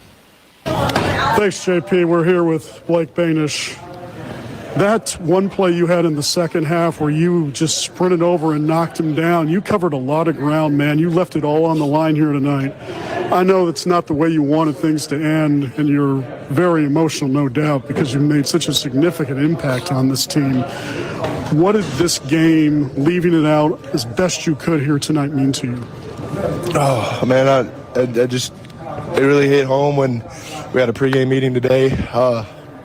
Coach Warren, the topic was that you owe you. And, over the past 15 years, give or take, this game's been my life, so I owed it to myself to go out there, just do the best I could, and try my hardest. Where have you grown the most those last 15 years, and mostly, I guess, here at Rice, Blake? Man, my biggest takeaway I take from Rice is just my character and my discipline. You asked about me. I had a little rough start my first semester here. Went back home, locked in, and it's just been up ever since, or going up ever since. So I give all the kudos to my coaches, to my teammates around me. Make me a better man and a better player. And at the end of the day, this game has really made me into the man I am today, which is I'm very thankful for. It was great to see the recognition that Coach gave you in the locker room, you and the graduating seniors here going around. What did it mean to interact with your brothers in that moment? Yeah, man, that's one thing I'll brag about to everybody and anybody who asks anything about the Rice football team is just how big of a brotherhood we have and how close we all are. I'm a big old baby. I'm sitting here crying my eyes out, blowing snot bubbles and everything. But, just to shake shake my brother's hands one more time. It's just very special and very emotional, as you can tell. This university owes you a debt of gratitude, Blake. Thank you so much for doing this. And, broadcasting, we've been joking in the booth. You got a future in this if you ever want to go down this road. I thought about it. You never know. Thank you so much. Yeah, thank you. Thank you to this university. Thank you to God. Thank you to my family. And thank y'all to y'all. So, I love y'all. Blake Banish, JP, back to you. Yeah, we certainly love Big 7'5", too. Yes, indeed. Emotional guy, and he won't be playing his last football game there, whether it's exhibition on an NFL field like this somewhere. That's why you do it, to talk about guys like that and describe the action. Just what a treat he has been, and he referenced a part how he did have a rough start. He always had that swagger, but I remember Cedric Calhoun, who we became really tight, and he's now at Temple as a D-line coach. He gave Blake the business, and after his freshman year, like Blake talked about calibrating things, and I remember that pretty vividly, how the line's coming to me now. I'm trying to remember. Blake wore this mechanics shirt that said Big Sexy, and Coach Calhoun said, I don't know about Big Sexy, he's Big Se. So I call him Big Se. He's not quite Big Sexy yet. Well, Coach Calhoun, wherever you are, Big Sexy. Yeah. He's a grown man here tonight, and he left it all in that play. You're calling a play, and you're like, wait, did I just see? And I said, yeah, I saw exactly what I saw, opposite hash, and he hustled all the way to this sideline, just so fast and athletic. Going to miss Blake. I kept talking there, sorry, but that's okay. I'm going to reference a guy who played at Rice who's now playing in the pros for the Rams, Elijah Garcia. He's a guy who, kind of gave it all, too. I think I got my teams right. It's either the Rams or the Giants. But, yeah, he gave it all, too, and it's good to see defensive linemen. He'll be an example that Blake can certainly see, okay, I can do this. If Elijah can do it, I can do it. So, yeah, Blake is going to play in the pros. And the guy was passionate about playing the game and loved from where he came, Needville. And so Rice farmer. Oh yeah, Grandpa. man. He's going to take that with him, just like he took it or brought it to Rice. He's going to take that with him to the NFL. I know he hates leaving. This is it, but he's giving Rice all he can give him, and he deserves a pat on the back for what he's done. We'll also hear from Andrew Alway in a second. Jason got it confirmed. We'll hear from Andrew here in a second, too. And we'll put a final bow on this broadcast slate as South Florida beats Rice 52-3 in the season finale. And we'll have some scores one more time. Might as well do our theme music coming up. It's Rice football from Learfield. Every great team has a game plan. What's your game plan for retirement? Join us in person for a 2-night comprehensive retirement planning university course. It's interactive, instructor-led, and covers what you need to know when it comes to retirement planning, taxes, income strategies, common mistakes, and more. If retirement is the next play for you, this class sets the formation. Reserve your seat at retirementplanninguniversity.com. That's retirementplanninguniversity.com. Retirement Planning University is a nonprofit and not an accredited university. See website for disclosures. Go Owls! Big trip on the horizon? Before you depart, you gotta park. The parking spot is a simpler, easier way to navigate airport parking, and you can save when you book online. You're guaranteed a spot, and we even pick you up at your trunk in our yellow and black spotted shuttles and take you straight to the terminal. Parking and saving come full circle at The Parking Spot. The Parking Spot, proud sponsor of Rice University. Visit theparkingspot.com to reserve your spot today. Well, guess what? We have a new podcast for you, the diehard Rice Owls fan. It's Rice Unfiltered. Let's go. Same great content wherever you get your podcast, all that jazz. We'll have regular visits with AD Tommy McClellan, all of our head coaches, and, of course, the stories of our one-of-a-kind student athletes. Stay tuned during the football season. We'll have regular chats with Dunleavy family head football coach Scott Abel, and yours truly will chat with assistant coaches and Saturday playmakers. It's also on the Rice Owls YouTube page. Rice Unfiltered, wherever you get your podcast. Aw, shucks, the game's on TV, but I can't listen to the call of my favorite team broadcasters. Never fear, Sync My Game is here. Sync My Game? Yes, Sync My Game. If you have a DVR and streaming device, head to syncmygame.com from Learfield. It's never been easier to hear the impassioned voices of your favorite radio crew synced with the TV. Wow, thank you, Mr. Just remember, syncmygame.com.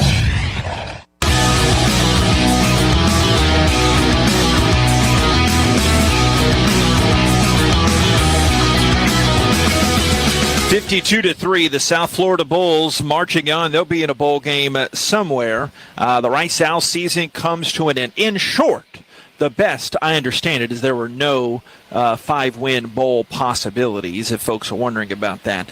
But South Florida beats Rice 52-3. Doesn't take away from a strong first season campaign for head coach Scott Abel. And Jason has Andrew Alway, another Rice Owl that left it all out on the field. He played his final game tonight. Jason. Thank you, JP. Andrew Alway joining us down here. And I know it was a very physical game, tough opponent here tonight. Yeah. Just your takeaways from this contest first, Andrew. Biggest takeaway from this is that, I'm proud of my guys, had effort every second, every down, played with heart, even though things weren't executed properly, like tackle, missed tackles or fits were a little bit loose, but didn't phase them, still play hard the next snap, never had doubt that they ever gave up. So I'm proud of my boys, for playing through the end, every snap, every whistle. What did it mean to you to be honored like Blake was? We talked with him going around the horseshoe and just giving some love to the boys here.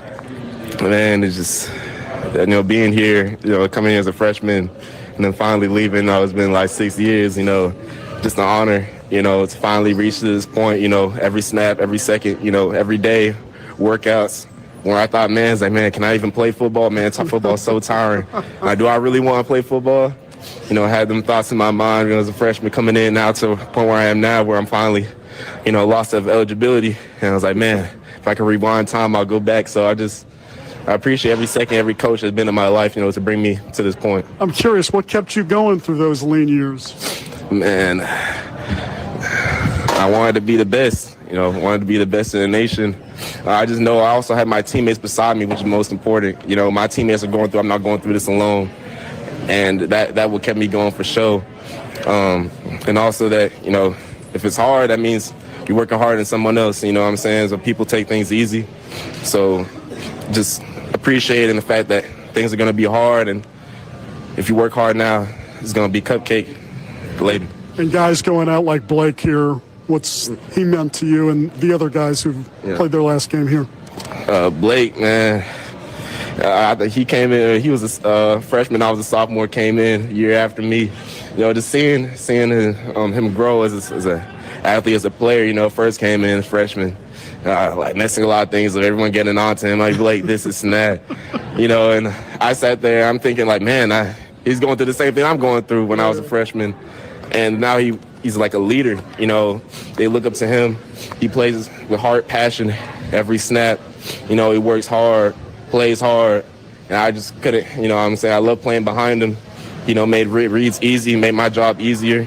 So I appreciate every second Blake put into this team, put into the D-line, poured his heart and soul into each one of these games. And I just love playing behind him, man. I just can't wait to see what he does in the next level. Can't wait to see what you do going forward, Andrew. Thank you so much, man. You've been a class act and meant a lot to this university. Thank you so much. I love being here. Love Rice University, Rice football. Can't wait to see what they do in the future. It's a bright future ahead for a lot of these young guys, and I know that things are going to turn around here with Coach Abel. Andrew Alway, Agent Zero. JP, back to you one more time. Thank you very much. Just thinking about Andrew more in the recent term, a few weeks ago on the Rice Unfiltered podcast. Yes, I can't get through without another shameless plug. He told me the story, a couple funny notes. I think I asked him why he wore 0. And he said it was because of a new beginning coming here as an older player with a new head coach. And I said, it's not because you were a 0-star recruit. And he goes, no, that's a good one, though. He was a 0-star recruit. He was going to go to my alma mater, Texas A&M Commerce. He had no other offers, but he got a walk-on at Rice. Eventually gets a scholarship. And now he's a guy that's going to be in an NFL training camp. And they're announcing the Gateway Project, and he's... speaking to introduce sitting front and center Dr. Reggie DeRoche, our great president, and also, by the way, when the NFL career ends, whenever that is, he's got a double major, psychology and cognitive sciences, back. No one defined, there's many, my long time of doing this now, he is what it is. He's what it's about Right. being a Rice athlete. I just had to get that because I don't know when we'll talk about him again, but he just everything a Rice player should be. Yeah, he represents Rice. And certainly when I saw him sitting on the stage with President DeRoche and actually speaking to lead this thing off, to team introduce captain him, too, yeah. I'm telling you, man, I this guy, again, he embodies everything that Rice stands for. And if you are an athlete coming on this campus, Andrew Always is the example you want to follow, along with Blake Banish. Those guys are the examples you want to follow because they come here with the idea, well, I'm going to get a great education. I'm going to play football. No, that's not all you're going to do, young fella. You're going to represent this university well, and one day your name could be on a building. The old David Bailiff line, yeah. Come on, man. Yeah. Well, I mean, we wish we could talk about everybody, but thanks to Jason hustling with some bear traps by the facilities here. Nobody's fault, but Jason adjusted, and we got that on. So great job by Jason all season long in getting that. And, yes, indeed. Before we say our fairly wells and an update on the Iron Bowl, here are some scores from across the conference, and Nate will have a few as well. Final minute, Tulane leading Charlotte 27-0. So Tulane will play North Texas in the conference championship game next week, and that'll be in the Big Easy there. East Carolina got the wooden spoon out and thumped FAU on the noggin tonight, earlier today, 42-3. UAB squeaks by Tulsa 31-24 at Scully Stadium. Army beats UTSA 27-4. I don't think you were on social media during the game, but there was some post-game little issues, and let's just say they won't be extending Christmas cards to each other. They were going to go behind, like Army always goes behind the anthem, and Yes. Coach Traylor was like, hey, better not, why don't you leave? And so they did not do the traditional Army behind UTSA anthem because UTSA doing some classy things, I'm sure. Okay. North Texas over Temple 52-25, and Navy beats Memphis 28-17. Auburn is giving Alabama a game, 20-13. Oh, with about, just tied it. Oh, there it is. Or I didn't see PAT that. away from tying it. All Sorry, right, interrupt I there. didn't see that, but Jeremiah Cobb, 2-yard touchdown, about to tie it here. there you go. Okay, I guess I'm a step behind you then. Tulane 27, Charlotte nothing. That game is just about there. I see, there it is, just updated. 20-19, pending the PAT. Yeah. Did they go ahead and kick the PAT? Since Well, you're it's in? coming on here. All right, very good. Okay. Oh, I got it. You got the television there. Okay. USC leading UCLA 27-10 with about 2:29 remaining in that game. SMU, California with a 10-point lead on SMU with about 12:58 remaining in the game. Notre Dame and Stanford just getting underway. Ohio State knocks off Michigan 27-9 today. Miami over Pittsburgh 38-7. Texas Tech wallops West Virginia 49-0. That's a behind the woodshed whooping right there. Mama wooden spoon. That's right. BYU 41, UCF 21. Oregon over Washington 26-14. Vanderbilt by 21 over Tennessee 45-24. LSU falls to Oklahoma today 17-13. Look at OU. They are 10-2 on the season. And Virginia Tech falls to Virginia by the score of 27-7. A couple old Southwest Conference scores. Houston beats Baylor 31-24, and TCU defeats Cincinnati by a 45-23 score. And in the local flavor, Lamar fell to Abilene Christian, the FCS playoffs, by a 38-20 count. And also on the local side of things, FIU beat Sam Houston there at the Dynamo Stadium, 56-16. Delaware all over UTEP today, 61-31. Do you have some? I guess the SWAC scores. They have the break, done. And they have they're different actually bowls done. there. That They're side done. of things. So that is it for us for now. Nate, I said it towards the end. So grateful to be doing this, and I say it once a year. A reason we'd say, in everything give thanks. It's one of my favorite Bible verses. Give thanks in all circumstances, for this is God's will for you in Christ Jesus. I'm so thankful for being able to do this with you and putting up with the Mississippi math, putting up with the Nate Shenanigans, love you, brother. Can't wait to come back for year 15 of the Heath Griffin or the Griffin Heath experiment next year, my man. Hey, man, let me tell you something, brother. I love you, man. That's from the bottom of my heart. You make this thing fun, and I can't think of a better broadcast partner to have. Only way to do it, right? Yep. You got to have fun. We have doing fun, it. man. Yeah, we have really fun. do. That's one thing we take shots at each other on and off the mic. And, man, it is just the absolute best. What's Bob talking about? Rice and Houston Christian, we think to start next year. We could have a conference opener there into August, but we think our next road trip could be in South Bend, Indiana. So if we make the cut to come back, better. You think they have those two goobers back? Yeah, might as well, right? I'm telling you, man. We fooled them long enough, right? I'm telling you. As we said earlier, thanks so much to Bob. Thanks so much to Walter, Jason, and Baron Von Easterling. Thanks to him back at the studio. Get your Jets a stinking win, Baron. Hey, Come Baron. on, man. Come on. Baron, we gave him a brand new name tonight. You did. I didn't. Baron Von Runsbolt. Yeah, he's getting delirious, folks. We better land the plane here. But also, big thanks to the sports information crews. Thanks to Brian and the crews here at South Florida, but they make us sound smarter than we are. And thanks to Chuck Poole, Tim Angieski and company on the Rice side of things for helping out as well. Jordan Smith, thanks for his help all season, both spotting and for his production support. But again, after all that said, thanks to you for tuning in and clicking and watching and seeing our shenanigans. But final again, here 52-3, South Florida ends Rice's season here from Raymond James. Have a great night. God bless. Go Owls, Rice fight. This has been Rice Football from Learfield. On the Rice Sports Network from Learfield, you've been listening to the MidFirst Bank postgame show. MidFirst Bank, true to you.